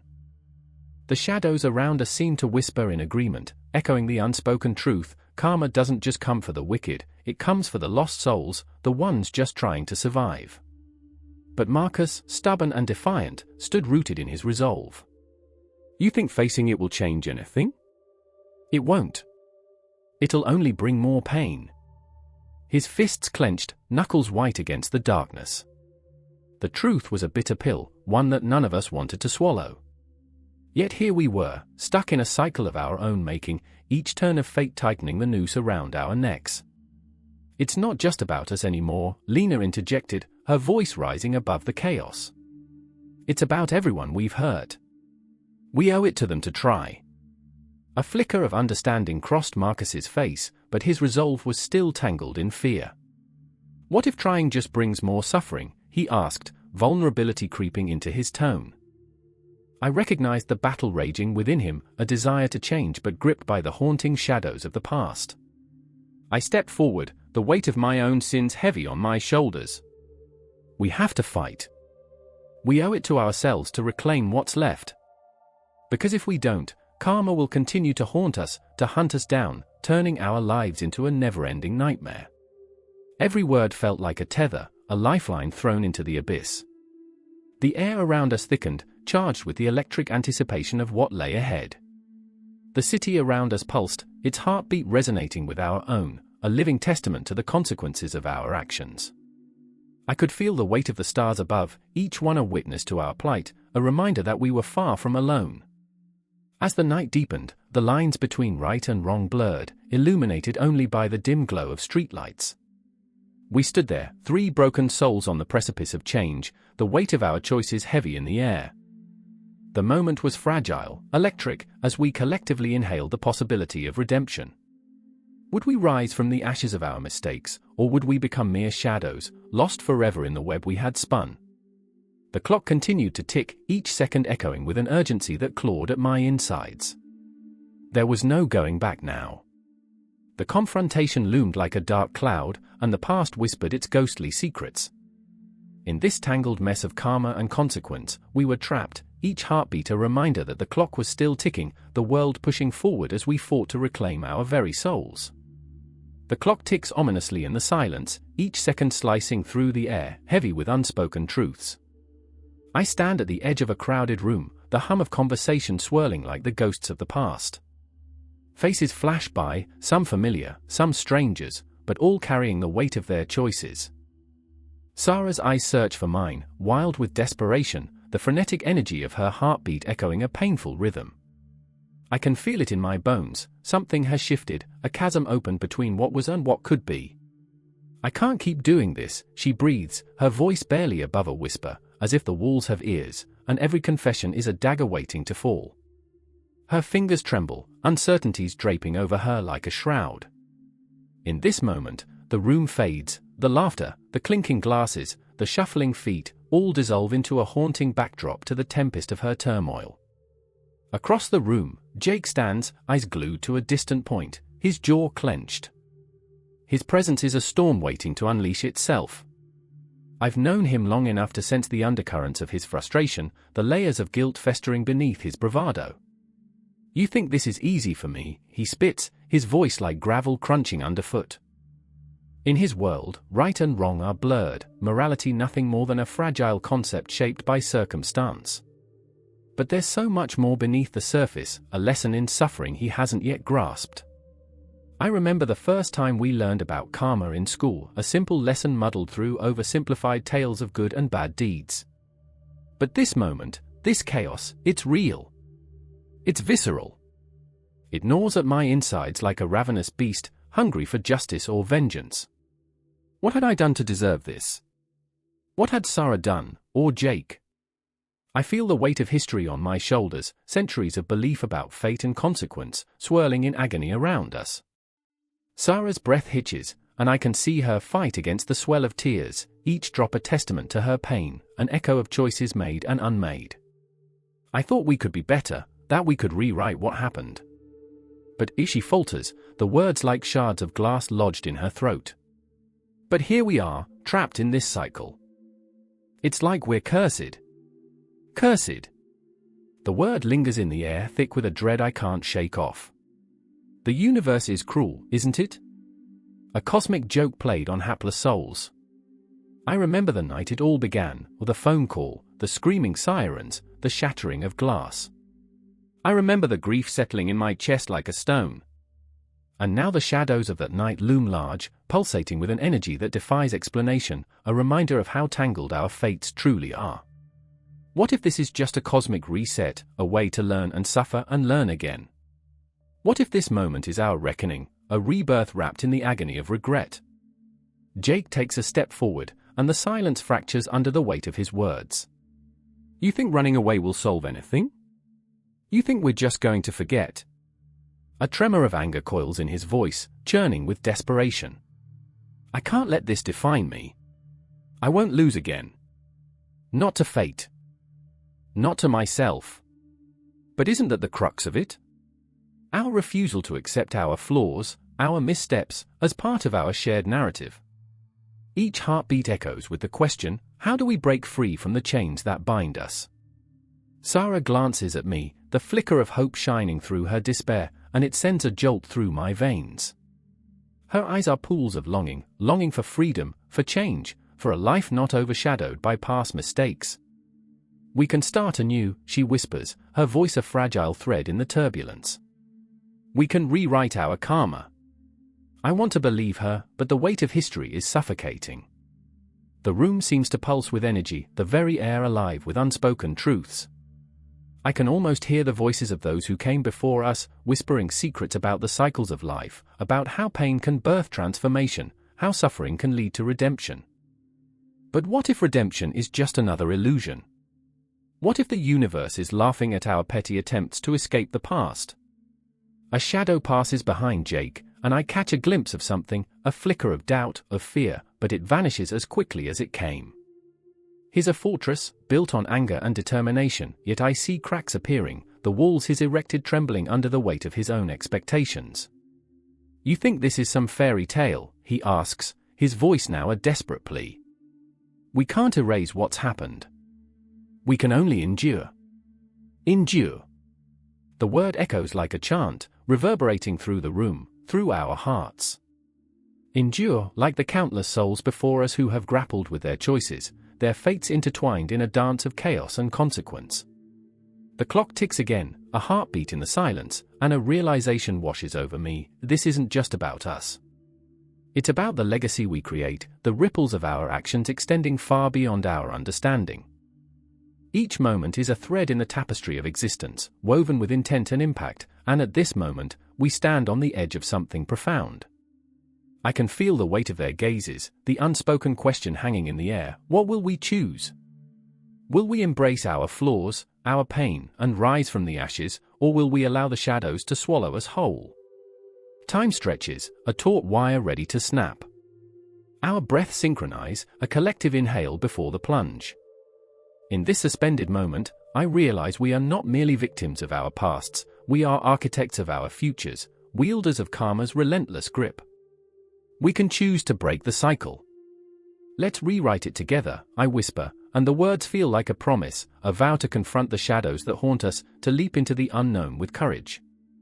The air crackles with intensity, a palpable energy buzzing around us, a chance to reclaim our fates. Sarah nods, and for the first time, I see a flicker of light in her eyes, a determination rising like a phoenix from the ashes. Jake hesitates, the storm within him wrestling with the flicker of hope. The clock ticks again, louder now, as if urging us to seize the moment, to confront our fears head-on. In this charged silence, we stand on the precipice of change, our hearts pounding, minds racing, ready to scrawl our stories across the canvas of the cosmos. The night is alive with possibilities. It's time to confront the shadows. It's time to embrace rebirth. I remember the chill that night, a bone-deep cold that settled in as the sun sank beyond the horizon, cloaking the village in shadows.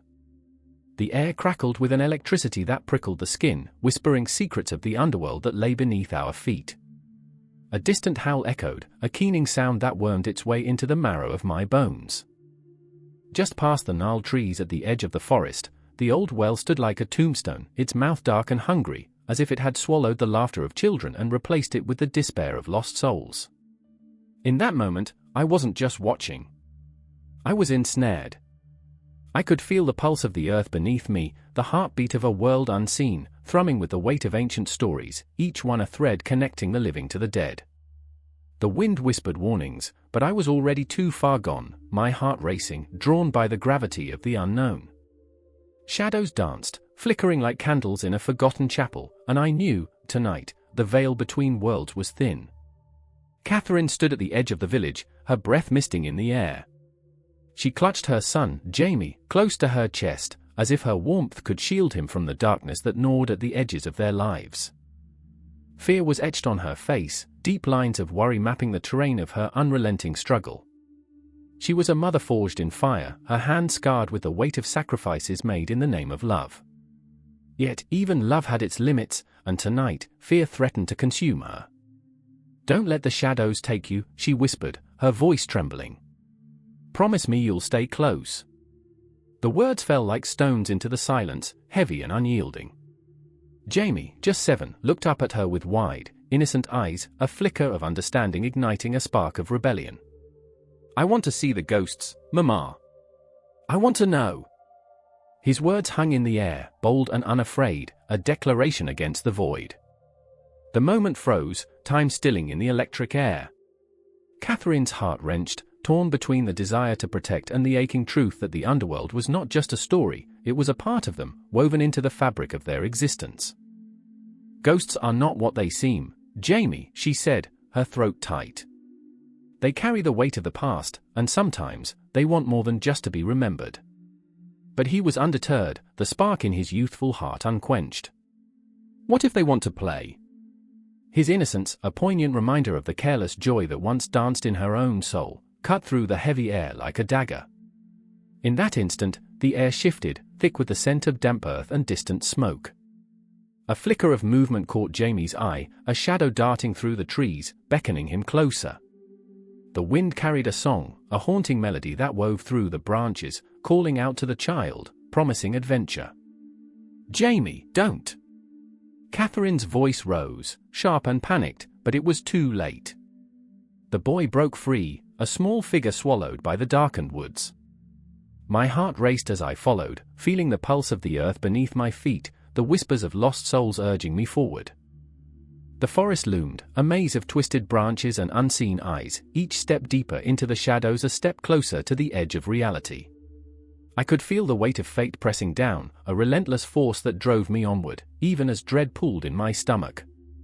I found Catherine struggling to catch up, her breath coming in uneven gasps, desperation clawing at her throat. "He's gone," she cried, her eyes wide with terror. "We have to find him, we have to," but the underworld was not a place to be trifled with. It was a realm of memory and loss, where echoes of the past reached out with ghostly fingers, entwining themselves around the hearts of the living. The trees whispered secrets as I plunged deeper into the darkness, each branch scratching at my skin like the clutches of the damned, each shadow a reminder of the souls that never found peace.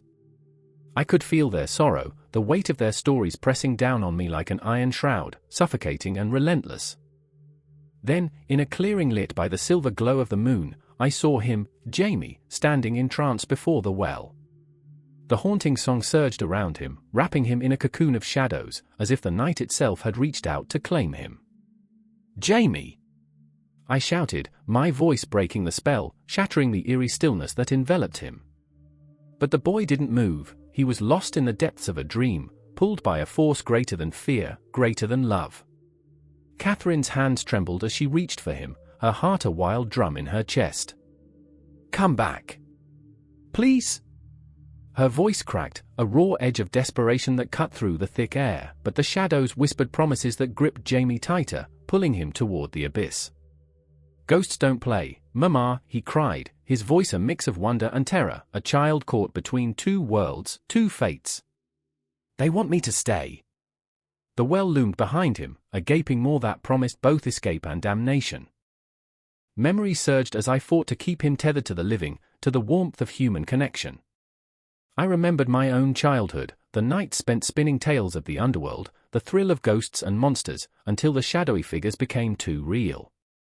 "Jamie, I remember," I gasped, the air thick with emotion. "I remember how it feels to be afraid of the dark. But the dark can lie. Let's walk back together." Catherine surged forward, her love a shield against the encroaching shadows. "You are my light, Jamie. Come to me." For a moment, time hung heavy, suspended in the silence that followed. The boy faltered, caught in the crossroads of past and present, the living and the lost. And as the shadows reached out, the promise of love glimmered like a fragile star, illuminating the path back from the edge of despair. The world around us breathed, the trees swaying, the wind howling. Nothing was resolved, yet everything felt precarious. The underworld loomed, whispering, patiently waiting for its chance. The clock struck midnight, its relentless ticking echoing through the darkness like a heartbeat, steady, insistent, and raw with dread. I stood there, heart racing, the chill of an ancient temple cutting through me like a knife. Shadows danced on the walls, tenebrous forms that whispered forgotten secrets of lives lived and lost. The air was thick with incense, a bittersweet aroma that clung to the back of my throat, reminding me of all that was yet to come. I could taste the tension, the very notion of afterlife swirling in the smoky haze, rising like ghosts eager to be heard. I remember my grandmother's voice, full of warmth yet tinged with melancholy, telling me stories of the soul's journey beyond. She'd speak of karma like it was a ledger, a weight that could drown even the most buoyant spirit. "What you do will echo in eternity," she would say, her eyes glazing over as if peering into realms unknown. But I didn't understand then. I was a child, after all, lost in the simplicity of play. Now, standing in the dim light, a shiver coursed through me. What if those echoes were true? What if my laughter, my missteps, were all charted on that cosmic scale? And then there was Aditi, my childhood friend, her spirit vibrant as the marigolds that adorned our temples, yet marred by her incessant fear of the end. We grew up together, but her gaze always held an edge, as if she was perpetually on the brink of a revelation too terrible to bear. "Do you think we come back?" she once asked, her voice trembling under the weight of her doubt. "What if I'm a terrible person in a past life? What if I come back as a rat?" The absurdity of her fear made me laugh, yet deep down, I felt the hollowness that lay beneath her jest. In that moment, I could almost hear the distant echoes of other beliefs, other whispers of what lay beyond, the stark and chilling views of heaven and hell that painted the skies of our Abrahamic faiths. I could see Aditi's eyes widen, a reflection of that fear. Heaven, a promise shimmering with golden light, but hell? A fiery pit where sinners writhed, a fate too horrifying to fathom. "I'd take a rat over that," she'd say, half joking, yet her hands would tremble. Time twisted around us, a serpent devouring its tail. The stories of the afterlife spiraled into one another, merging, diverging, blending like the colors of dusk.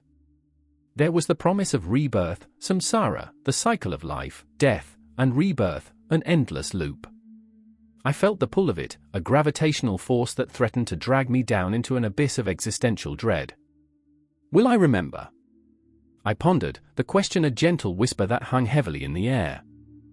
We were standing on the precipice of something profound, the fabric of reality stretching and bending as the notions of reincarnation danced like fireflies in our minds. The Hindu belief that our actions dictate our next life, that our souls are reshaped by the echoes of our deeds, felt like both a comforting embrace and a tightening noose.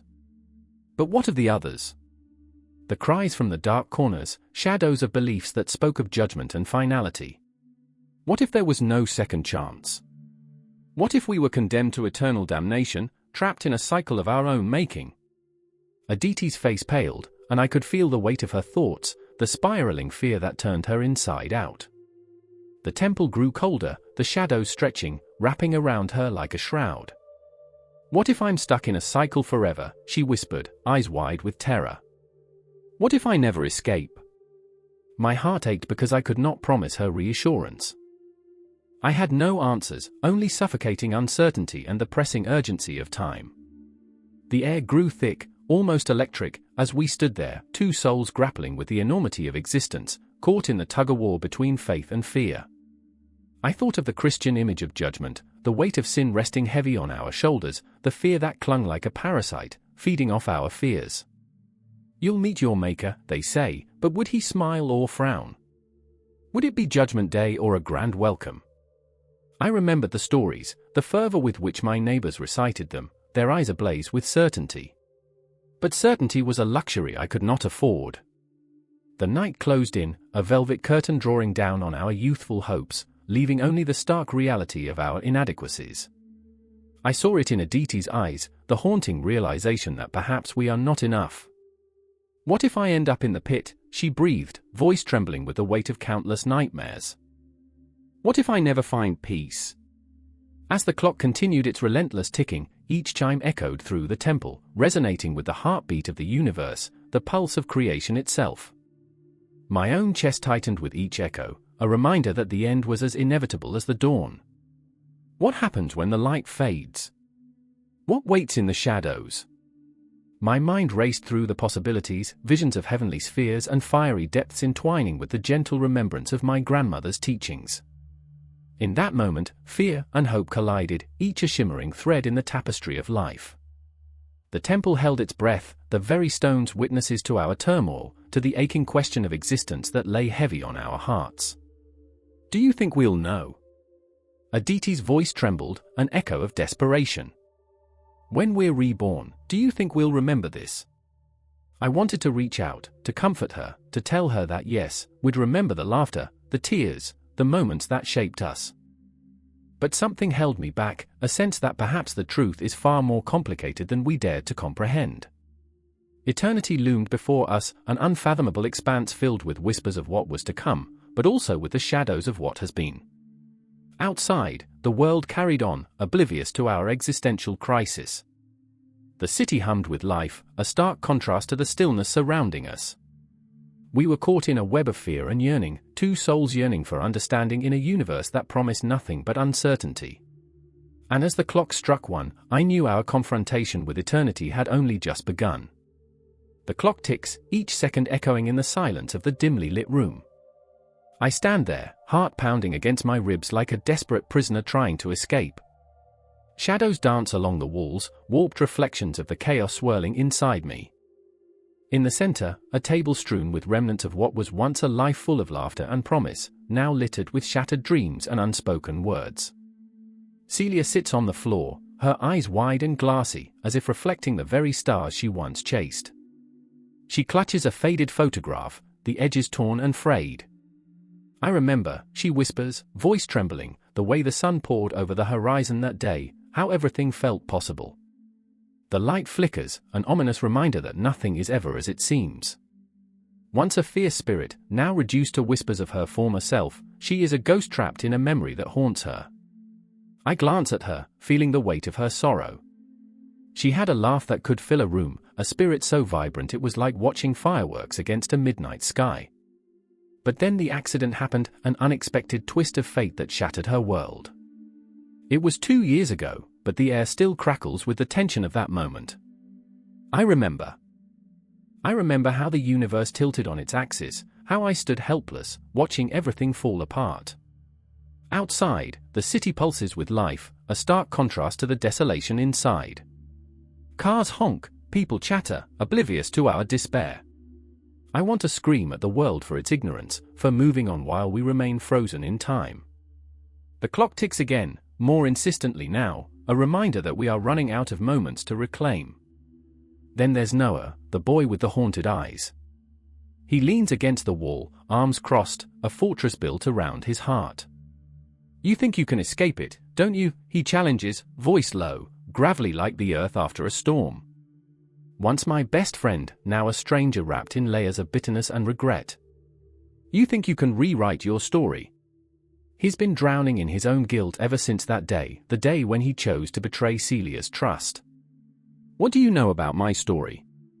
I snap, the anger bubbling up like molten lava ready to erupt. You don't get to judge me. But deep down, I know he's right. We're all prisoners of our choices, bound to the consequences like ghosts to haunted houses. Celia doesn't need you to defend her, he replies, eyes narrowing like storm clouds ready to burst. She needs you to face the truth. We all do. His words cut like a knife, and I feel the sting of tears burning in my throat. I want to scream, want to claw at the walls until they bleed. But all I can do is stand here, heart racing, frozen in the face of undeniable reality. Why do you keep coming back? Celia's voice trembles, fragile like glass. You think you can just waltz in and make everything okay? She looks up, vulnerability spilling from her eyes. You think I can just forget? Noah shifts, the shadow of regret clinging to him like a second skin. We can't forget, he admits, the raw honesty hanging heavy in the air. But we can stop letting it destroy us. There's a moment of silence, thick and suffocating, as the truth lingers. It wraps around us like a shroud, reminding us of every wrong turn, every moment we wished we could take back. I remember walking home that night, I say, my voice barely above a whisper, the rain pouring down, washing away all my hopes. Each word feels like a weight I carry. I remember the flash of headlights, the scream that echoed through the darkness. Celia's eyes bore into mine, searching for something, understanding, perhaps? You think I don't feel that too? She asks, voice cracking. You think I don't see the faces of those that didn't make it? The room grows colder, the shadows lengthening, swallowing us whole. Time is an illusion, a cruel joke played by fate. The clock ticks, relentless, mocking us. I want to break it, shatter it against the wall, silence its taunts. But deep down, I know that time is all we have left. It binds us together, a thread woven with regret and longing. I wish I could go back, I confess, my heart aching. I'd do anything to change it. But we can't, Noah replies, a fire igniting in his eyes. We can't change the past. We can only choose how to move forward. There's a strength in his voice that pulls me in, igniting a flicker of hope buried beneath layers of despair. Celia stands, shakily, brushing the dust off her jeans like she's shedding the weight of her grief. Then we face it together, she says, determination lacing her words, a glimmer of the girl I used to know shining through. We face our ghosts and our choices, one step at a time. The air shifts, electricity crackling between us as we stand, united in our pain, ready to confront the shadows that have haunted us for too long. The clock ticks louder, a heartbeat surging through the silence. We share that moment, the three of us, caught in a web of rebirth and karma, each thread representing choices made and paths not taken. And as I look into their eyes, I feel a shift, a resolution born from the ashes of regret. The world outside continues to spin, but here, in this moment, we are alive, and for the first time in what feels like forever, hope glimmers like the first light of dawn breaking through the night. Time may be relentless, but so are we. The shadows may loom, but so does the promise of rebirth. In the suffocating stillness of the night, the streetlights flickered like dying stars, casting warped shadows that danced on cracked pavement. I stood there, heart racing, my breath hitching in my throat, a ghost caught between the past and the echoing whispers of the future. The air was thick, electric, a promise of something about to crack wide open. It was then that I saw Sarah, her face pale under the neon glow, eyes wild, searching for answers where none existed. I didn't mean to, she shouted, voice trembling like a caged bird. I swear, I thought it was just a joke. The confession hung in the air, a fragile thread straining against the weight of the night's tension. Beside her, Marcus stood rigid, fists clenched, the kind of silence that screams louder than any shout. I could feel his anger, raw and unfiltered, swirling around us, suffocating. A joke? You let him die, Sarah. Was that part of the punchline? His words sliced through the darkness, sharper than the shards of glass littering the ground. Every syllable drove deeper, each one a reminder that choices have consequences, that karma, like a lurking predator, waits patiently to pounce. My heart drummed a frantic rhythm against my ribcage, echoing the turmoil in their eyes. I remember the first time I met them, laughter spilling into the void between us, vibrant and intoxicating. We were young, invincible, convinced we could wield our fate like a sword, carving our destinies into the fabric of the universe. But now? Now, the weight of regret pressed down like a heavy stone, threatening to drown us all. I thought he'd be fine. It was just a harmless prank, Sarah whimpered, the truth spiraling into a pit of despair. I didn't know I didn't know, her voice faltered, breaking like the glass around us, shattering into a million jagged pieces. Didn't know. Marcus's voice surged with fury, pulsing like a heartbeat, rapid and relentless. And now what's left? Do you think this is just going to vanish? Free will isn't a safety net, it's a tightrope, and you've fallen. He took a step closer, and I felt the tremors in his stance, the conflict raging within him, his heart teetering between vengeance and compassion. I stood there, a silent observer, a ghost of my former self, caught in their storm. Memories flooded my mind, autumn nights filled with laughter, the warmth of friendship, the promises we made under the starlit sky. But now those stars felt like distant memories, mere pinpricks of light against the suffocating blackness that enveloped us. Everything has a price, Sarah, I finally whispered, my voice barely a thread in the thick air. Every action, every choice, we thought we were free, but freedom comes with chains. I could feel the weight of my words like anchors dragging us down, but there was a truth in them, a haunting certainty that resonated with the cosmic dance of life and death. The night felt like a living entity, breathing, watching, holding its breath in anticipation. I could almost hear the clock ticking, each second a reminder of our mortality, of the thin veil separating us from the inevitable.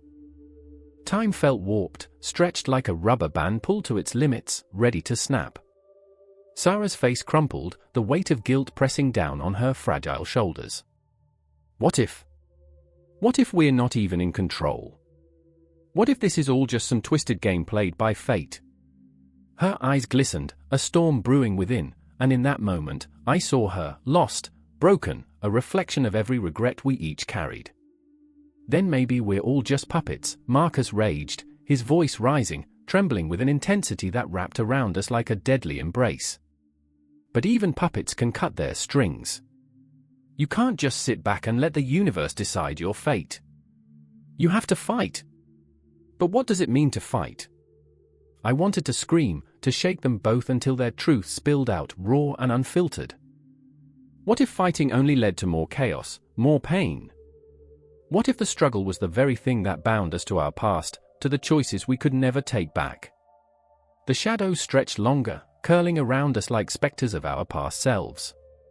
I felt the chill of their breath on my neck, the whispers of memories that begged to be acknowledged.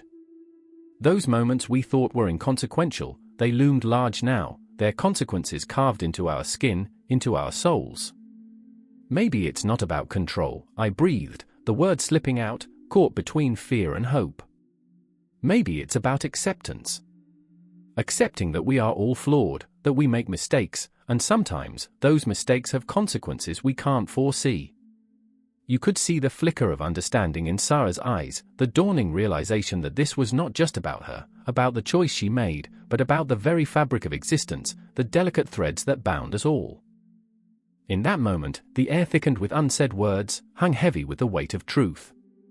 Shadows swirled, dancing to a rhythm only they understood, and I felt the ground beneath us tremble, as if the universe itself was holding its breath, waiting for us to choose, between blame and forgiveness, between vengeance and understanding. And as the clock ticked on, I knew that this was only the beginning.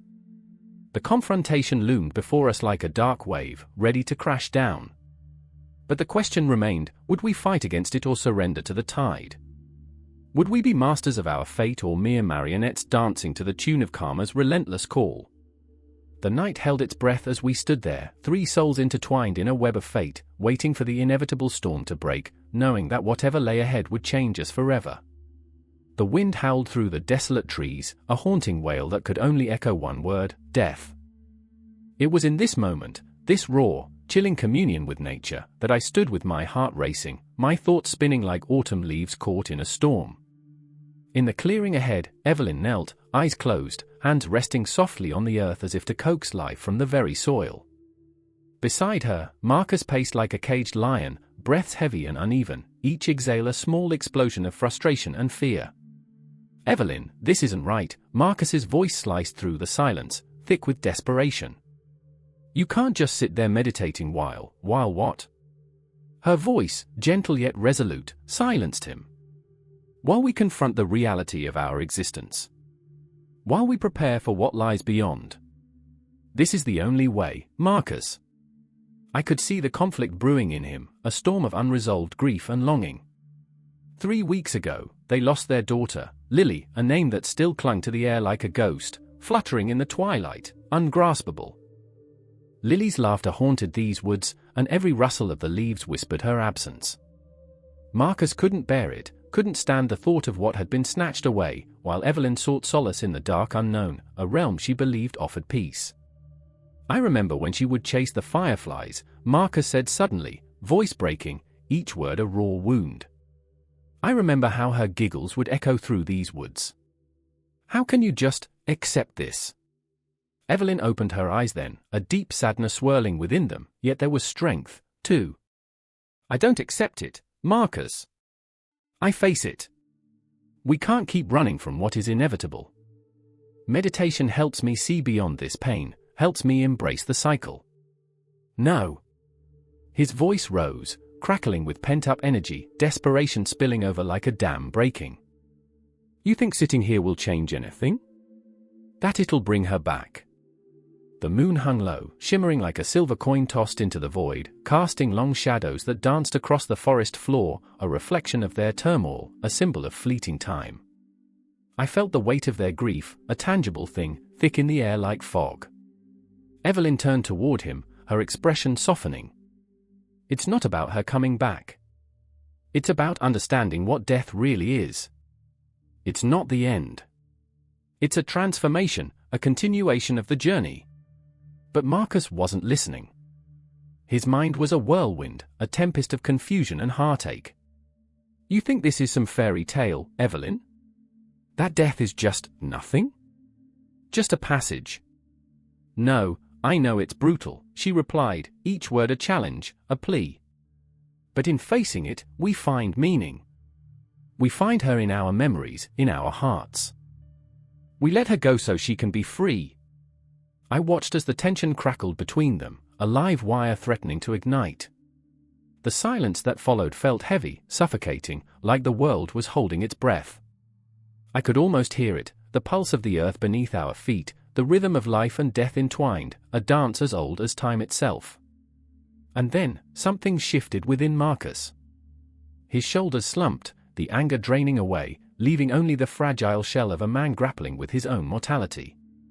I'm scared, Evelyn. I'm terrified of forgetting her. But you won't, she whispered, moving closer to him. You'll carry her everywhere. Meditation helps me remember, helps me connect with her spirit instead of just the absence she left behind. It's not about forgetting, it's about evolving. The wind picked up again, swirling around us as if the universe were listening, as if the cosmic forces were conspiring to bring them closer to understanding. The shadows seemed to pulse with life, and I felt the whisper of the trees, the deep roots of ancient wisdom echoing in my own heart.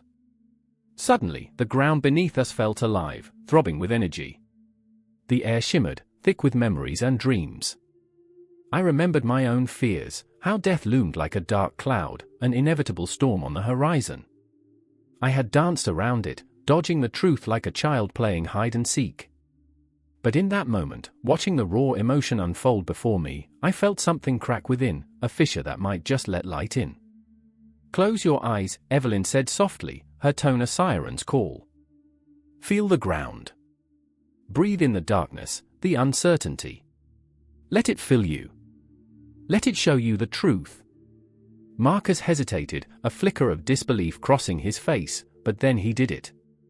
He closed his eyes, took a deep breath, and I could see the muscles in his jaw tighten as he began to sink into himself, into the maze of grief and love. For the first time in weeks, he let go, let the tears flow, let the memories crash over him like waves, relentless and cleansing. In that moment, I saw the transformation. It was as if the shadows that had clung to him began to dissolve, replaced by a soft, golden light that glimmered in the depths of his despair. There was power in that vulnerability, a strength that defied the very essence of fear. Evelyn reached out, placing a hand on his shoulder, and the warmth spread through him like sunlight breaking through a storm. This is how we understand death, she breathed, not by drowning in sorrow, but by acknowledging it, by accepting that we are all part of this beautiful, chaotic cycle. The forest was alive with their emotions, the trees bending low, burdened with secrets and stories. I felt the pulse of life around us, every beat, every breath a reminder of the delicate balance between joy and sorrow, between living and dying.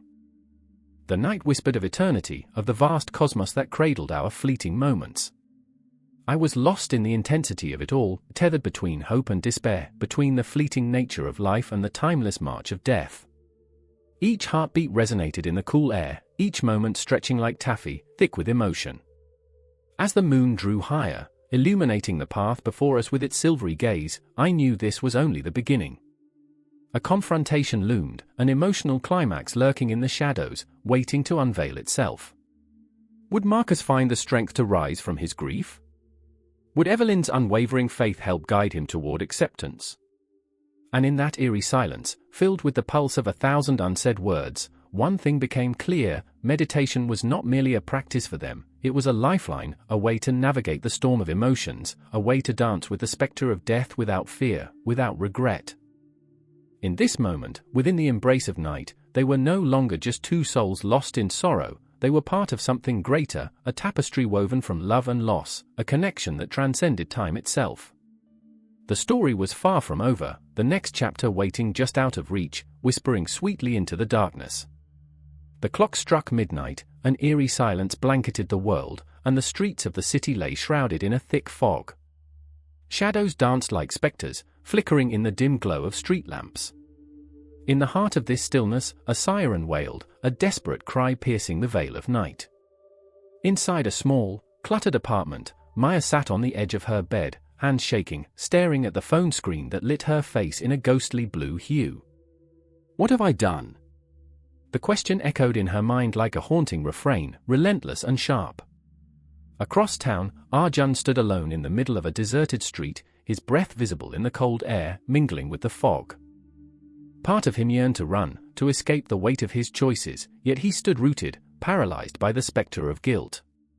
He thought of the words his grandmother once whispered before she passed, a mantra that had chased him through the darkest nights: action without attachment is the path toward freedom.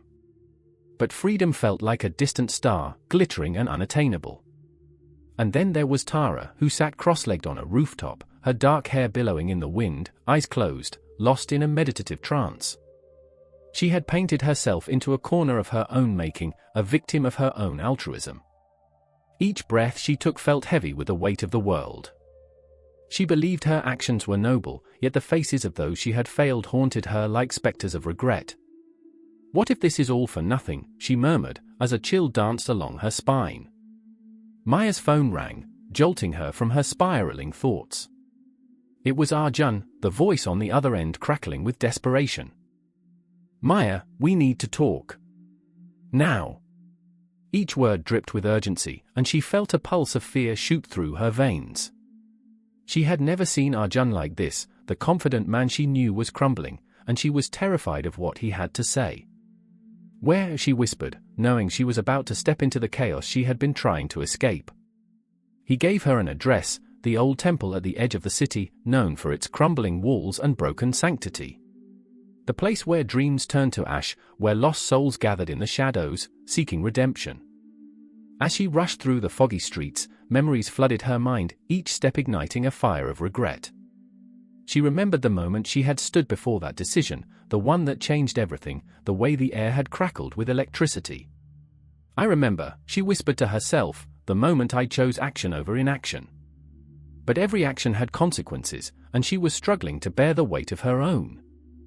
When she arrived at the temple, the air felt charged with unresolved tension. The moon hung low, casting a silver glow over the broken stones. Arjun was pacing, his silhouette sharp against the flickering light of a lantern. The sight of him, disheveled and wild-eyed, made her heart race. Maya, he said, as if the word were both a lifeline and an anchor. I need to confess something. Go on, she replied, her voice barely a whisper, as if afraid the night might swallow his words. I was the one who suggested you take that project. I wanted you to be recognized. I thought it would help you. But I didn't consider the consequences. Each syllable was a stab into her chest, betrayal mingled with the bitter taste of truth. She felt the ground shift beneath her as if the very earth was conspiring against her. You put me in danger, Arjun. You didn't think. Her emotions flared, a tempest of hurt and anger. I know, he choked out, but it's not just about us.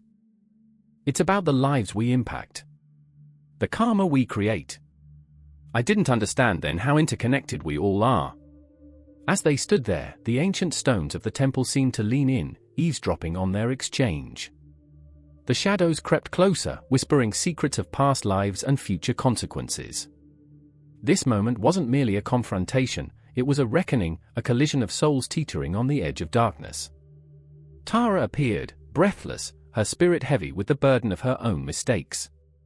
I heard you both, she said, her voice tinged with urgency. We have to face this together. We can't allow our actions to ripple out into the world unchecked. Arjun turned to her, his eyes wide with a mixture of fear and hope. But how? How do we carry the weight of our choices, knowing they affect others? Maya felt the walls close in, pressing against her heart.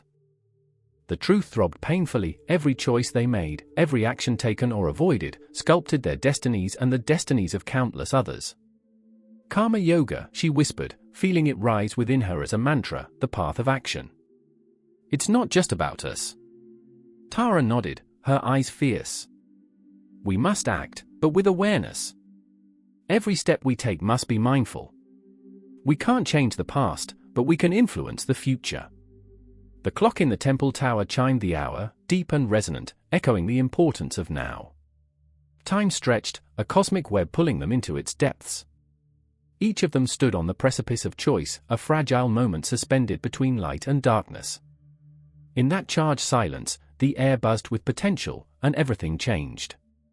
The past lurked behind them, a shadow that could not be shed, but the future loomed ahead, brimming with the promise of redemption.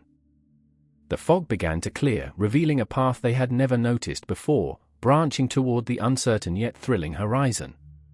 As they faced each other, the weight of their imperfections hung in the air, but so did the flicker of something new, an unbreakable bond that could withstand the storms of their shared past. Together, they would tread the path of action, bearing the consequences of their choices while embracing the possibility of transformation. And just like that, the night whispered its approval, the ghosts of regret lingering in the shadows, watching as they took their first steps toward a future woven together, where every action would ignite a spark, and every heartbeat would echo through the ages, binding their fates in a cosmic dance of karma. The story didn't end, it expanded, a continuum of choices echoing across time, forever entwined in the tapestry of existence. The clock struck midnight, echoing through the desolate streets like a gunshot in a ghost town. Each chime reverberated in Claire's chest, squeezing her heart, a relentless reminder of the choices she made, the lives she touched, or failed to touch. The air was thick with tension, a palpable weight that hung over her like a shroud. She stood at the edge of the crumbling bridge, a specter of lost dreams, staring into the abyss below. "I remember," she whispered, her voice raw and trembling, the laughter I drowned in regret. The whispers of karma, creeping closer like shadows at dusk. Beside her, Ethan leaned against the rusted railing, eyes fixed on the swirling water beneath. Guilt gnawed at him, a relentless toothache that wouldn't fade.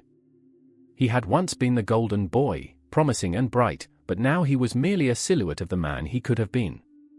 "We can't outrun it, Claire," he murmured, his voice barely a whisper. "It catches up, no matter how far we run."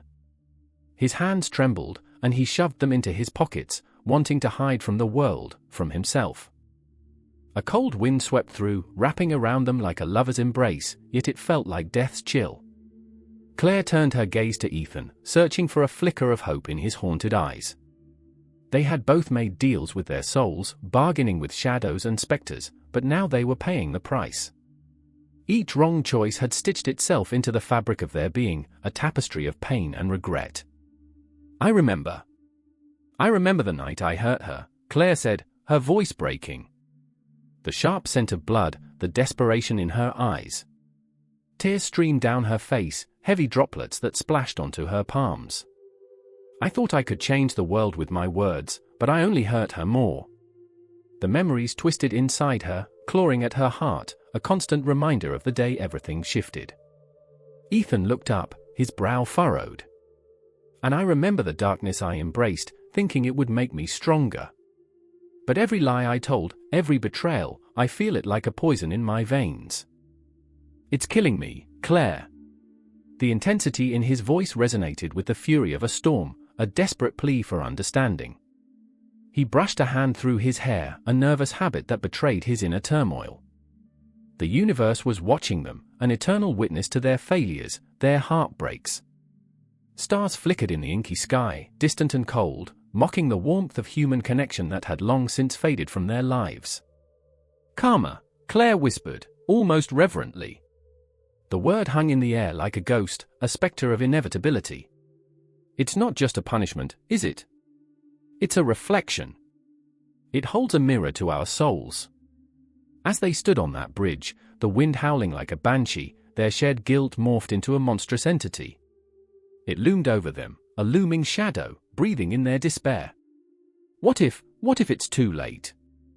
Ethan asked, his voice cracking like glass. "What if there's no redemption for us?" Claire's heart raced. Perhaps redemption comes through the pain we inflict on ourselves. Perhaps it's the price we pay for our humanity. She clenched her fists, the nails digging into her palms, grounding her in the moment. What if we can't escape our past? Every heartbeat pounded like a war drum, echoing the relentless truth of their existence. They were both trapped in a hell of their own making, haunted by choices that spiraled like a never-ending nightmare. The night whispered secrets in a language only they understood, binding them in a web of sorrow and regret. "I still see her face," Claire said, voice trembling. "Every night. It's like she's reaching for me, pleading for something I can't give." She closed her eyes, the memories washing over her like waves, suffocating and relentless. "And the more I run, the more I feel her blame." "Maybe we're not meant to run," Ethan said, his voice low and steady, like the approach of thunder. "Maybe we're meant to face it. To confront the darkness, and each other." The air around them thickened, charged with the electricity of unspoken truths. Claire opened her eyes, meeting his gaze, a raw connection sparking between them. They were two broken souls, stitched together by their shared pain, fragile yet unyielding. "Do you think facing it means we can find peace?" she asked, her heart racing at the thought. "Or will it only bring more suffering?" Ethan's expression was a mixture of fear and determination. "Suffering is inevitable. But maybe it's the understanding of our pain that leads to healing. The acceptance of our flaws, our scars." Time morphed around them, twisting like a serpentine shadow. The clock's ticking echoed in their ears, a reminder of fleeting moments that slipped through their fingers like sand. The night wore on, but they stood, locked in their turmoil, their souls intertwined in a dance of despair and hope. "I remember," Claire whispered again, a mantra of desperation. "I remember her smile, the way it lit up the room. And I remember the darkness I cast over it." "I remember," Ethan echoed, his voice breaking the silence like glass shattering. "I remember the lies that felt like truths and the love I let slip away."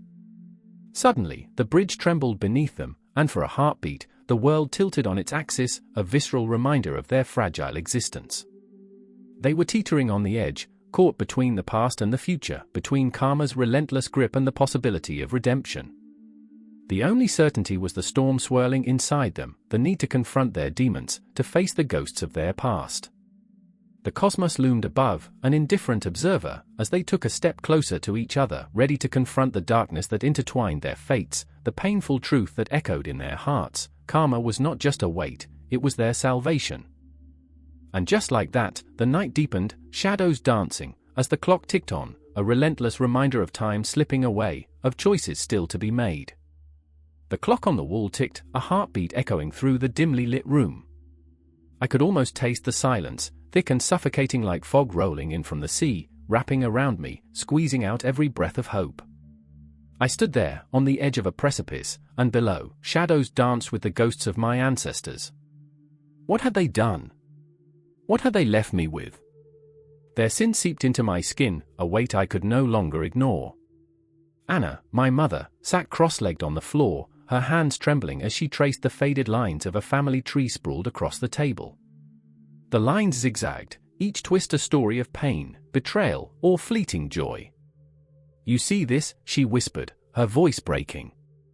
"This is where it all began. The cycle." Her eyes, usually bright and determined, were now pools of sorrow, reflecting the weight of generations. I felt it too, a sickening churn in my stomach. The room smelled of old books and dust, but beneath that lay something rancid, a haunting odor of grief, resentment, and unfulfilled dreams. My heart raced as I watched her fingers quiver over the names, ghosts of the past reaching out through time, pulling us back into the depths of our shared history. "We're cursed," she said, a single tear slipping down her cheek, carving a path through a lifetime of repressed emotions. This is where it ends." But how could it end? The air crackled with tension, palpable and electric, as if the very walls were listening, holding their breath. I pushed my back against the wall, feeling the coolness seep through my shirt, and closed my eyes.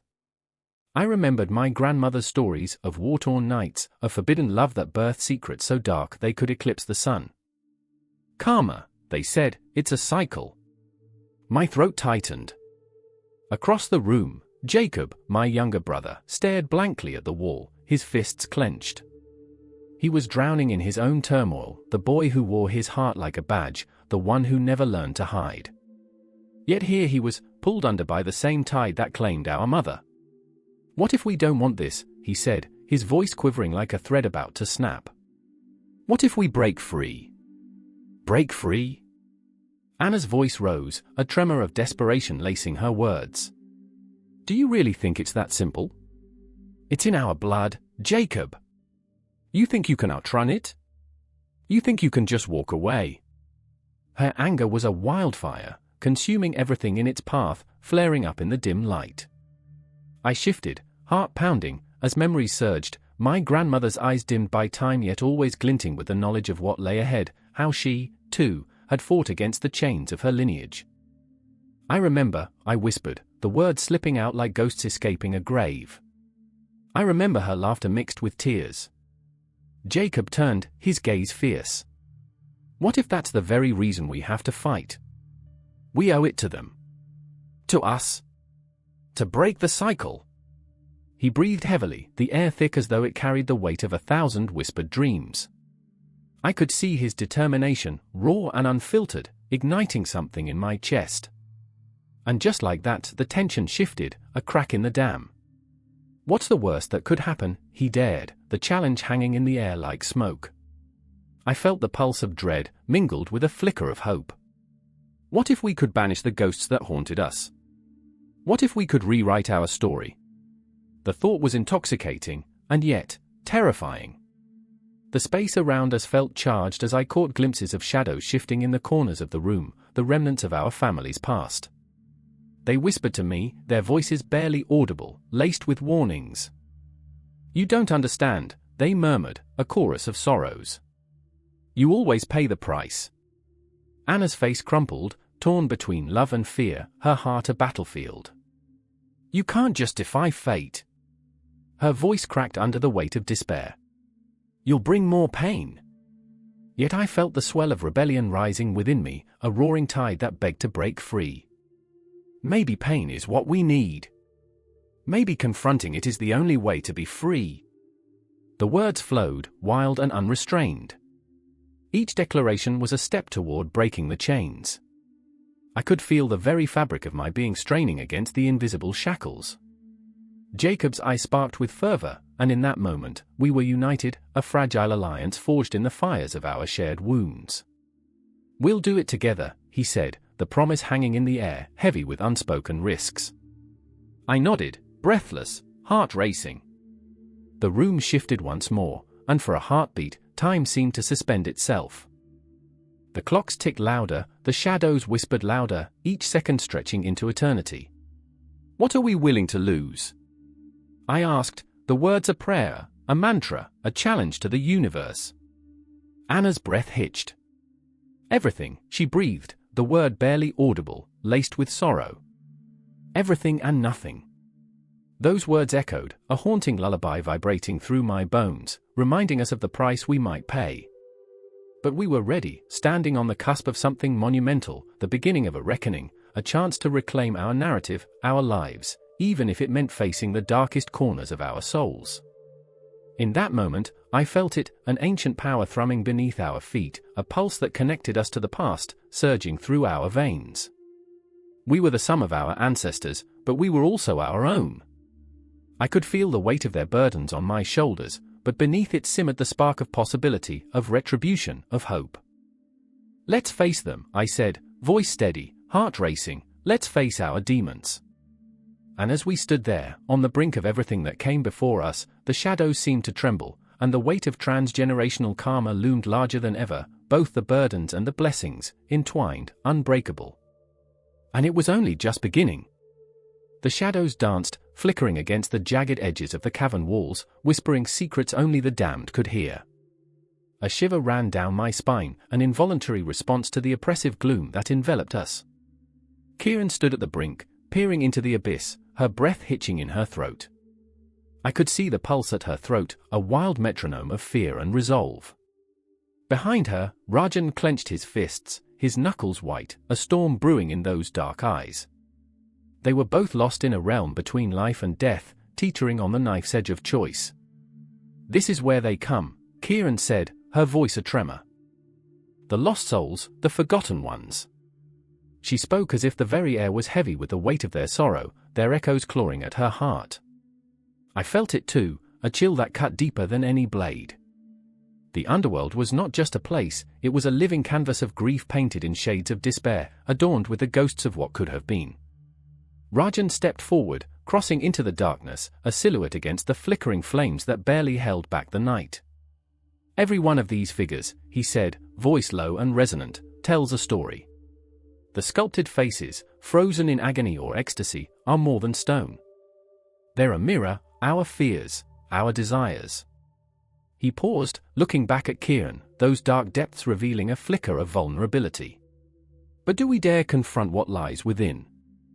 I remembered the first time I laid eyes on the ancient carvings, the ethereal beauty of Yama, the god of death, seated on his throne, surrounded by an intricate dance of souls. His expression, both stern and compassionate, encapsulated the paradox of existence, the joy of living entwined with the inevitability of death. Each carving was a heartbeat, a story of souls journeying through the cycles of life and rebirth. The underworld was a labyrinth, each path marked by choices and consequences, echoing the very essence of our being. Look closer, Kieran urged, stepping into the light, where shadows could not cling. These aren't merely demonic threats. They are reflections of us. Her voice trembled, charged with an urgency that tugged at my soul. The struggle between light and darkness is a dance we all perform. Rajan scoffed, a harsh sound that broke through the tension, but I saw the way his gaze softened. You mean to tell me these shadows have hearts? He challenged, yet the vulnerability in his eyes betrayed his bravado. What about the ones who chose darkness? The ones who revel in it? His voice cracked, unraveling the bravado he wore like armor. Are we not all capable of slipping into that darkness? Kieran's eyes glinted, fierce and unyielding. The underworld is a place within us, Rajan. It's not just a realm of punishment. It is a testament to our struggles, our choices. I felt a tremor of understanding between them, a crack in their armor that revealed raw, tender humanity beneath. Rajan turned away, his silhouette stark against the flickering shadows, wrestling with his demons. Then what do we do? He asked, his voice a lament, laden with the weight of unspoken fears. Face them? Embrace our darkness.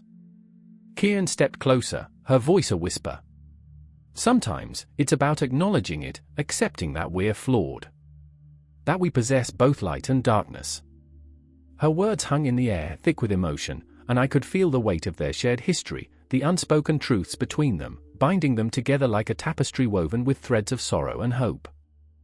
The cavern trembled, a low rumble echoing through the darkness, as if the very underworld itself was alive, listening. My heart raced, pounding against my ribs like a desperate plea for release. Each beat reminded me of the stories embedded in the earth, of warriors who had fought for honor and love, of lovers who had met tragic ends, each life a brushstroke in the grand tableau of existence. Do you see? Kieran said, her voice rising above the growing cacophony. These figures, these souls, they remind us, it's not just about fear. It's about redemption, about finding peace in the chaos. She reached out, fingers brushing against the cold stone, her touch tender, reverent. We must learn to forgive ourselves, to let go of the burdens we carry. Rajan turned back, his expression a tempest, a storm brewing in his heart. And if we can't? There lies the crux, Kieran whispered, her eyes shimmering with unshed tears. The underworld will consume us if we don't face it. I felt their emotion swirling around me, an electric current that pulsed with every heartbeat. The shadows were not just shadows, they were the weight of their fears, their regrets, their hopes. I could taste the bittersweet tang of realization as it mixed with the stale air. This was a battle fought within, an echo of their own dark nights. The darkness closed in, a suffocating blanket, and I could see the flicker of resolve in Rajan's gaze, the fire igniting within him. Maybe it's time to confront our shadows, he said, his voice steady, a declaration that broke through the clamor of doubt. To face what we've buried deep. He stepped closer to Kieran, the invisible thread of their shared history pulling them together, woven from the fabric of their fears and desires. The cavern shuddered again, but this time, it felt like an invitation, a challenge. The shadows writhed, alive with the stories of countless souls, a reminder that the underworld was not merely a destination but a journey through the labyrinthine corridors of the heart.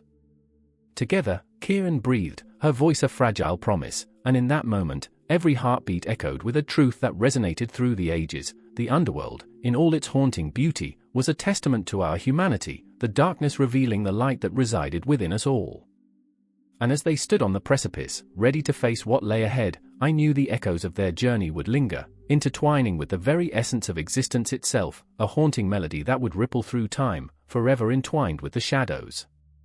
The clock struck midnight, its chime reverberating through the empty streets, shattering the silence like glass. A figure stood at the edge of an alley, heart racing, breath hitching with every whispered promise of the night. Shadows danced around him, flickering light from a distant street lamp illuminating the haunted contours of his face. This was Lucas, a man caught between who he had been and who he desperately wanted to be. The air thickened with the weight of his regrets, as palpable as the humidity clinging to his skin. "I remember the way it felt," he whispered into the darkness, his voice trembling. "The day I chose the bottle over my daughter." The memory struck him like a fist, hot and sharp, leaving a bruise on his heart. Across town, in a worn-down apartment, Sarah sat alone, her fingers tracing the outline of a crumbled photograph. A young girl with wild curls, eyes gleaming with innocence, the last piece of joy she'd clung to before the world turned its back on her. "I remember," Sarah murmured, the words barely escaping her lips. "The moment I lost everything." Her voice cracked, echoing through the empty halls, a haunting melody of despair. The echoes of laughter were replaced by memories of shouting, of love turned to nothing, the ghosts of what if swirling in her head like a tempest.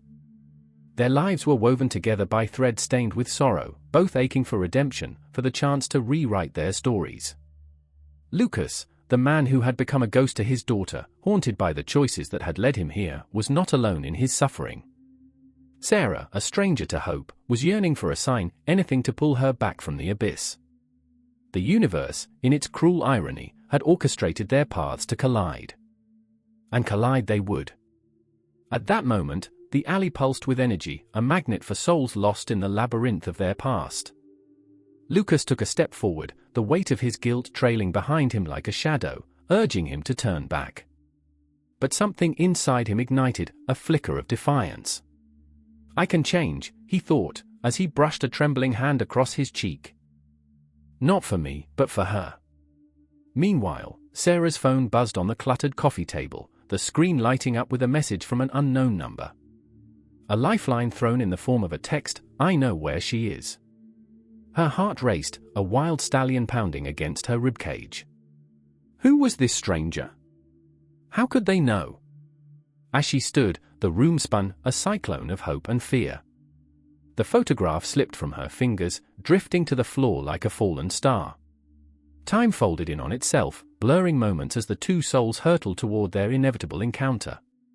Lucas, clad in darkness, moved through the streets like a phantom, every heartbeat echoing his resolve. He passed the cafe where they used to spend afternoons, laughter spilling like sunlight through the windows. "I remember," he thought, a sharp pang of nostalgia twisting his gut. "I remember when love was enough to drown out the pain." As the night thickened, Sarah dashed into the street, her breath coming in sharp, ragged bursts. She didn't know what awaited her, but the message had ignited a fire in her veins, burning away the layers of despair. Each step reverberated with the weight of choices unmade, of battles fought in her mind that had led her here. The city around her thrummed with life, unaware of the miracles and tragedies unfurling beneath its skin. In a small park shrouded in moonlight, their paths finally crossed. Lucas stood there, wrestling with the gravity of his past, while Sarah emerged from the shadows, a fierce determination in her eyes. For a heartbeat, the world fell away, the noise of the city, the weight of regret, all dissolved like mist. "Who are you?" she demanded, voice trembling yet fierce enough to demand the universe's attention. "Someone who wants to help," Lucas replied, his voice low and raw. "I know about her." The words hung in the air, heavy and electric, charged with unspoken possibilities. Sarah's heart clenched, hope and fear entwined like barbed wire.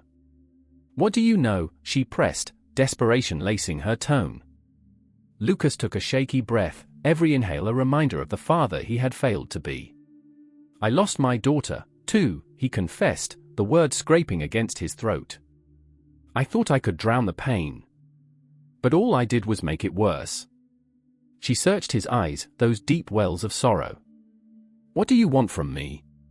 "To help you find her," he said, each word a raw confession, spilling from his heart like blood. "I'm trying to find my way back. I'm trying to redeem myself." Their gazes locked, a collision of pain, hope, and an unquenchable thirst for transformation. In that moment, it was more than a promise, it was a pact forged in the crucible of suffering. As the clock continued its relentless ticking, they stood together, souls igniting in the darkness, united by their brokenness. The night wrapped around them, heavy with the scent of rain and possibility. "I remember the last thing I told her," Lucas whispered, voice trembling like a fragile leaf in autumn. "I told her I'd be back. I promised." Sarah's chest tightened, the weight of her own promises crashing against her heart.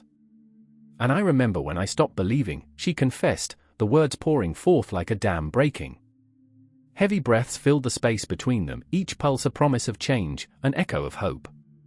The world around them faded, leaving just the two of them standing on the precipice of transformation, each heartbeat a shuddering reminder of the darkness they carried and the light they sought.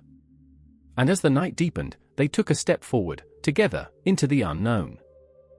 The shadows stretched out before them, echoing the whispers of their past, but beneath the weight of their sorrow, something new began to bloom, a fragile, fierce hope, ready to flourish in the cracks of their brokenness. The wind howled through the cracks of the old funeral home, a mournful cry that seemed to echo the heartache trapped inside its peeling walls. I stood in the dimly lit parlor, caught in a moment that felt both eternal and fleeting. The air was thick with the scent of lilies, their intoxicating sweetness mingling with the sharp tang of grief. A clock ticked somewhere in the dark, its relentless rhythm amplifying the silence, reminding me that time was slipping away, and with it, the last whispers of the living. I remember when I first met Sarah. She was holding a small picture frame, a snapshot of her mother, who had just taken her last breath. The frame trembled in her hands as if it was a fragile window to the past, and I could see the storm swirling behind her eyes. "How do you say goodbye to someone who shaped you?" she had asked, her voice barely a whisper, but it cut through the air like a knife. I didn't have an answer, just a hollow ache in my chest that resonated with her pain. In the corner of the room, Marcus sat with his head in his hands, the lines on his face deepening with each tick of the clock. He had lost his younger brother only a month before, a reckless car crash that stole the laughter from his life like a thief in the night. "I should have been there," he muttered, the words barely escaping through gritted teeth. The guilt clung to him like a shroud, black and heavy, suffocating. I could see it written all over him, a silent scream for help that echoed through the empty spaces of the room. I remember the way Sarah's eyes darted to Marcus, as if searching for a lifeline. "What do we do now?" she asked, her voice trembling. The question hung in the air, a desperate plea for guidance in a world that felt unbearably dark. Marcus looked up, his gaze piercing through the veil of sorrow like a hot knife through butter.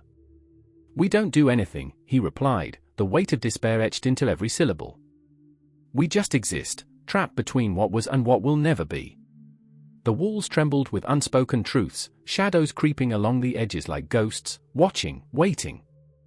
In that moment, the heaviness of our shared grief became a palpable force, wrapping around us like a fog, thick and unyielding. I could feel it crawling beneath my skin, an itch that wouldn't go away. The world beyond the funeral home felt distant, a blurry reflection of life that seemed to mock our pain.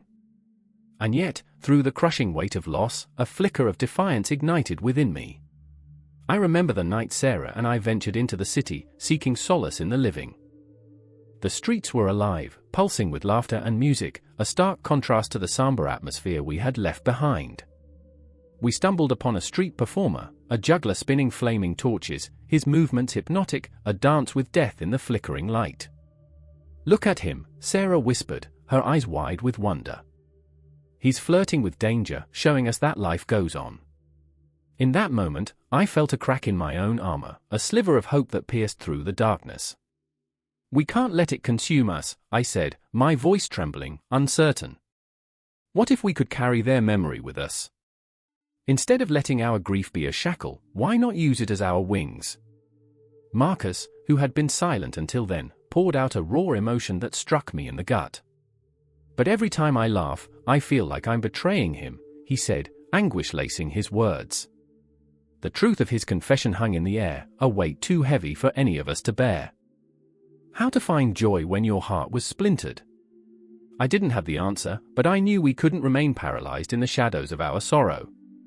The world was moving, vibrant and wild, and we were standing still, risk-averse in a dance of despair. I reached for Sarah's hand, squeezing it tightly. "Let's remember them in the way they lived. Let's celebrate the love they left behind." As we walked through the night, the flickering lights of the city cast long shadows, and it felt as if we were weaving through a tapestry of dreams and memories, each step echoing with laughter and whispers of the past. I remember the warmth of the bonfire we stumbled upon, the glow illuminating faces, strangers who had become comrades in our shared grief. We laughed, we danced, we spun tales of loss and love beneath the starry sky. I remember the moment, the clarity brushing against the edge of my consciousness. Death, I realized, was not an end but a continuation, a thread woven into the fabric of our lives. And mourning? It wasn't a chain but a bridge, connecting us to those we had lost, reminding us that love transcends the finality of existence. But in that warmth, an unsettling thought loomed. As the flames flickered and the laughter echoed, part of me remained tethered to the funeral home, to the shadows clinging to the walls, to the ghosts that would never leave. I could feel their presence, a cold whisper against my neck, a reminder that what had been was always hovering just beyond reach. I could see Sarah, her face illuminated by the firelight, her laughter dancing with the flames. I could hear Marcus, finally sharing stories of his brother, the warmth of remembrance mingling with the chill of absence. But I could also hear the clock ticking in the distance, an ominous reminder that this moment, this escape, was ephemeral. As we embraced the night, the cycle of grief and joy wrapped around us like a twisted vine, and I knew this was just a pause, a breath before the plunge back into the depths of what we had lost. I felt the tension coil within me, tightening, ready to snap at any moment, but I clung to hope like a lifeline. "Tomorrow," I whispered to the cosmos, "we'll find a way to carry on." But in my heart, a storm brewed, and I understood then that the battle between light and dark was never ending. It was the essence of being. And as I held onto the warmth of my friends, I realized the struggle was just beginning, the endless cycle of death and mourning forever entwined with life, and we were merely players in a grand, tragic play, searching for meaning in every breath. The air crackled with silence, heavy and suffocating, as the old clock in the corner of the room ticked, its sound echoing against the walls like the slow, deliberate beat of a dying heart. I could feel the weight of centuries pressing down on me, the very essence of history and belief intertwined in the gloom. A single candle flickered atop a rickety table, casting shadows that danced like specters in the dim light. "Are you really going to do this?" I could hear the tremor in Ria's voice, a mixture of fear and disbelief swirling in her eyes. The flicker from the candle caught her expression, the vulnerability of a daughter caught in the web of ancient beliefs and modern encroachments. "I have to know," I replied, my voice stronger than the fear clawing at my insides. The truth felt like a monster lurking in the depths, waiting for the moment to pounce. "What if it's not what we think it is?" But she shook her head, her long hair swirling around her as if trying to shield her from the truth. "You're flirting with ghosts, Arjun. The past doesn't care if you want answers. It only wants to swallow you whole." Outside, the streets of Varanasi were alive with the sounds of a world celebrating life, yet within these walls, we were trapped in a coffin of ideology, both of us reeling from the aftermath of a family tragedy, a suicide that had sent shockwaves through our lives.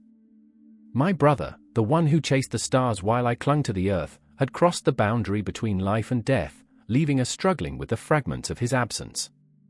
I remember the night I found him, crumpled and lifeless. The contrast of his vibrant spirit against the stark finality of death.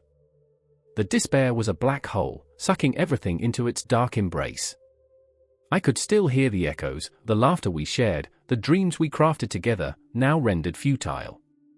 In those moments, Western philosophies clawed at my mind, questioning the very nature of existence, of life after death, and the beliefs I'd been raised with.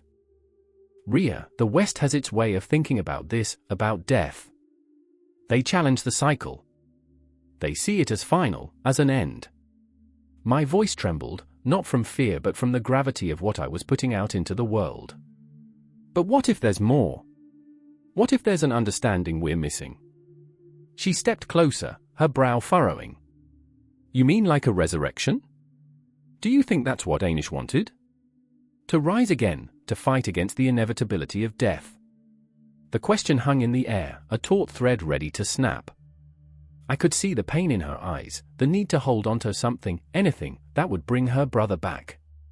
The shadows grew longer, creeping into the corners like whispers of doubt. I remember, I started, and I felt the memories surfacing like ghosts. I remember when we were kids. We used to believe that the stars were our ancestors watching us, guiding us. But now, it feels like they're just a reminder of what we've lost. Ria's gaze turned distant. And now, we're trapped between the stars and the earth, aren't we? The West teaches us to chase after something, to conquer death. But what does our culture say? That we must let go, to let the river of life flow. It struck me, then, the collision of thoughts as jarring as a train wreck. The Western world, with its frenetic pace and need for certainty, was waging war against the gentle acceptance of the cycle of life and death that had been the foundation of what we held dear. Maybe they're right, I whispered, the ache in my chest growing. Maybe death is just a door we're too afraid to open. The flickering candle illuminated Ria's face, twisted in anguish. But if we open it, what if we don't like what we find?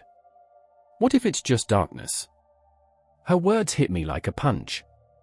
The world outside continued to breathe, but we were cocooned in this moment, paralyzed by the fear of the unknown. I can't go on like this, Ria. I need to confront it.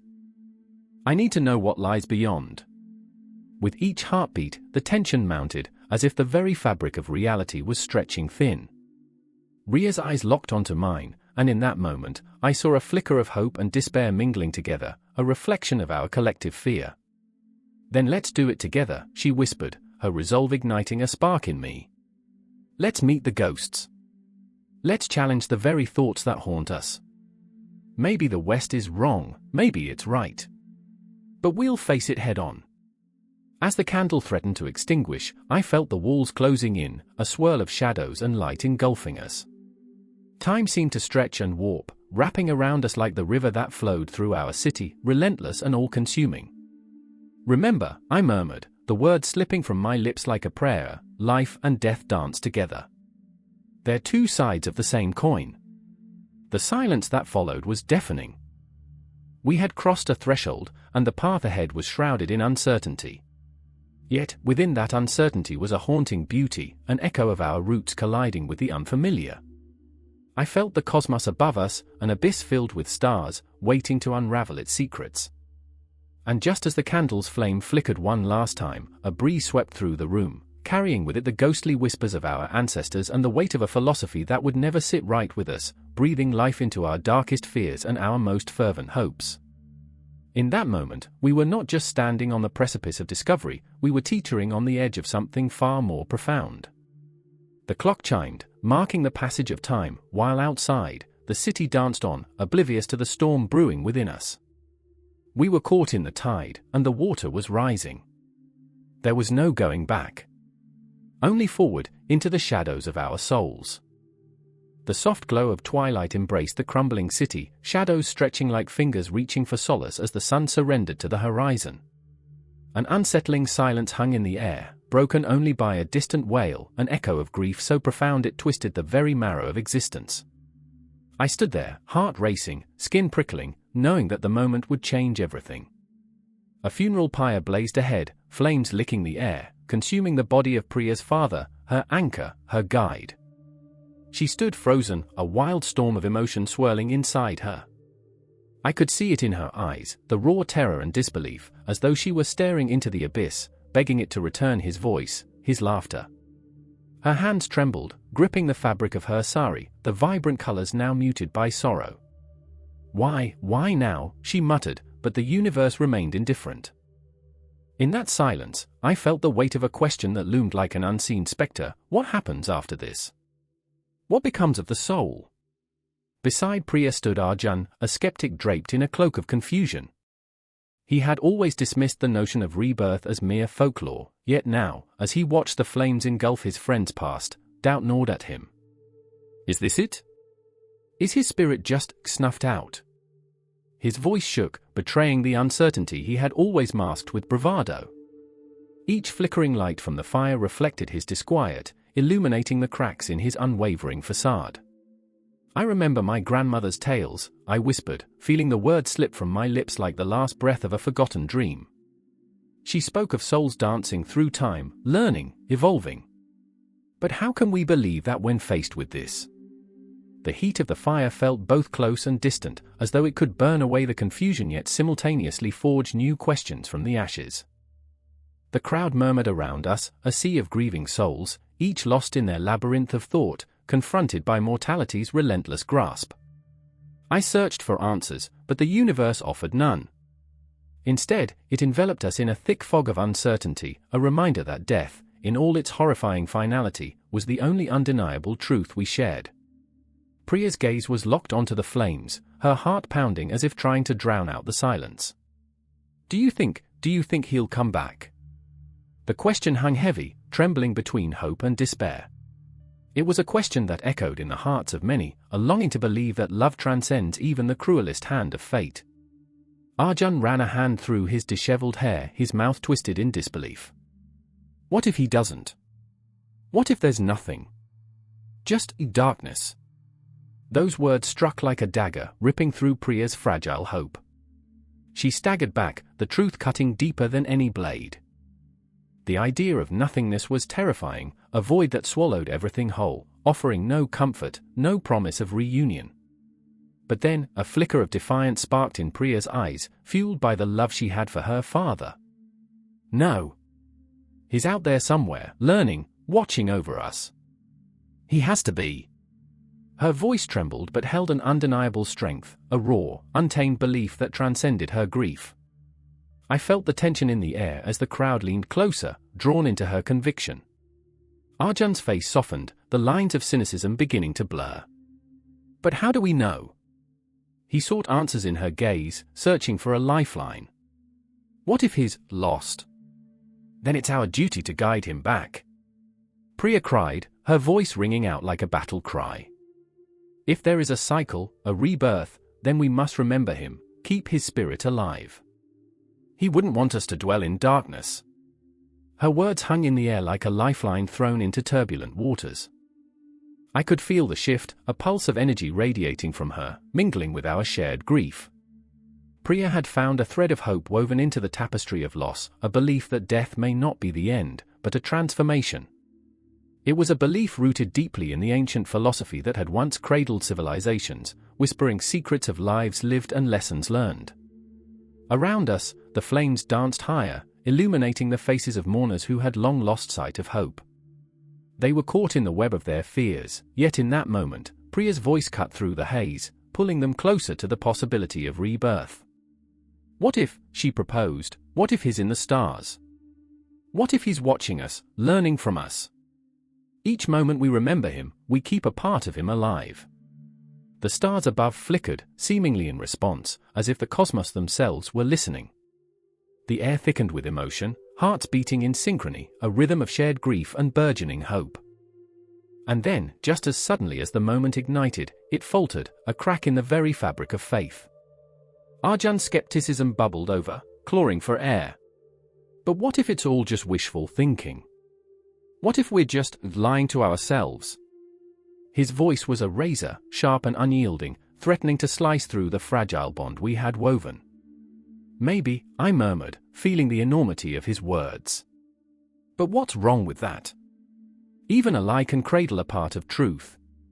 I felt the weight of my own skepticism, a dance between the shadows of doubt and the light of belief. As the flames flickered, the night deepened, a tapestry of stars cast across the sky, the vast unknown looming above us.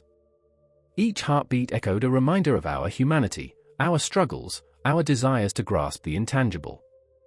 We stood on the precipice of understanding, surrounded by the echoes of the past, the uncertainty of the future looming like a spectre.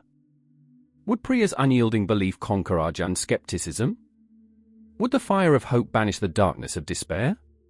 With every breath, I felt the tension crackle in the air, a promise of transformation lingering on the edge of our consciousness. As the night deepened, the flames continued to dance, weaving tales in the smoke that whispered of death and rebirth, of love lost and love eternal. And in that moment, suspended between despair and hope, I understood, we were not just witnesses to death, we were the architects of rebirth. Time stretched and coiled around us, the past merging with the present, as the cycle whispered on, awaiting our next choice, our next heartbeat. The night was thick with an eerie silence, punctuated only by the steady drip of rain against the stained glass windows of the old chapel. Shadows danced along the walls, twisting and turning into grotesque shapes as if echoing the fears and doubts buried deep within the souls gathered there. A candle flickered, its flame warring against the darkness, and in that flickering light, 3 figures stood locked in a moment of palpable tension. I remember the weight of the air, a suffocating blend of grief and urgency. Father Thomas, with his weathered hands clasped tightly, his knuckles white against the dark wood of the altar, looked over at Miriam, a woman of faith, her hijab framing a face that bore both the softness of compassion and the sharp lines of sorrow. Each breath she took felt like a prayer and a plea, a desperate attempt to bridge the chasm of grief that lay between them. And then there was David, a skeptic, his arms crossed tightly over his chest, defiance radiating from him like a shield, as if he could armor himself against the heartbreak that had shattered them all. "Why are we here?" David's voice was a low growl, a challenge hanging in the air like a thundercloud, heavy, charged, waiting to explode. "What's the point of talking about death when we can't even agree on what it means to live?" The question hung there, thick and visceral. I could see it in their eyes, the raw pain of loss, the fresh wound still weeping. Father Thomas's brother, gone too soon, Miriam's grandmother, the light of her life extinguished, and David, wrestling with the specter of his own mortality after a recent diagnosis that felt like a death sentence. They were grappling with the very essence of existence, and here they were, trapped in this room, seeking solace in the unlikeliest of places, a dialogue about death. "Maybe," Miriam whispered, voice trembling like the candlelight, "we can find something together. Something beyond what separates us." Her words were fragile, and the room felt smaller, air thickening around us. I could sense the tension tightening, like a noose around their hearts. David's skepticism was a fortress, built on the rubble of his fears, and each brick was a story of pain, a memory of loss. "You think words can heal what's broken?" he shot back, his voice imbued with bitterness that tasted like ashes. "Words don't bring people back." But Miriam, fierce and unyielding, pressed on. "No, they don't. But they can connect us. They can remind us that we are not alone in this. That even in death, there is a thread that weaves through every faith, every belief." The candle flickered again, casting strange shapes that danced along the walls. I felt the tension escalate, a storm brewing, anger and grief colliding like thunder and lightning. Father Thomas stepped forward, his voice calm but charged with an electric urgency. "But what if there is no thread? What if we're all just grasping at shadows? What if we are meant to confront it alone?" The shadows in the chapel seemed to lean in, as if eager to listen, to witness this fragile confrontation. The air thickened, heavy with possibility and despair. "Then what are we doing here?" Miriam questioned, her voice rising, her faith flickering like the candle flame. "Are we so lost that we can't even talk about what happens next? What death can teach us?" David's eyes flashed with defiance, but I could see the cracks in his armor, the vulnerability, the fear of the unknown gnawing at him, a feral beast. "You speak of death as if it's a lesson, but it's not. It's an end. A finality that shatters everything." I felt the collective breath held in that room, a desperate hope battling against the suffocating weight of despair. I could see it in their faces, the struggle to connect, to communicate, to confront the very essence of what it meant to be human. A soul laid bare, stripped of its defenses, raw and fragile. "We're not here to find answers," Father Thomas said finally, his voice a soft balm. "We're here to find each other. To listen. To understand that each of us carries a different experience, a different way of seeing death." Miriam nodded, tears spilling over, a cascade of emotion that bridged the chasm between them. "Yes. We all have our stories. Our beliefs. But can't we honor each other's pain? Can't we share our truths? David's defenses began to crack, and I felt the shift in the air, a pulse of understanding. But what if my truth is that there's nothing? What if death is just darkness? Silence fell like a shroud, and I could feel the weight of those words, heavy and ominous. The room held its breath, and in that moment, the candle flickered one last time before the flame extinguished, plunging them into darkness. But it wasn't the end, no, it was a beginning. A dawning realization that their differing beliefs could intertwine, creating a tapestry woven of sorrow and hope, fear and love. They stood together, three souls searching for meaning in a world that often felt chaotic and unforgiving. I remember the chill in the air, the dampness of the walls, the tension that crackled like static. And then, as if the heavens themselves were listening, a single ray of moonlight broke through the clouds, illuminating their faces, each reflecting the fragile beauty of their shared humanity. One heartbeat. A collective breath. A moment suspended in time, where fear met faith, and doubt danced with understanding. And just like that, the room transformed, the darkness no longer suffocating, but a canvas for their fears and hopes. It was a haunting melody played on the strings of their hearts, reminding them that even death, that great unknown, could be a bridge instead of a barrier. They were no longer alone. The shadows whispered their secrets, the past and future entwined in a cosmic dance, pulling them toward a deeper understanding of what it means to live and to die. The clock struck midnight, its chime echoing like a tolling bell in the hollow silence of the room. Shadows danced on the walls, flickering under the dim light of a single bulb, casting eerie shapes that whispered secrets long buried. I sat on the edge of a tattered couch, heart racing, every breath thick with the weight of the moment. Across from me, Clara's eyes glinted with a mixture of fear and defiance, her voice trembling as she spoke. "I remember the night the voices found me," she said, gripping the arm of the couch like a lifeline. It was pouring rain, pounding against the roof like 1,000 frantic hearts. I thought I was dreaming. I thought I was safe. But safety had abandoned her long ago. Clara was a woman torn between two worlds, one where she was a devoted mother and a friend, and another where shadows whispered her name, wrapping around her like an unseen shroud. She was both fragile and fierce, a warrior fighting demons no one else could see. I was alone, she continued, the tremor in her voice deepening. I heard them calling, my name, Clara, Clara. It was beautiful and horrifying. They wanted something from me. They needed me. The words hung in the air, vibrating with raw emotion, like the tension before a storm. I could see the tears pooling in her eyes, a reflection of her shattered spirit. It was a part of me I couldn't let go. I tried to ignore them, to drown them out.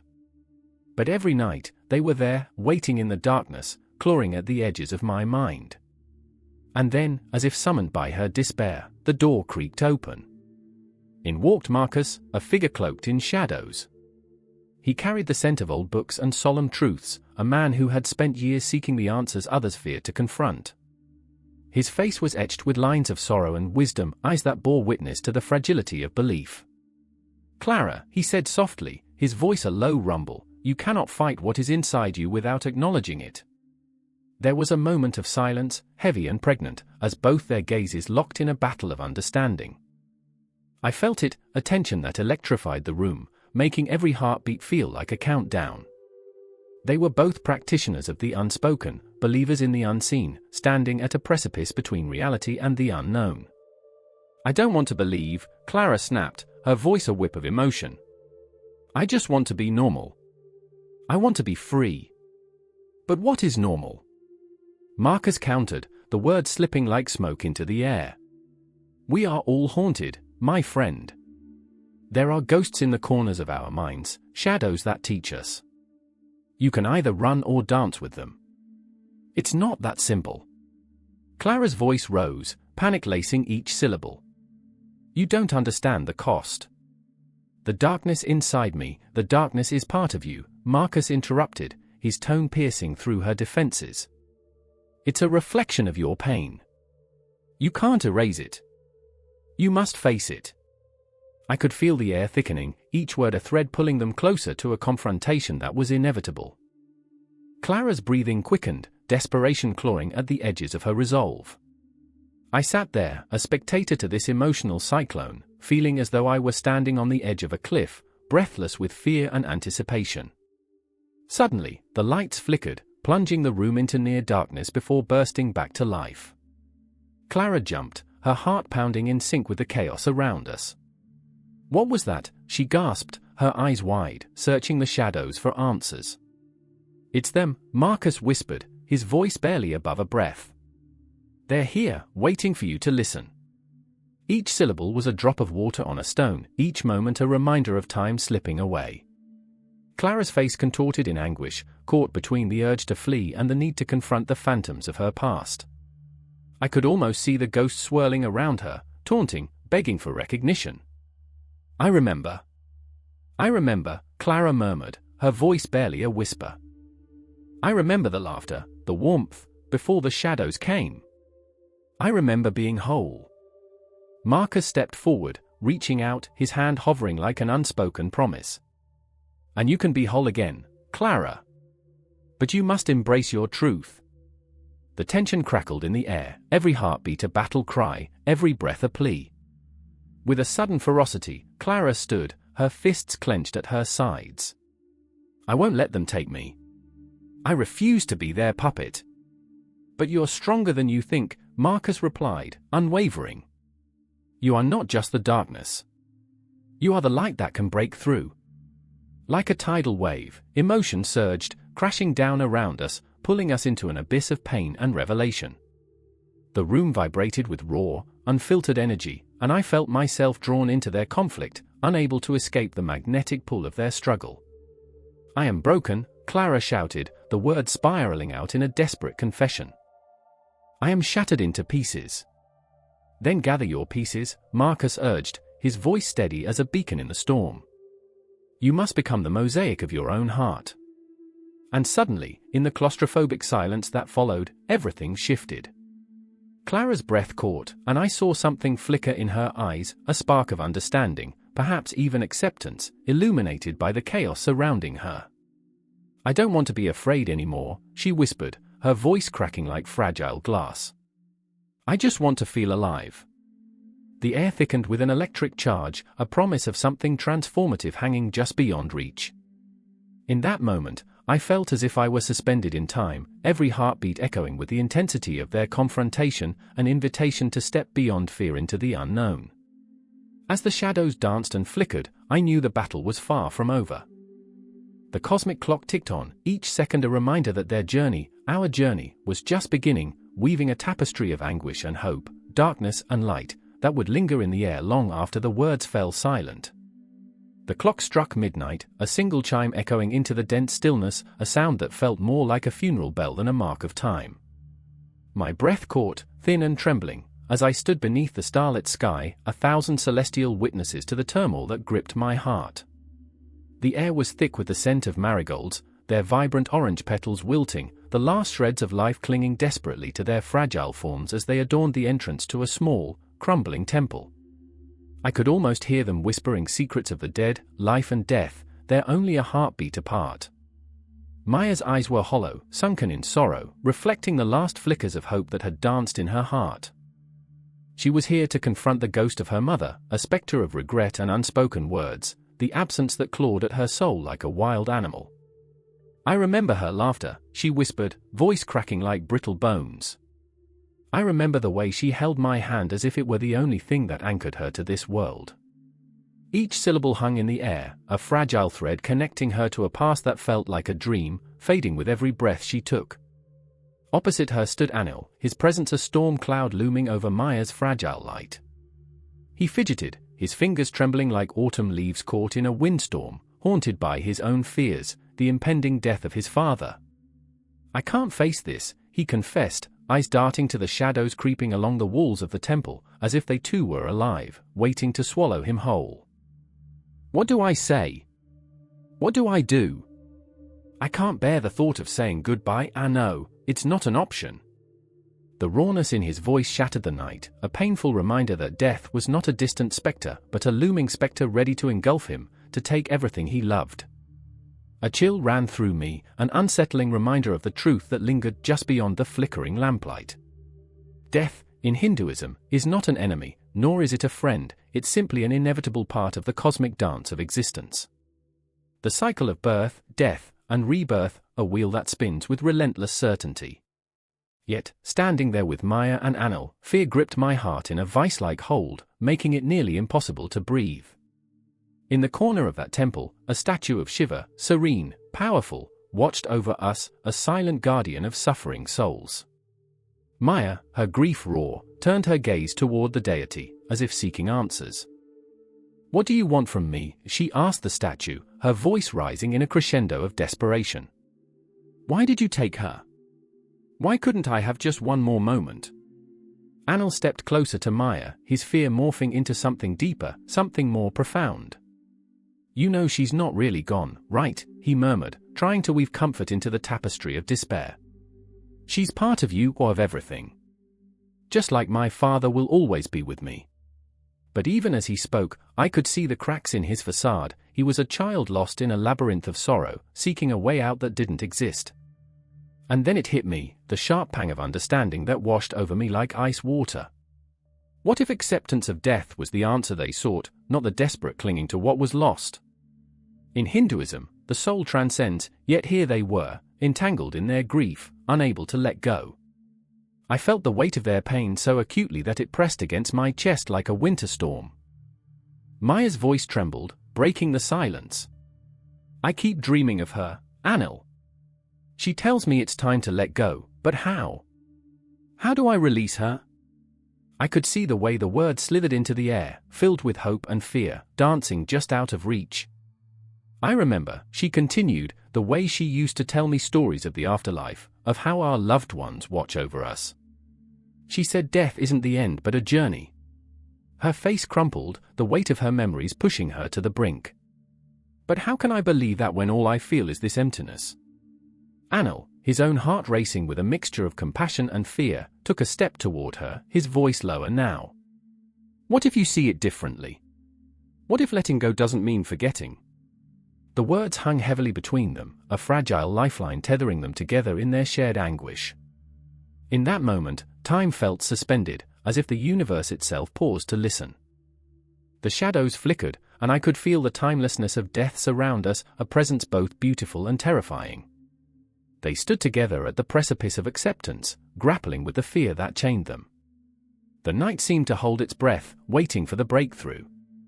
"Can we accept their departure?" Maya whispered, a question that echoed through the very fabric of existence, reverberating in the silence. "Can we find peace in the knowledge that they live on in spirit?" And there it was, the pulse of life and death intertwined, a heartbeat that resonated deep within me. The realization that fear and acceptance are two sides of the same coin, spinning endlessly as we navigate this fragile existence. As the night deepened, I felt a shift, an opening within myself, the kind of vulnerability that shatters walls. The temple, once a mere structure, transformed into a sanctuary of souls, a gathering of memories and dreams, of laughter and tears. The air thickened with the weight of unspoken words, the intensity of shared grief, the collective acknowledgement of our mortality.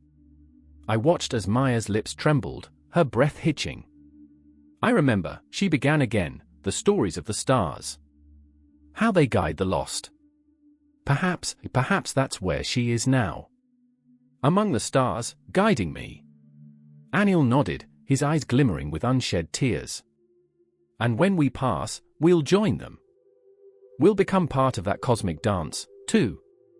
With every word, they etched their fears into the universe, transforming pain into something sacred, something eternal.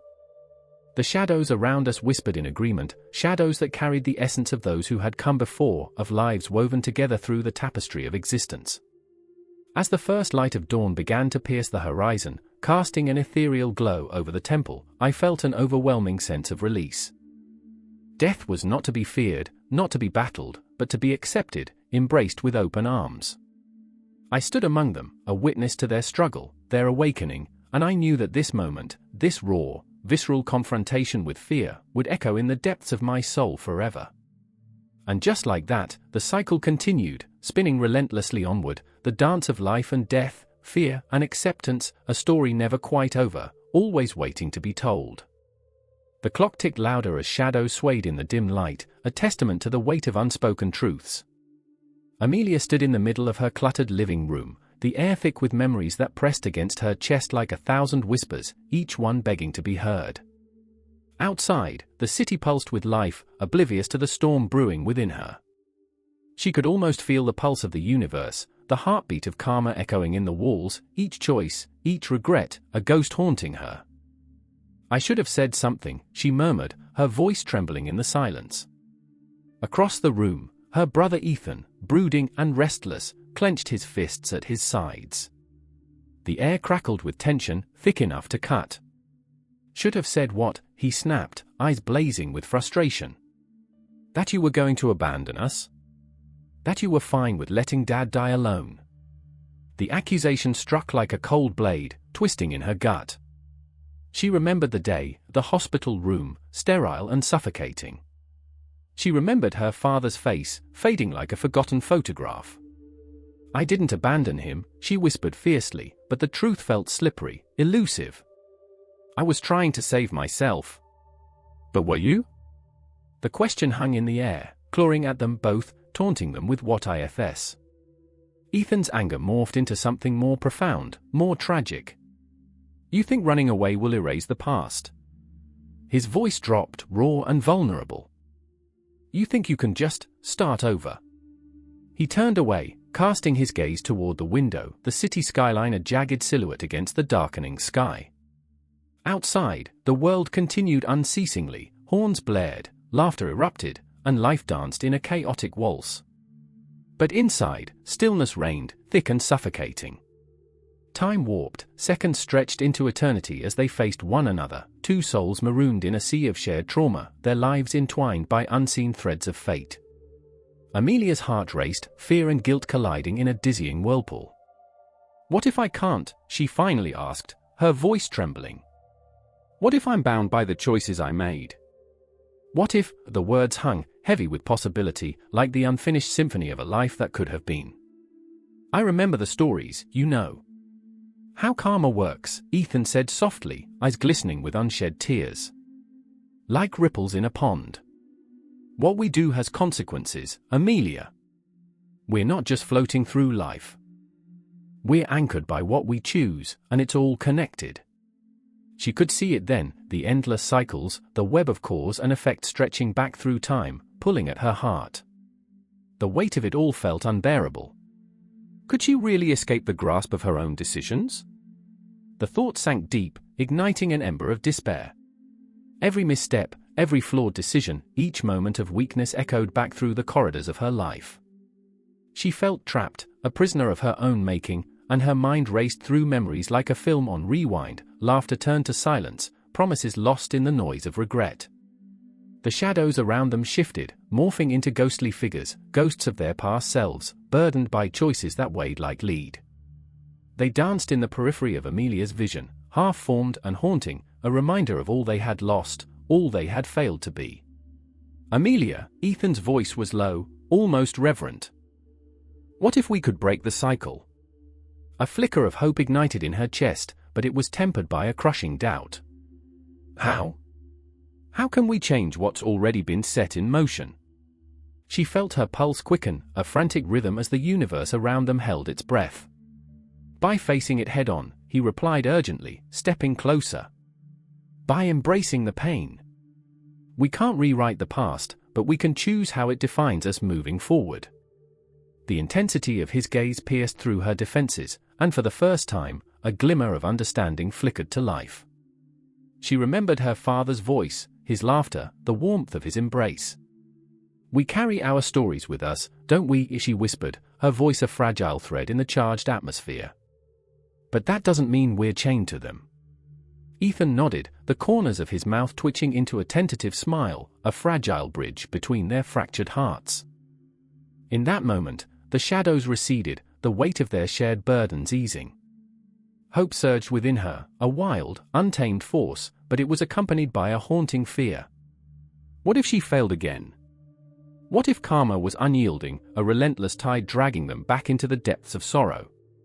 I feel like I'm standing on the edge of something vast, she confessed, staring into the unknown. Like the cosmos is watching, waiting for me to make my move. The night deepened outside, stars scattering like diamonds on a velvet canvas. The universe felt infinite, and yet, here they were, two flawed souls, grappling with the very essence of existence. Ethan reached out, grasping her hand firmly, grounding her amidst the chaos. Then let's make our move together. Whatever it takes, we'll face it. The promise hung in the air, a fragile thread of connection, binding them not only to each other but to every soul that had come before. The legacy of their choices, the weight of their karma, the promise of rebirth, it all converged in that intimate moment, a cosmic dance of fate and free will. And just like that, the tension shifted, the air crackling with newfound potential, as if the universe itself had paused, holding its breath along with them. The clock ticked on, but time felt different now, charged, alive, a burgeoning promise of transformation. As they stood together, hands clasped, the weight of the past began to lift, replaced with the intoxicating thrill of possibility. In that heartbeat, they became more than just survivors, they became architects of their own destiny, ready to confront the ghosts that lingered and to embrace the legacy of karma and rebirth that pulsed through their veins. And the story, like the cycles of life itself, continued, unfolding into the night, the echoes of their choices reverberating through the shadows, weaving an intricate tapestry of hope, heartbreak, and the relentless pursuit of redemption.